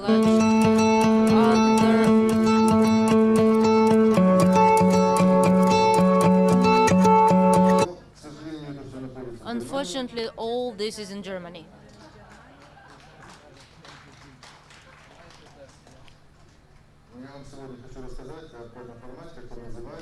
I wanted to tell you about how this format looks like and how it could be represented in our market and how it could be represented in the free trade zone area in Comrat. This is light industrial format, and in Germany it's about 60%, makes 60% of the whole storage park in Germany. Light industrial is a segment of storage market with sites of storage and industrial manufacturing destination with separate blocks with an area from 100 to 250 square meters. Light industrial is an infrastructure for small and medium-sized business and a modern infrastructure for this business.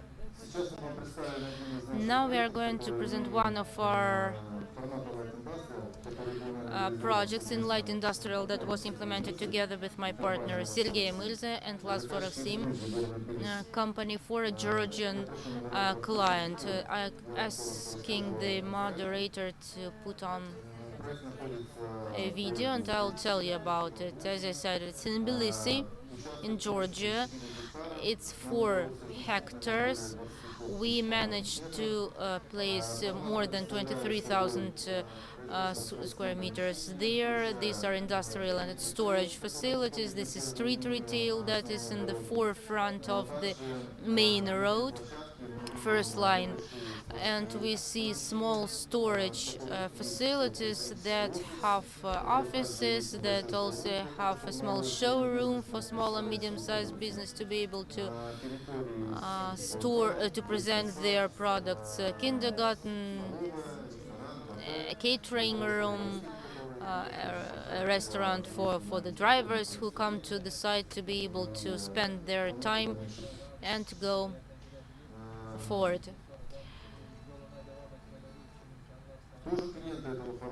Who are the clients of this format and how many are they?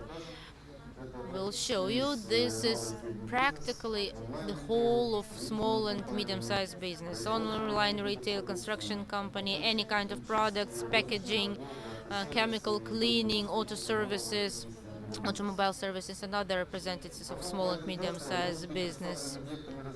Light industrial can be represented by different formats from 10 to 1,000 square meters.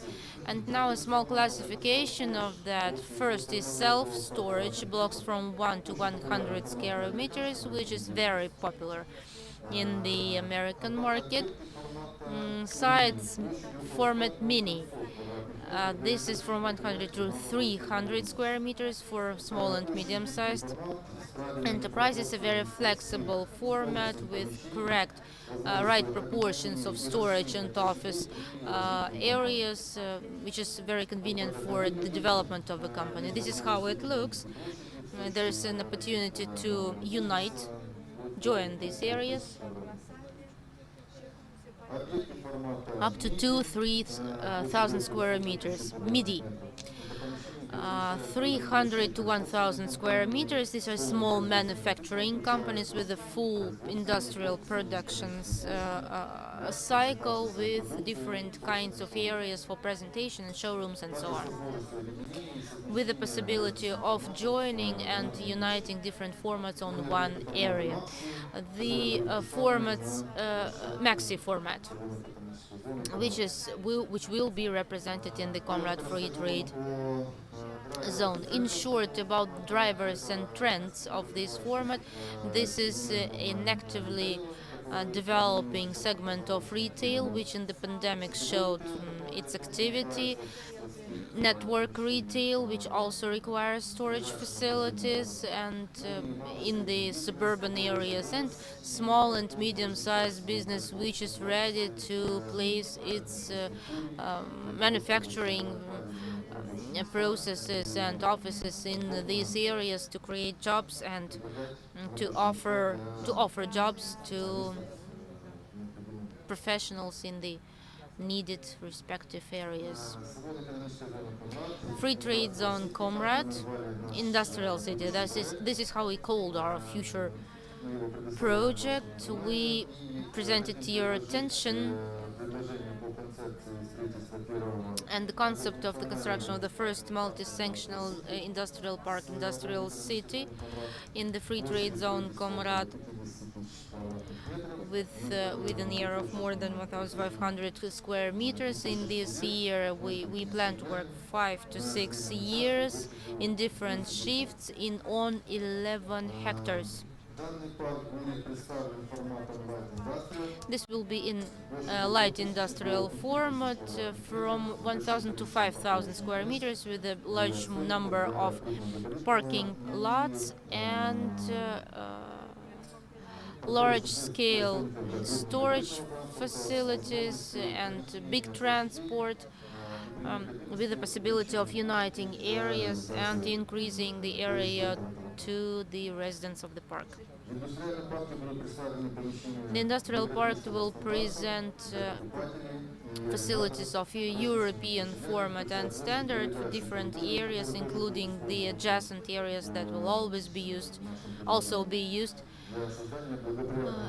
in our project for a convenient environment, parking and so on.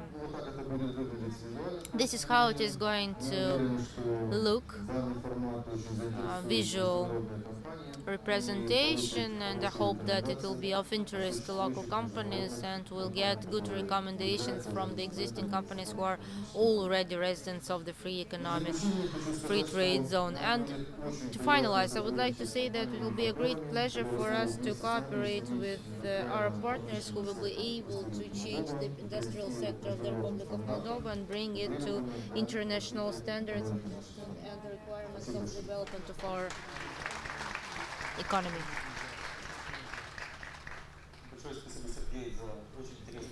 Thank you, Sergey, for this interesting presentation. It's not so bad after all. You see that the industrial infrastructure is in the course of development. You can connect to any format, any area, and all that is on the level of the region, on the level of the republic. You just need to come and invest. Thank you for your attention. We indeed took a little bit of time from the session of our colleagues. So let us greet our colleagues for this interesting discussion.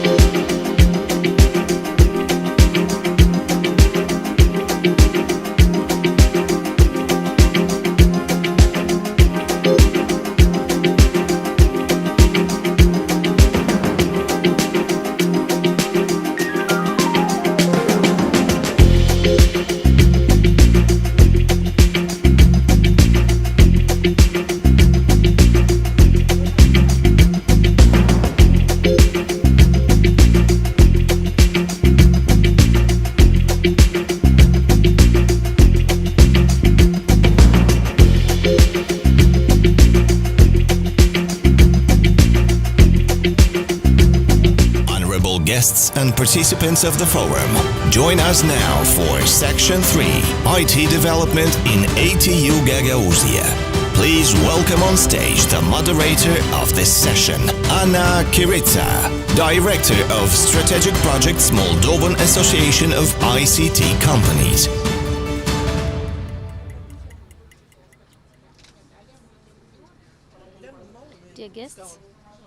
Dear guests, hopefully we may start our fourth session of today related to development of IT, informational technologies and communications in Gagauzia.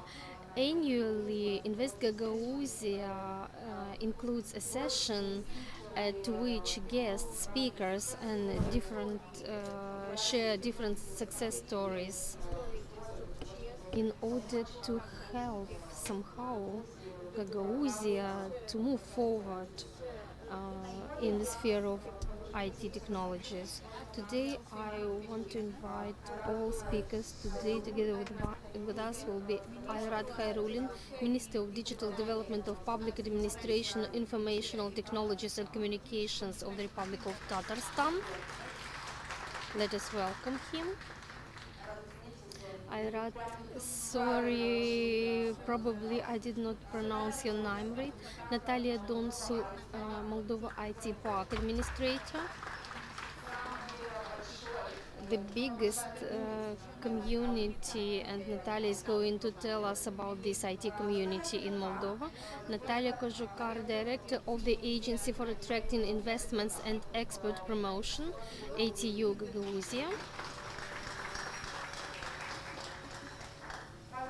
Pavel Frolov, producer of the educational robotic project RoboClub. And unfortunately Nikolai Manolov will not come because of tragedy happened in his family. But we have another wonderful speaker, Ivan Sukman, IBA Group.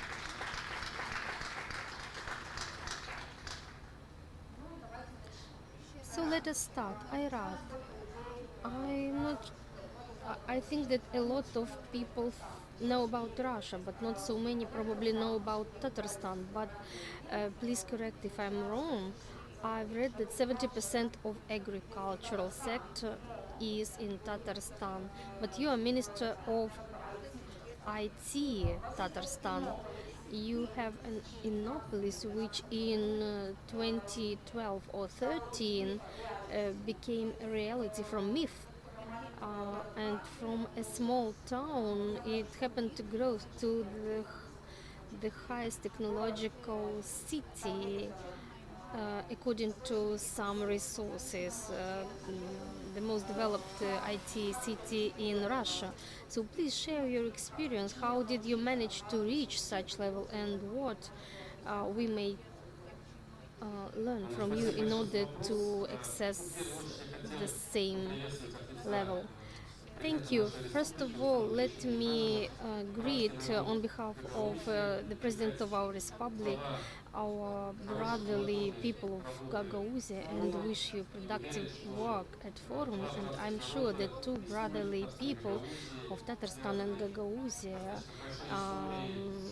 having rich history in background, as having languages from one Turkish group will have very much in common, and may better understand each other. Let me shift a bit the direction of our session. Probably all of us would like to warm us a bit. If you feel cold, you may move to the right part of our hall. Probably our operators will help me to show a slide. You may switch on your smartphones, open site menti.com or scan this barcode, and there you will see a field where you will see this code 51763689, as it is written on the slide, www.mindset.com, enter the code shown on the slide, tap on the heart, and you will see the total number of people who join the system, and we're going to entertain us a bit. Now I see that the number of hearts is growing, 40 already. Let us wait a bit more. Menti.com and enter the code shown on the slide. And today you are going to be my assistants because the question you asked is very important. Is about the readiness of this community, society itself, and of Gagauzia to digital transformation, to IT industry, digital industry, and to me it will be very important to get feedback from you, and hopefully you will actively participate in this process. Hopefully everyone managed to connect. Let us see the next slide, and together you on your smartphones you must see this question. Describe using 3 simple words what is digital economy. Please hide the results so far. So please, again, you see the question on the screen. There are no right or wrong answers here. Just describe using 3 simple words. What is digital economy? How would you describe or define it to your friend, to your children? Please write the first 3 words that come across your mind. So let us wait until everyone answers. Here we have about 50 persons. So any associations that you may have, there are no right or wrong answers. Any results will be interesting to us and hopefully to you as well. Now I see the number of answers growing. There were 50 persons and only 30 have answered now. So let us show the results. So this is the opinion of our audience. In the center there are most common words. The bigger the bigger letters there are, the most commonly these words were used. So internet, speed, future, crypts. So lower number like vision, application, creative, prosperity, blockchain, profit, and 2021. So these words in the center are interesting. So every audience has its own vision of digital economy, and getting back to the question and to the opportunities that Gagauzia has, specialization is very important. To my personal opinion, you cannot deal IT just for IT. Let us raise a flag saying that we're gonna have the most attractive region for IT domain. Specialization is very important, and IT has a very broad specialization. For unprepared citizens, IT looks like a general domain. Now it has a lot of directions, and every direction has a certain role. Let us move to the next question, more provocative one. What do you think? Can IT industry become a new significant domain for the economy of Gagauzia? Again, there are no right or wrong answers. Please answer quickly. I see that over 30 persons have responded. Let us hide the result in order not to make our opinion be influenced by our neighbor's opinion. Let us see the results. So the answer was obvious. We see a desire of local authorities, we see their investment potential, we see the processes that happen in the world. There are some people who think that such phenomena cannot happen. So yes, we know that IT means startups, unicorns, high salaries.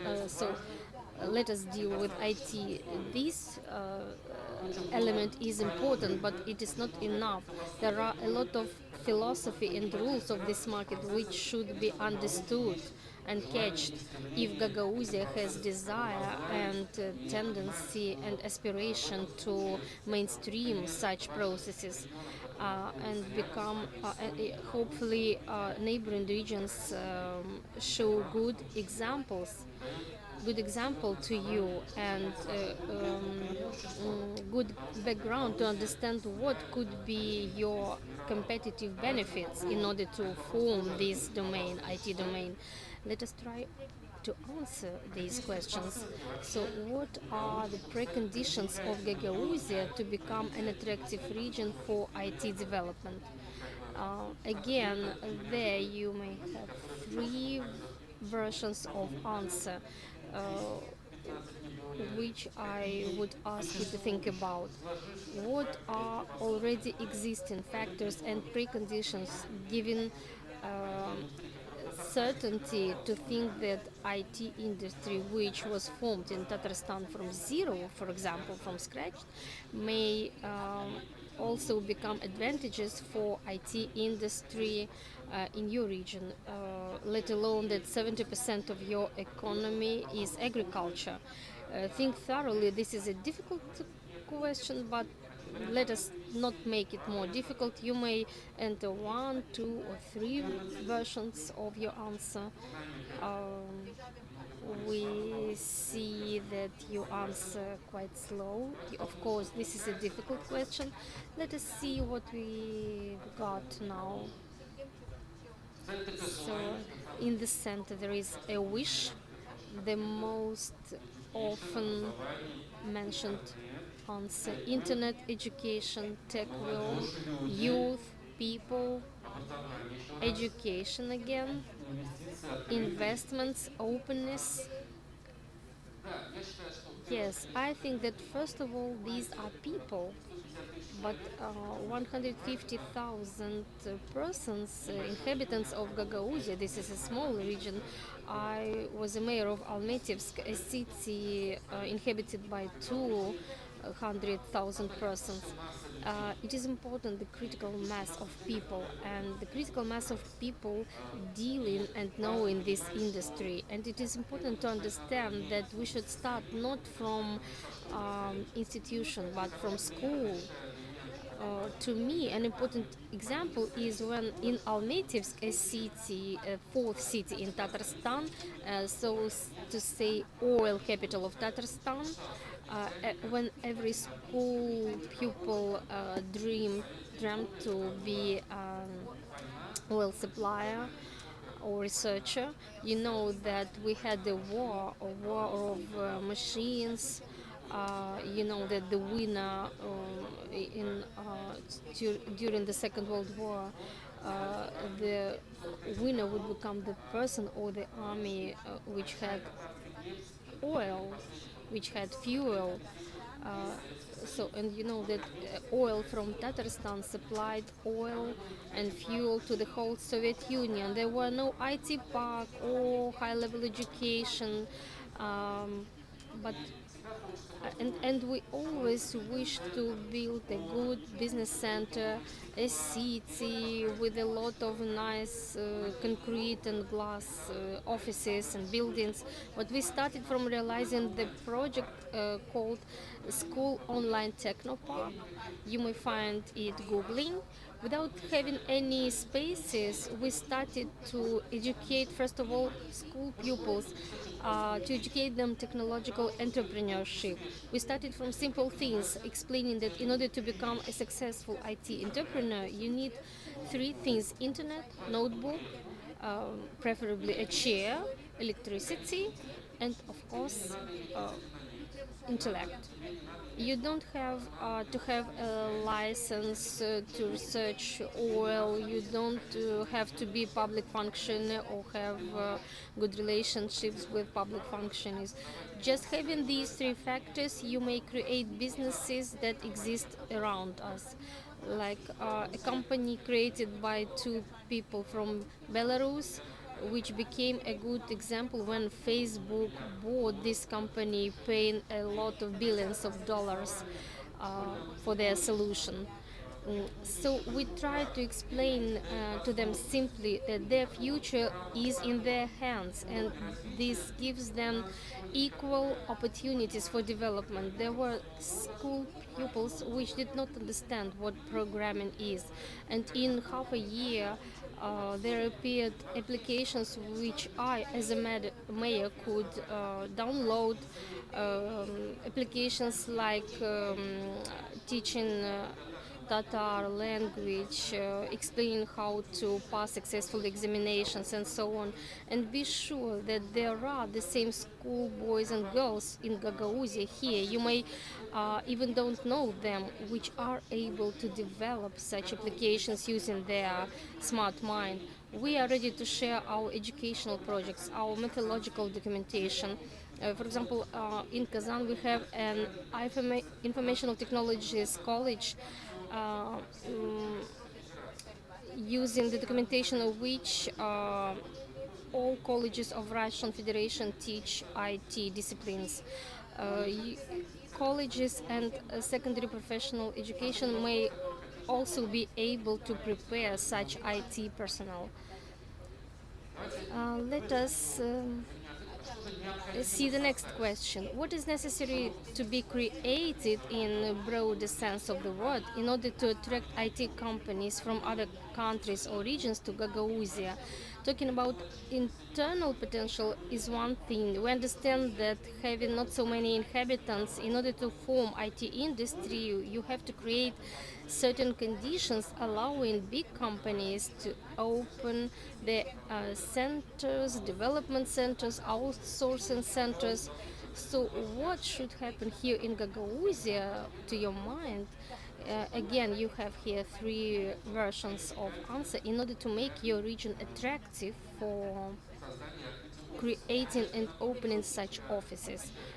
Going back to monopolies, while you're answering, our city was built from scratch in a field, but it was also organically developed, created and developed.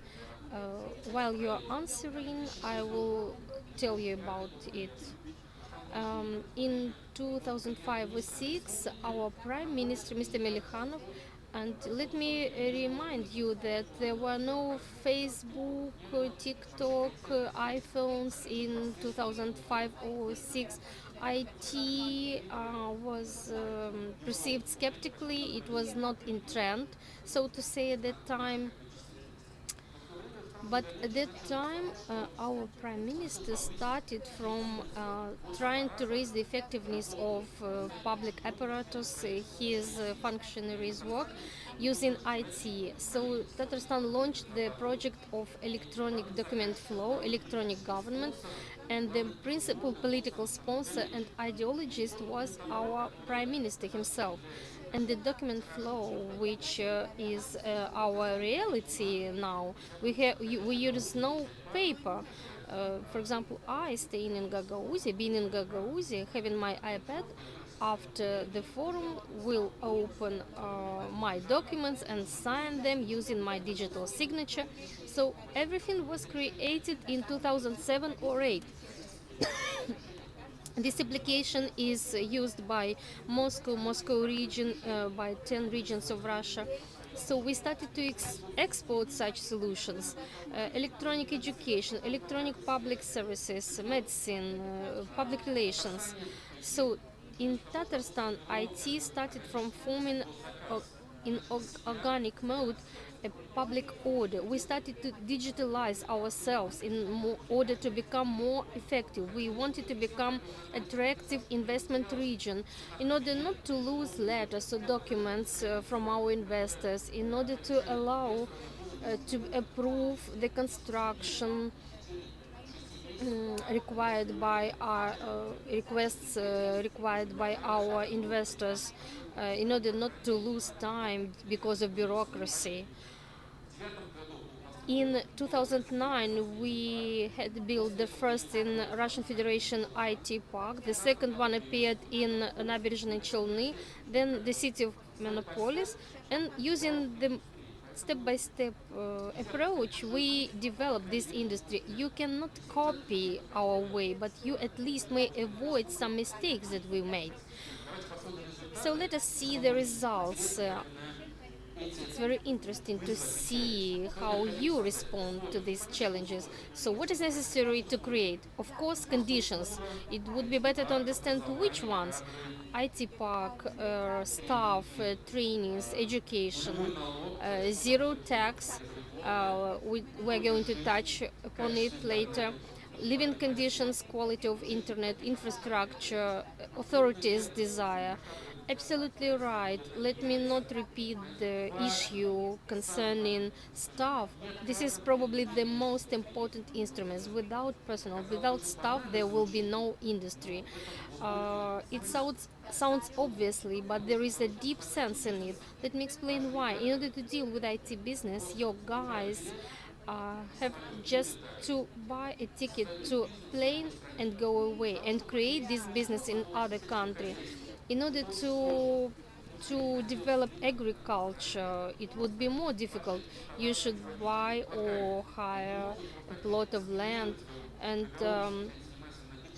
for example, winemaking industry cannot just migrate to Gagauzia, so the difficulty level would be very high, and you should create special living conditions to make IT men want to live here. This means cultural environment, medical assistance, sport environment, nice stadium. So all these conditions are necessary in order to make businessmen in IT sphere who get high salaries and are ready to spend their salaries in restaurants. They are ready to pay high for high qualified market services. So if there is no decent housing, decent education, if there are no domains where such specialists may spend their money, they will just move to other countries. I know that Moldova decided to spend 7% of taxes to develop IT sphere. I am not sure whether you have such capabilities to to to to make to approve zero tax for 10 years for this industry. You have no such industry so far. Just declare, come from any part of the world and you will pay zero tax for 10 years. You will lose nothing, but you will be able to compete with with other very qualitative offshore regions from all around the world. So it is very important to be ambitious. You will be able to compete with China, with Russia, with Kazakhstan, Belarus, and many other countries which understand that this industry comprises a certain level of raising the quality of increasing the quality of life. So I wish your region prosperity, and I'm sure that the desire of local authorities and your governor, that you apply all possible efforts in order to make this process start, and our republic and Russian Federation are ready to support you in all your startups. Thank you. Thank you. I was expecting to see just slides, but we had to work here to answer your questions. That's cool. You touched upon conditions, upon taxes, staff. The next presentation, which is to be made by Natalia Kozhukar,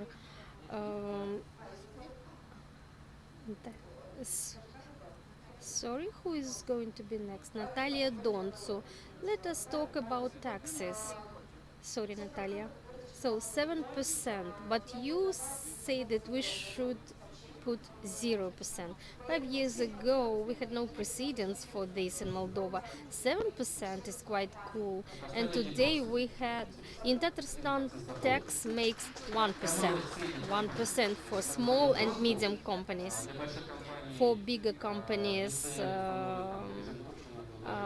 there is 7.4% and some benefits for VAT, and for some companies, for medium companies, 1%. But nevertheless,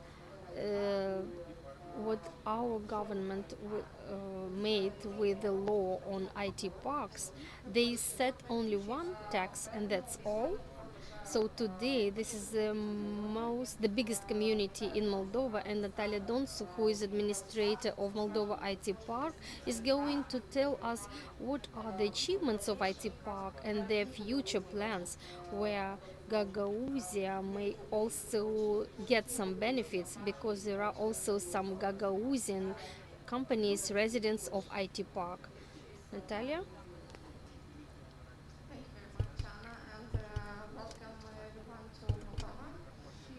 Спасибо. Anna? Actually, the biggest country project that Moldova has during the last 4 years. It was indeed an innovative approach of our government to develop the ICT sector, because we wanted to, we understood that actually this is the fastest growing economic sector in our country. We have a 50% growth for third year in a row, and the export of IT services and products actually surpassed the exports of our Moldovan wines for the second year in a row. So actually I think everyone knows very well how good are Moldovan wines, and now I think our ambitious is to promote also Moldova as an IT destination. We have more than 30,000 people working in the ICT sector.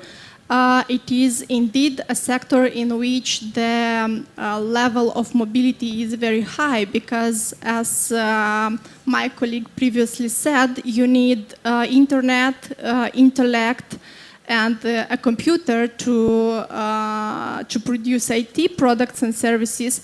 So we understood this, and the government not only recognized on paper that it is a high priority sector, but also built some dedicated policies in this sense. And one of the challenges that we had is to keep the talented people in Moldova, to develop the local companies, but also to be able to attract new investors. So during the last 5 years, the share of IT sector in the Moldovan GDP grew from 1.5% to 3.6% last year. The IT sector actually was incentivized by our government since 2006. We decided in 2017 to take an innovative approach and to not go forward by replicating some good practices that we have in the region, even if taking them as example is very good many times. And as I said before, in 2006 we actually copy-paste the Romanian model of tax incentives for the IT sector. But in 2017, the Moldovan parliament adopted the law on virtual IT parks. And soon, just in 1 year after the launch of Moldova IT Park, the International Telecommunication Union recognized it as one of the best global practices in the world for promoting the IT ecosystem. And we had only 8 nominations at global scale.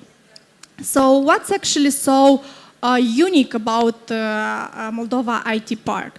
First of all, we did not reduce some tax rates, for instance, taking corporate income tax and reducing it to 1% or to 0%, but we actually took the entire tax burden of the Moldovan companies and their employees and replaced them by a single 7% on sales.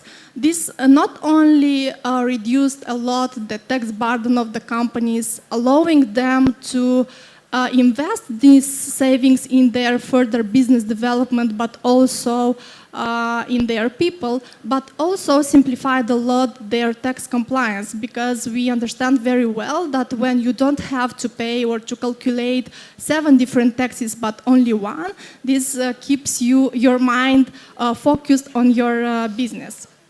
Also, very important for investments and business growth is the predictability.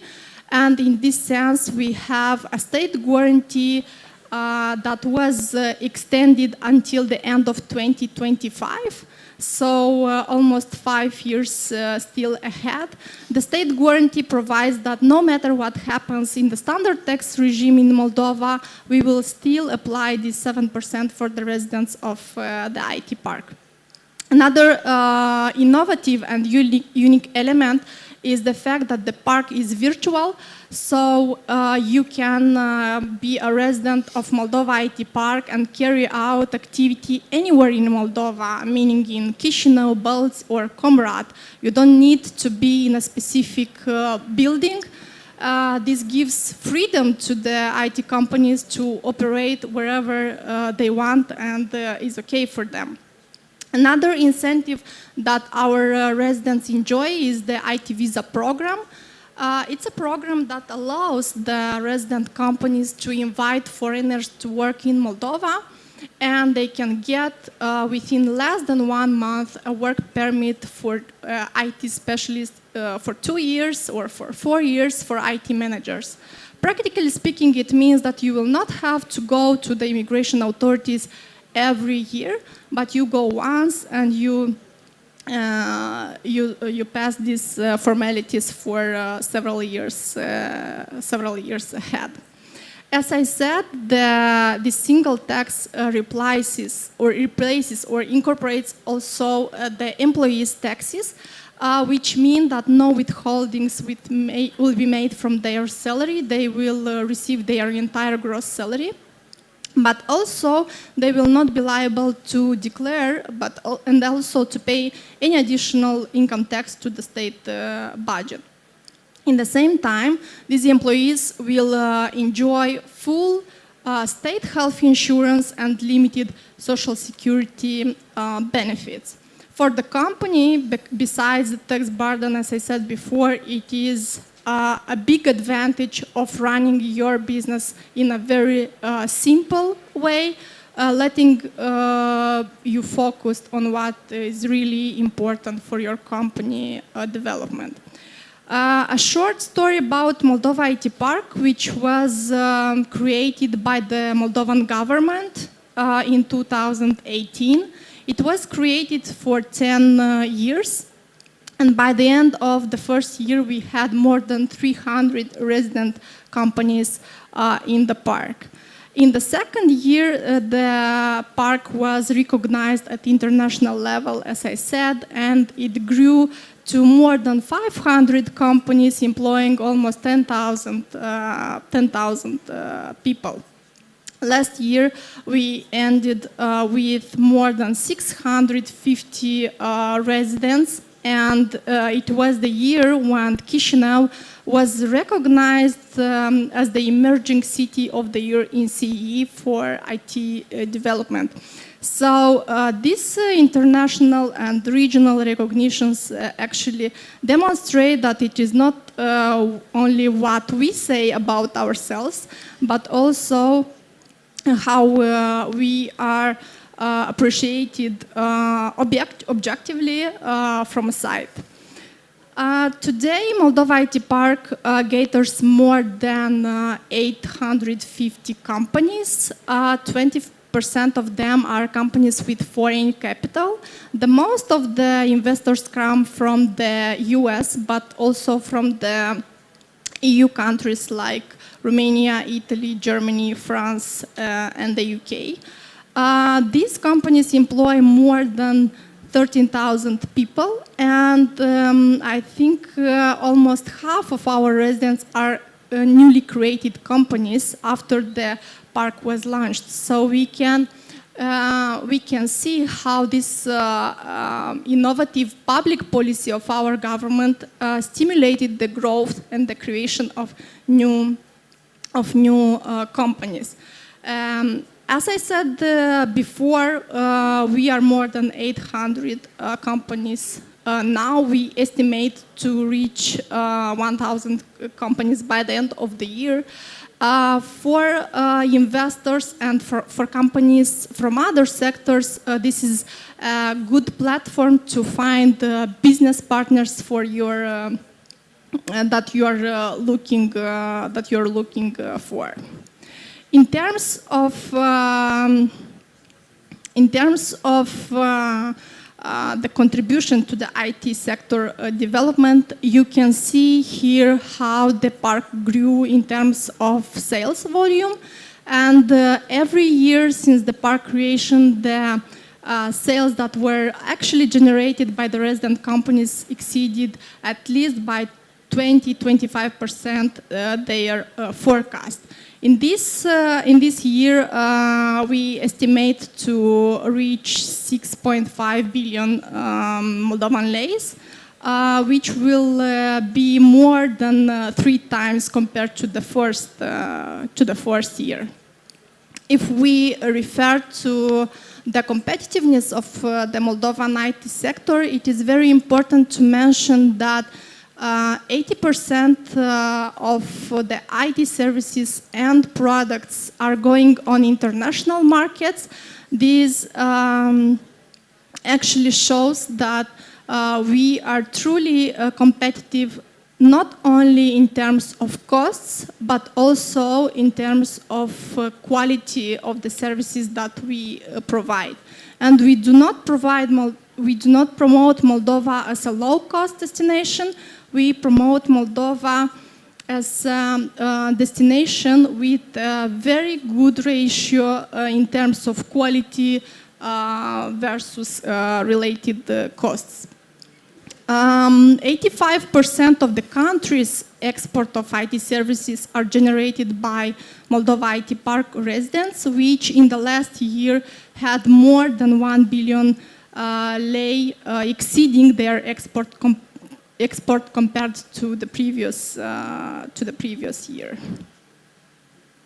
Related to the talents that we have in Moldova, the estimate is that we have around 15,000 people working in IT, out of which almost 14,000 are working now for resident companies of Moldova IT Park. This is a double number compared to the first year of the park. And it is important here to mention that only in the first half of 2021, the park generated more than 1,600 new jobs. Who can become the residents of the park? Any company or individual which carries out business activity in Moldova, no matter what is the location of Moldova, and derives more than 70% of its revenue from the eligible activity, can be a resident of the park. If you see on this slide, we cover the entire spectrum of IT services, but we also have as eligible activities R&D based on high technologies, and also some activities from the creative industry, which we think will be the next boom in the Moldovan economy, because we have truly creative people. The application process is very simple, timeless, and transparent because it is regulated. So once a company is registered in Moldova and submits a simple application to the administration of the park, it receives a confirmation from us within just 7 business days. I should mention that the application should not be accompanied by any business plan or feasibility study or application fee, so it is truly very simple. And then we revert with an official confirmation and the draft contract to be signed between the administration and the resident company. The template of this contract is approved by the government, which is also which makes also the process trustful for the companies and the investors. Then we sign this contract, and from the next month you can already apply this special tax regime. The contractual liabilities for residents would relate to a symbolic residency fee, some quarterly reports that will allow us to see the evolution of the industry, but also some audit procedures that will qualify that you truly develop the activities that are permitted by law. In other words, Moldova IT Park, as Anna said, is today the biggest IT entrepreneurial community in Moldova, but also at the regional level, and it is a successful country project that we are proud of, in which the commitment of the government, but also the contribution of the private IT sector resulted in the exceptional results that you've seen on the screens. I invite you to explore more on our site, but also to get in touch with us. In case you have questions or if you are interested to invest in Moldova, to have, to incorporate, to relocate, to expand your IT business in Moldova, but also if you are looking for business partners in the IT sector, which you've seen that from more than 800 companies, definitely you would find what you're looking for. Thank you.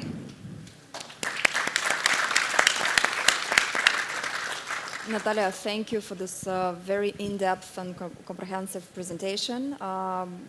Indeed, several years ago, it was a very interesting idea and a lot of partnerships. I would like to welcome the Minister Gaburic, who worked on this law, and his team. At that time, there are no ex-ministers, there are only ministers. So we also have Minister Vosati, but your team has worked with the IT park. Natalia, what's the biggest challenge and most, not challenge, but maybe most exciting to come ahead? Because you reached 850 companies. Every time we see a presentation, the number changes, and from a week to another, what's the limit, or what to expect from Moldova IT Park further? I think that the challenge or the project we are now working is to have a digital platform which will allow you to easily find the companies by their volume, let's say, how big they are, in what they get specialized, what are their products or services. So this is a truly ambitious project for us, but also we have of course, different activities or aims regarding the development of these companies. Thank you. Truly wonderful. If there are IT companies or перейду на русский. Если есть IT-компании или IT-специалисты, которые хотят открыть IT-компании, Наталья может помочь с режимом, так или ее команда, для того, чтобы можно было бенефитить. Team does this 7% is really a benefit, and if during the first year the companies were quite skeptical, now you see you can see the benefits. Let's get back to Gagauzia. We talked about national context. We heard how digital economy is developing in in Tatarstan, but today we are in Gagauzia. So how are you going to develop? You heard about talents, infrastructure. What would you like to do? How do you see the future of IT in Gagauzia, and what programs are you going to undertake? Natalia Kazhakaru, Director for Investment Attraction and Expert Promotion in Gagauzia. Good afternoon, dear participants of our today's forum. I would like to present to you our project. This is the creation of a digital innovation hub. I would like to say that the executive committee puts forward the IT development's goal, and currently this project is a priority for us, and we invest all possible effort in this to implement this project in the nearest closest terms. What is our project, IT Digital Club?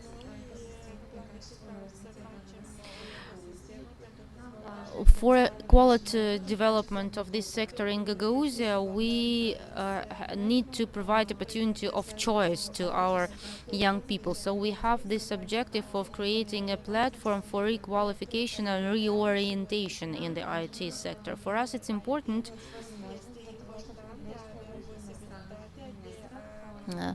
investors and others for whom we are going to create this project. I'm talking particularly about the infrastructure of this project. What objectives do we have, and what steps we have already taken? We made an analysis. We talked to our local companies, what they need and what challenges they encounter.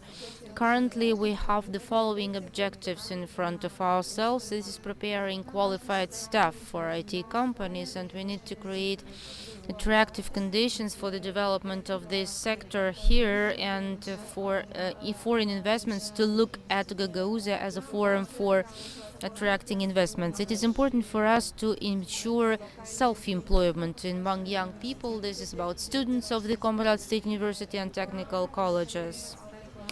For us, it's important to create clusters in among local companies. And it's also important for us to establish partnership relations. This is what we are doing now. We are attracting international partners to develop this sector. What steps have we already taken, and what do we have? We have signed an agreement with our main partners. This is the State University of Moldova, that is our main partner, because they give us the premises, 7,000 square meters, where we are going to deploy our IT Digital Club. This is and under the consultation from the state and GIZ and international consultants, we are developing feasibility study for the reconstruction of this building of the Comrat State University. And what is it about? This is 3 stages. This is cost estimate documentation, and this is the technical documentation for energy resources and the design of the future area, surface of the facility. Partners of our project that I have to mention, this is the TechWell project. With the support of this project, we developed the inner design of the facility, and the TechWell project also allows us to support the IT hub with equipment for our IT rooms in the future. Our partners also facilitate us in the development and implementation of application projects in innovation and transfer of technologies. In the previous slide, you saw that we already have design schemes and that are going to be deployed in the Comrat State University. Next slide, please. What initiatives do we already have in the course of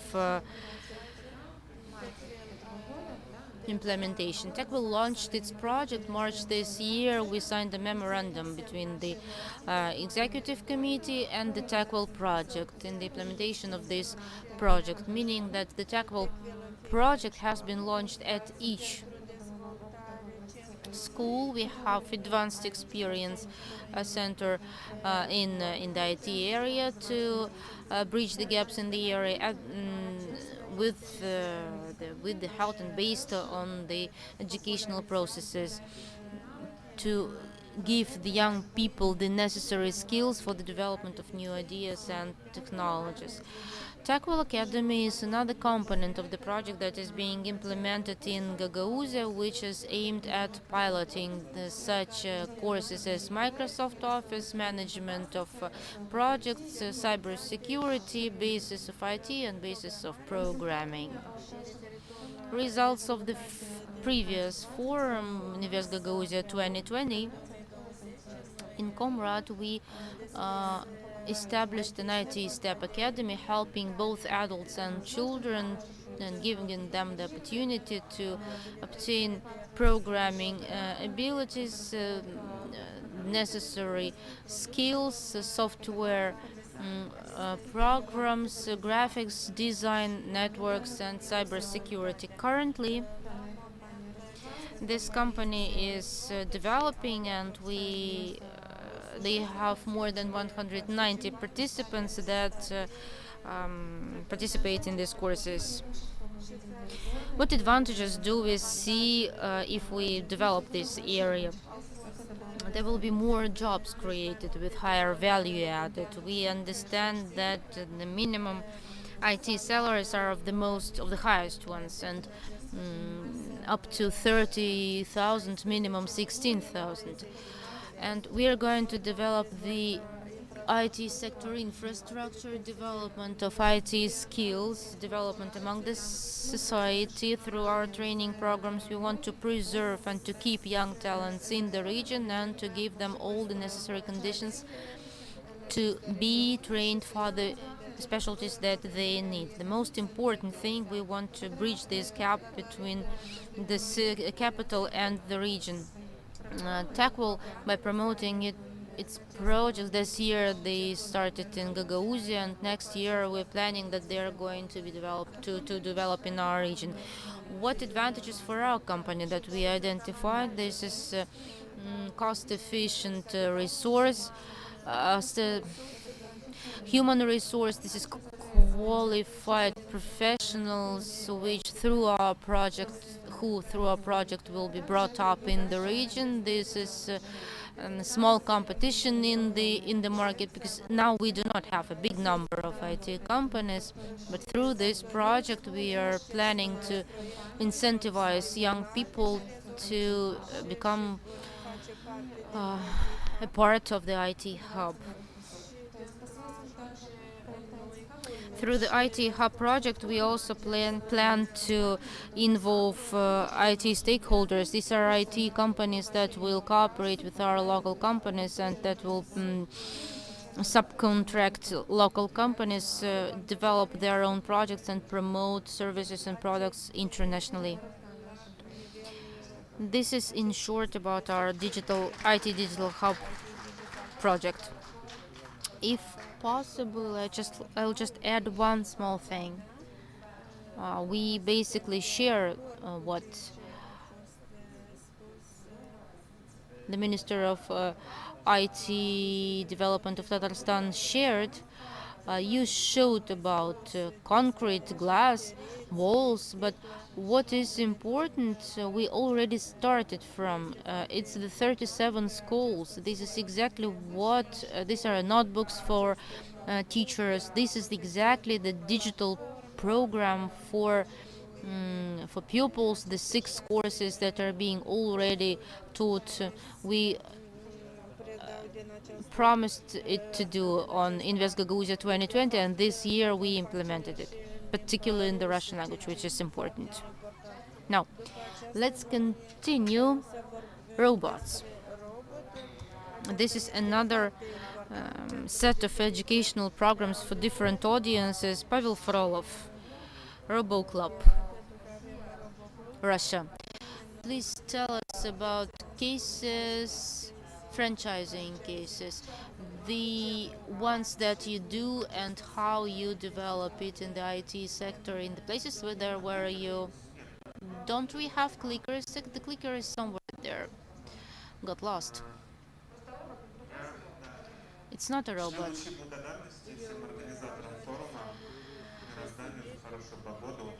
I'm thanking the participants and the organizers of this forum. I'm thanking the universe for this nice weather. And I would like to note that apart from tax incentives, we need to have loyalty to cryptocurrency. You might see in Europe a lot of startups are going to Portugal, because in Portugal, Portugal is one of the most loyal legal framework to this currency. So if you are looking for certain legal frameworks, I recommend to become more loyal to cryptocurrency, because China, for example, is currently restricting cryptocurrency, and probably that will give additional opportunities to other countries. The robot project, I have to say, initially I came into the robot project from the world of IT technologies, because as education, my background is security. Then I was dealing with the projects related to free software.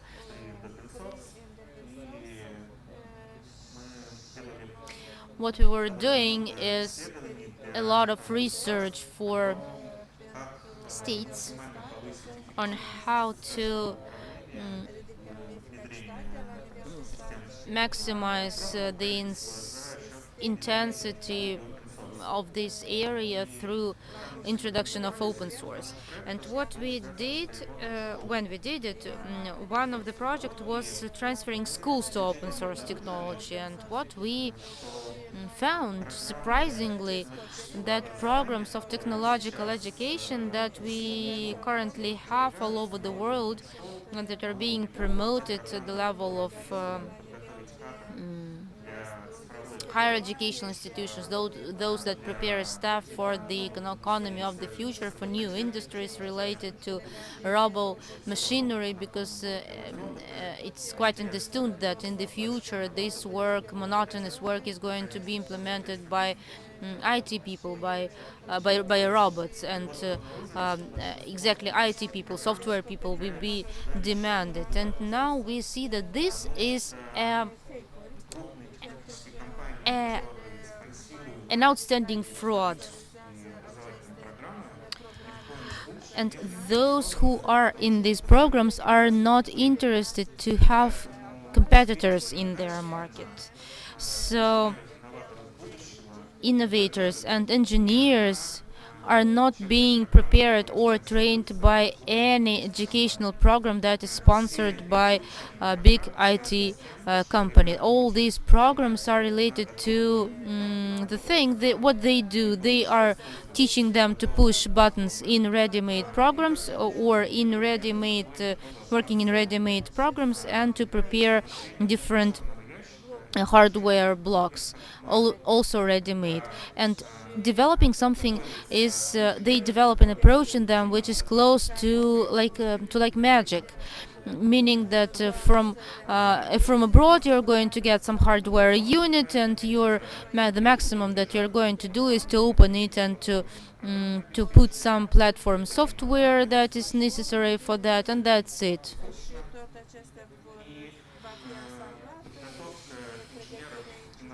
And the training of innovators, engineers who would be able from zero to develop some program software, from zero to develop robots, no country does that. So, because our team has not been and is not yet a competitor of big corporations, we are currently linked by this circle of responsibilities. We just understood that we could radically increase the quality in preparing engineers and innovators for the future, particularly by using open source technologies. And currently, the robo company is more than 50,000 students, more than 150 franchise rights, more than 300 classes in different educational institutions, and different governments that we cooperate with in the framework of modernization of modern technologies for the purpose of indeed increasing the quality of education. Everything started from the thing that we won the competition of a Finnish government competition, then a Japanese government competition and opened an office there. Last month we won one in China. Now we finalized the opening of our office in China, and now we are teaching such engineers who in the future will be able to create their own robots and software products for them.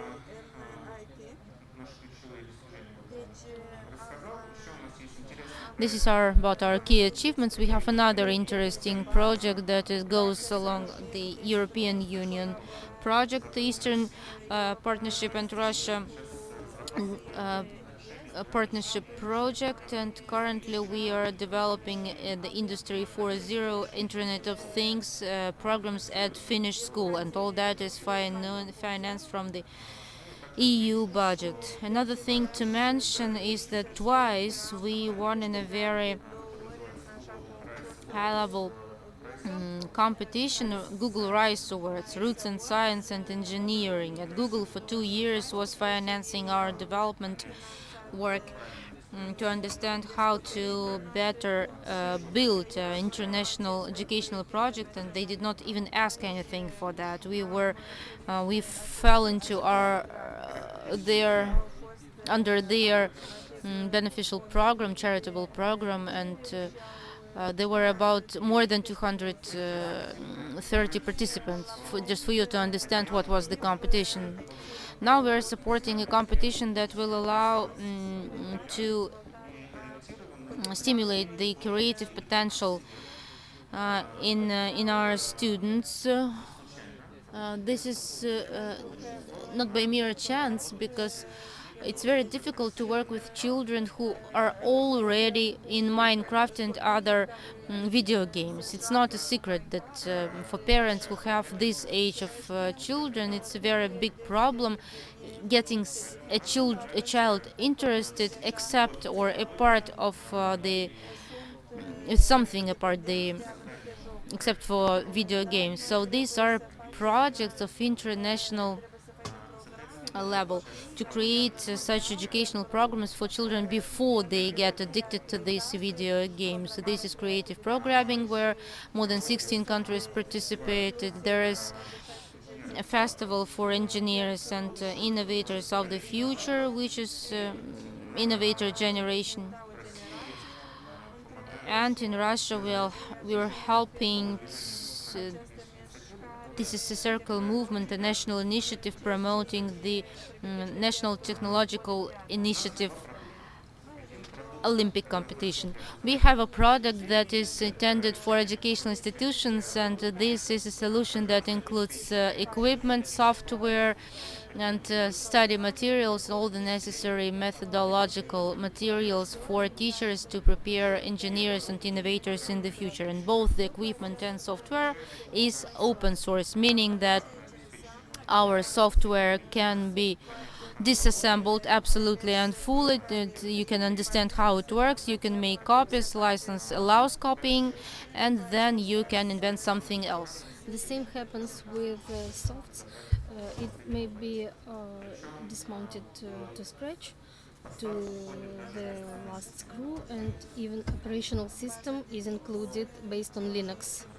So you may deeply become acquainted in everything, which may support in launching startups, where you may save a lot of money on softs, including program. Also, we have social franchise, a circle of robotic techniques, where we have a system of preparing didactical personnel. Also, we have a brand and know-how or business model on how to earn money due to parents which want their children to be smart. So this project was awarded several times as the best social business, and recently in Russia it entered the list of 3 best educational projects. Before there was only ballet and football. We actively are moving towards online. Now we are teaching programming, modeling, and schematic technique. We invite everyone who has children of appropriate age, and the staircase on which we raise children concludes 4 steps. First, play. We play with them using technologies. Then we study. We learn them how techniques work. Our competitors, for example, they first start from knowing about how technologies work, and then explain. But we teach them how to create technologies by themselves, first copying the existing ones, and then we go a step higher and we teach them how to create their own products from scratch. So here we work with 3 main age groups. First, 5, 7, 8, 10 years, and 11 to 15 years. Separate attention we pay to preparing didactical personnel, and here we have a demonstrative course on remote technologies in teaching children robotic techniques, which may be passed free of charge. We would be happy to see all didactical staff of Moldova passing this course, which was elaborated involving leading pedagogical universities of Russia and Finland. Accordingly, a few words about how we were large scaling our programs on the market. If there are some startups watching us here, this information may be useful to you. Many governments of many countries organize many competitions in order to gather the best talents from all countries, many countries. So we felt the taste of victory by getting Google Award. First, we participated in a Finnish competition. When we won it, we got an invitation to open a company in Finland. We were supported, including by some coaching programs, explaining how to do it in a single window mode. And then we actively cooperated with different programs from EU dedicated to develop innovations. Like Erasmus program and according to program of border cooperation together with Finnish Polytechnical University from St. Petersburg, we organize program for preparing new educational models for preparing engineers for Internet things.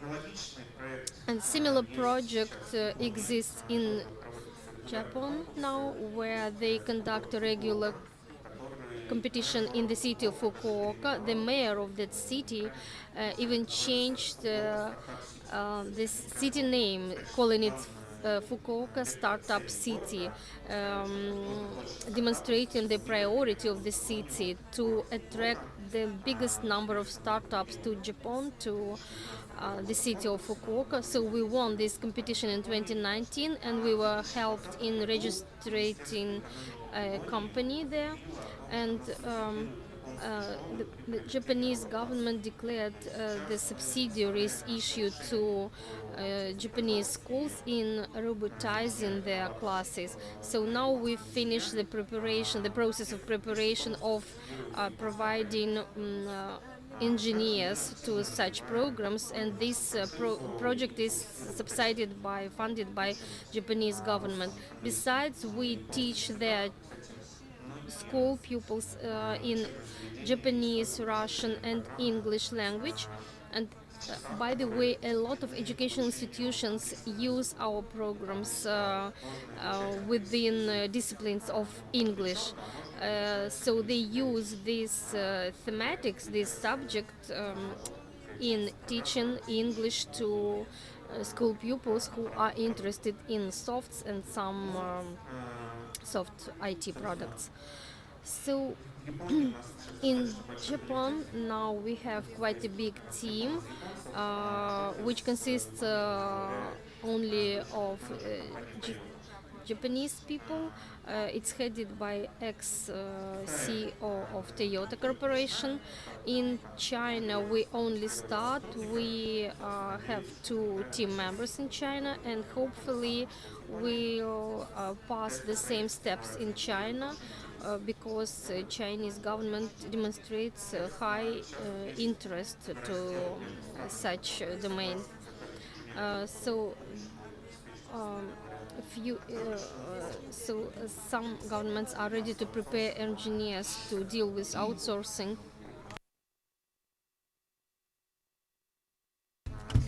So, and there are some countries that wish to be prepared by themselves and to prepare their staff in such a way in order to compete the biggest technological companies in the world. But we work mostly with the second category of governments. Thank you for attention. I will be happy to organize some common projects with Gagauzia.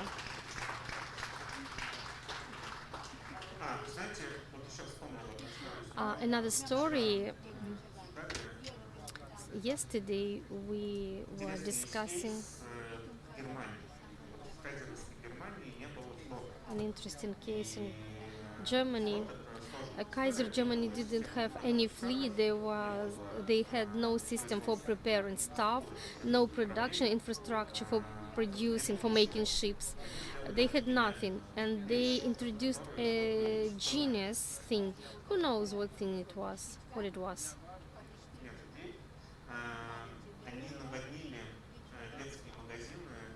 They invaded toys shops with constructors for constructing ships, and in 30 years the first fleet appeared in Germany. Maybe not excellent one at first, but everything starts from children. So if we want to see in a new world everything done by robots, if we want our country to have good chances not to become just a raw material supplier, then we have to teach our children to do robots right now. Thank you. Thank you, Pavel.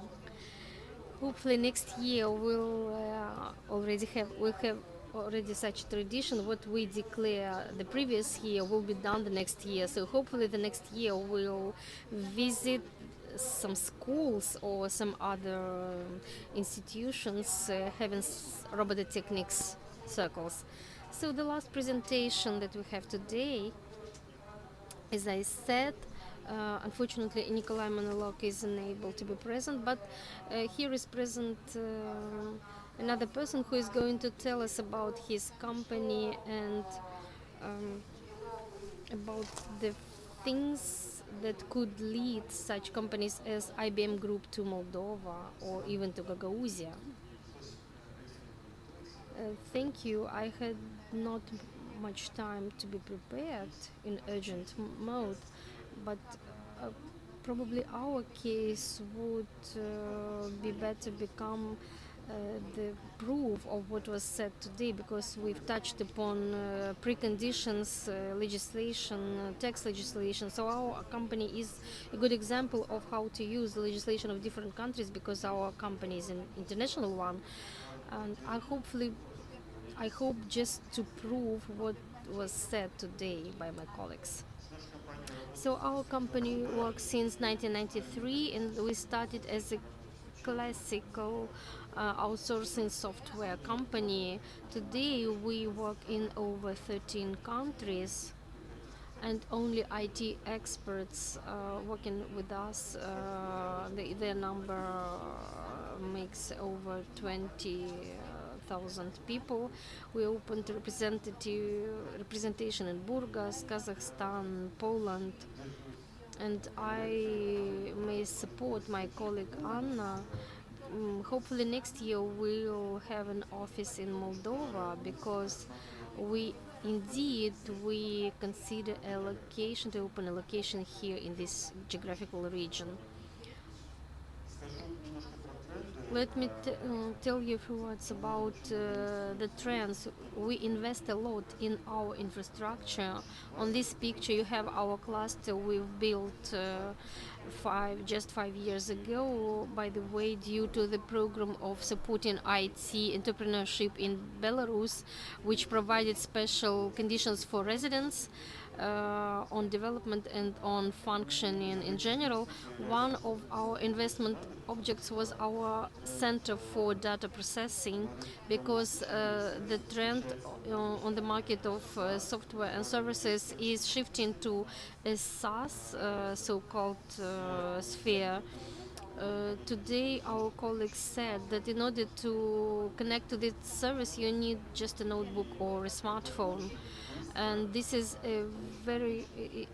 which is very quick and increases the speed of launching, which means high readiness to use this application or software. As a support, let me show you some of our products which function today not only in Belarus but in the whole world, like the logistics system for managing passenger transport. In order to reduce costs, this software is licensed for transport means which are en route today. If the transportation mean is not used today, the user doesn't have to pay for it today, for example, which reduces, of course, the costs for using this soft. We also work on producing apparatus, different apparatus. We have a serious school of engineers, and in general the equipment that you see, just a simple validator for accepting bank cards, was recognized as a cheap device, a cheap and resilient device for countries of Latin America, which is a very critical requirement for their countries. Another products for retailers, for shops, for retail shops, to analyze the goods on their shelves in order to fill up the assortment, to analyze the share of their competitors in relation to their products. For you to understand, today merchandisers set goods on the shelves and make a picture and send to their managers in order to analyze how good the products are put. Today this job is made by software, and such a match of planogram and realogram is such timely match increases the goods turnover from 2 to 5%. Close, maybe an example closer to Gagauzia from the sphere of agriculture, a server which independent of its of infrastructure presence or its size, may be connected to a mobile phone, and the service may be paid according to number of hectares. So you pay just for the number of hectares processed by the soft, using this soft. Let me tell you about our experience in interaction interacting with universities and staff preparation. Today I've noticed for me a lot of interesting things mentioned by my colleagues. Let me touch upon some interesting details. We have our own educational center that was a necessity because we needed seriously prepared staff, and before and even now universities are not always able to provide qualified working force. So accordingly we organized our own courses led by our own staff, our team members, starting from second or third course university year. The students get a job, and we apply the knowledge and practice.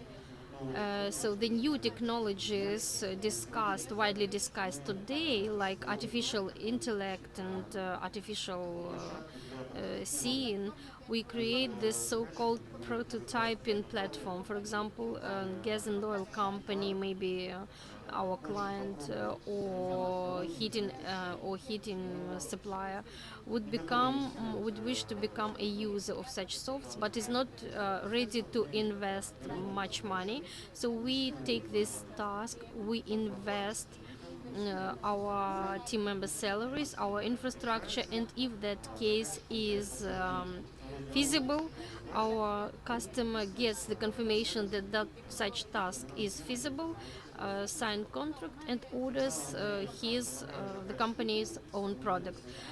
Thus, we help the customer to match their expectations with the reality in order to estimate the feasibility of technologies and to show, and besides, we have the possibility to show students concrete practical examples, not just theory. Another factor also discussed a lot today, to create conditions. Here let me stop at giving you an example of high technology park in Belarus. We are residents of this park from 2007 when it had been launched, and I must say that already in 2019 the second decree about high technology park was adopted, taking into consideration the previous experience, and special emphasis was put on challenges that we all face today: remote work, pandemic situation, migrational crisis, and so on. So today we are able to engage foreigners, to hire foreigners to our companies. For example, over 10% of our team members are foreign citizens from, for example, Germany, Poland, United States, Czechia, Israel, including migrational legislation on attracting foreign working force, visas, and so on, tax legislation, benefits, simplified taxation, taxation benefits, and so on. And I'd like to say that in the last decree there were a lot of discussions on cryptocurrency, and I would like to support my colleagues, my previous speakers, who mentioned that if a region wants to develop an IT direction, it would need a specialization, because today it is one of the most free spheres of work. And as it was said, there is nothing to hold an IT expert in his or her country. So you should create comfortable conditions not only for companies, but also for their specialists, for their workers, employees. So probably that is all, and I'm ready. I'm waiting for your questions. Thank you, Ivan. You've touched upon some moments that you expect in order to open a company in Moldova. As far as I understand, you have Moldovan roots. Yes, I'm from Gagauzia. That's why I'm especially pleased to be present here today. So you should start from this information. I thought you were from Moldova, but I didn't know that you are namely from Gagauzia. So you should certainly open an office in Gagauzia the next year. Thank you, Ivan. As far as we went beyond our time frame a bit, as we started later, let me finish this session and thank our speakers who touched upon very important moments of IT development in general. We've heard about and we've seen and we voted for IT existence in Gagauzia. We also heard about benefits, taxation, benefits of Moldova IT Park. In 2020 we did not manage to do it, but in 2021 we are going to have digital hub in Gagauzia, and together with Tech will JZ and all our partners, and hopefully that we'll see those robots at schools. We work a lot by Lego program. I see that you have a different one, and it would be interesting to discuss it. And Ivan, so waiting to see your company in Comrat, or at least in our country. Thank you. Thank you. Thanks to our guests. This session was last for today. Let me share the insight of mine. I quite often visit some brainstorms on how to attract new talents to a country, to develop IT market. And once there was an idea, I've heard an idea that, for example, it is hard for Russia. It is hard to compete with some IT heavens, IT paradises, and so a country to attract a specialist should have a good climate and good wine. So here you have a very good competitive advantage. Your country has such advantage. So by this positive information, I think we may close our session.